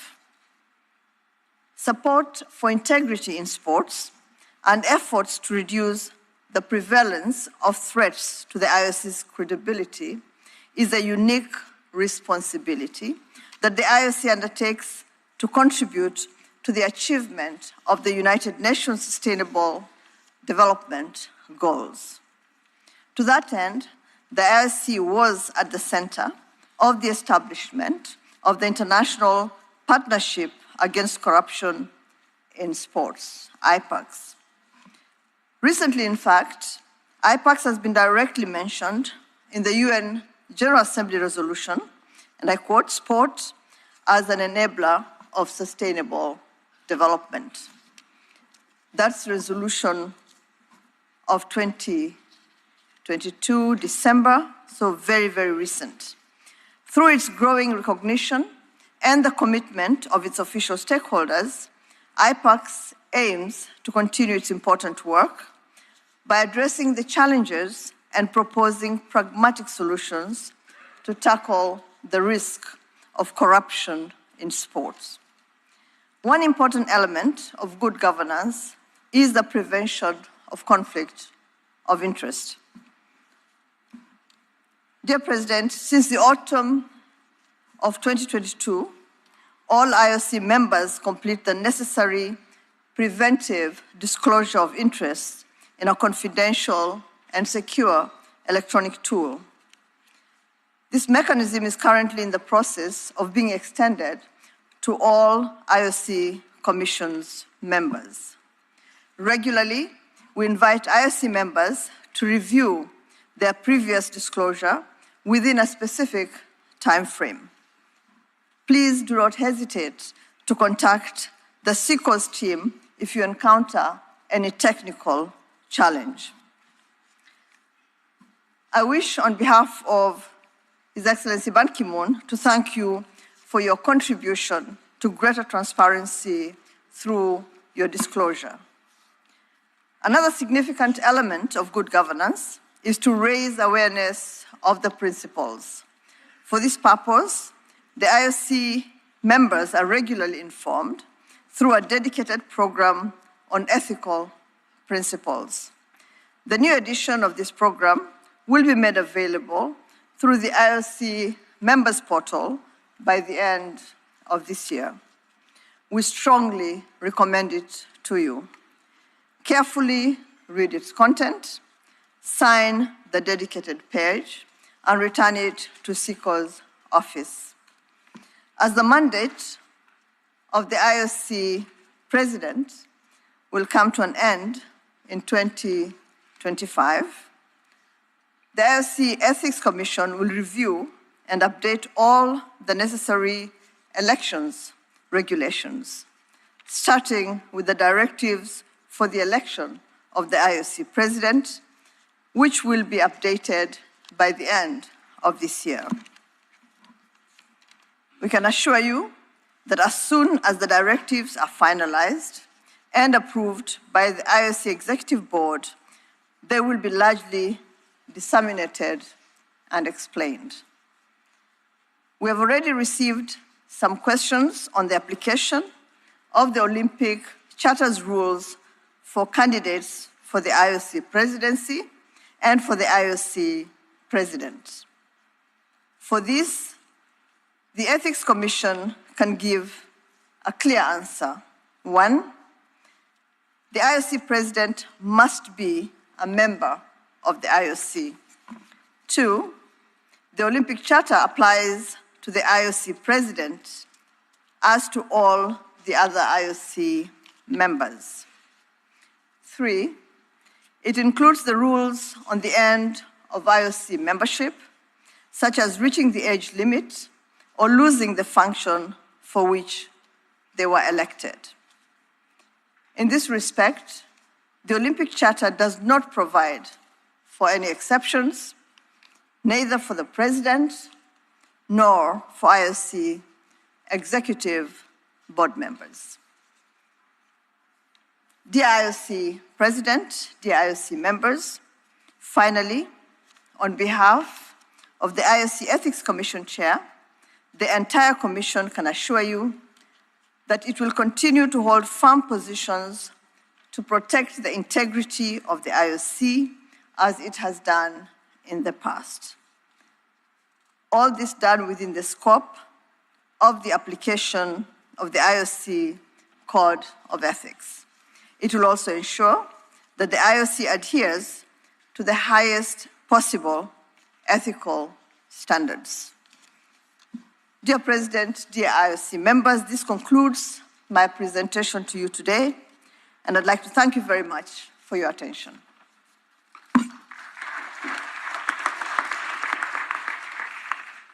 Thank you very much, Your Excellency, for this excellent report.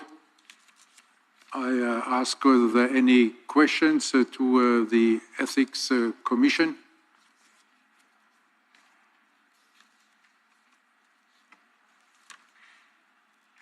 No, I was very clear, Mr. President.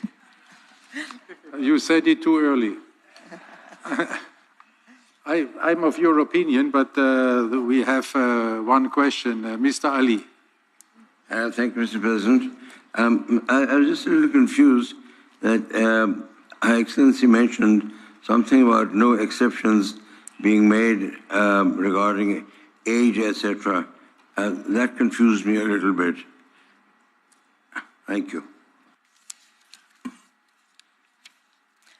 Thank you. Thank you very much. I think I'm going to repeat the three items that I read out with respect to questions that we have received as an ethics commission on this specific issue.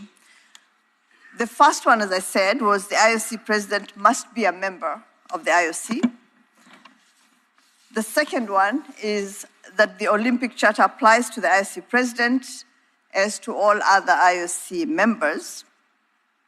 And the third one was that it includes the rules on the end of IOC membership, such as reaching the age limit or losing the function for which the member was elected. Do you need any more clarification than that? Appears to be okay. Mr. Ali, thank you very much. There are no other questions. Thank you very much again Your Excellency, and please convey all our gratitude and thanks to all your fellow members in the Commission, and of course to your chair, Mr. Ban Ki-moon. You know how important and how dear the work of the Ethics Commission is for all of us to guide us to always respect the highest possible standards of ethics. Thank you very much, and thank you also for having traveled here to the IOC session to deliver this report. We really appreciate. Thank you very much. Thank you. And this, my dear colleagues, if you do not insist to continue, would conclude today's work.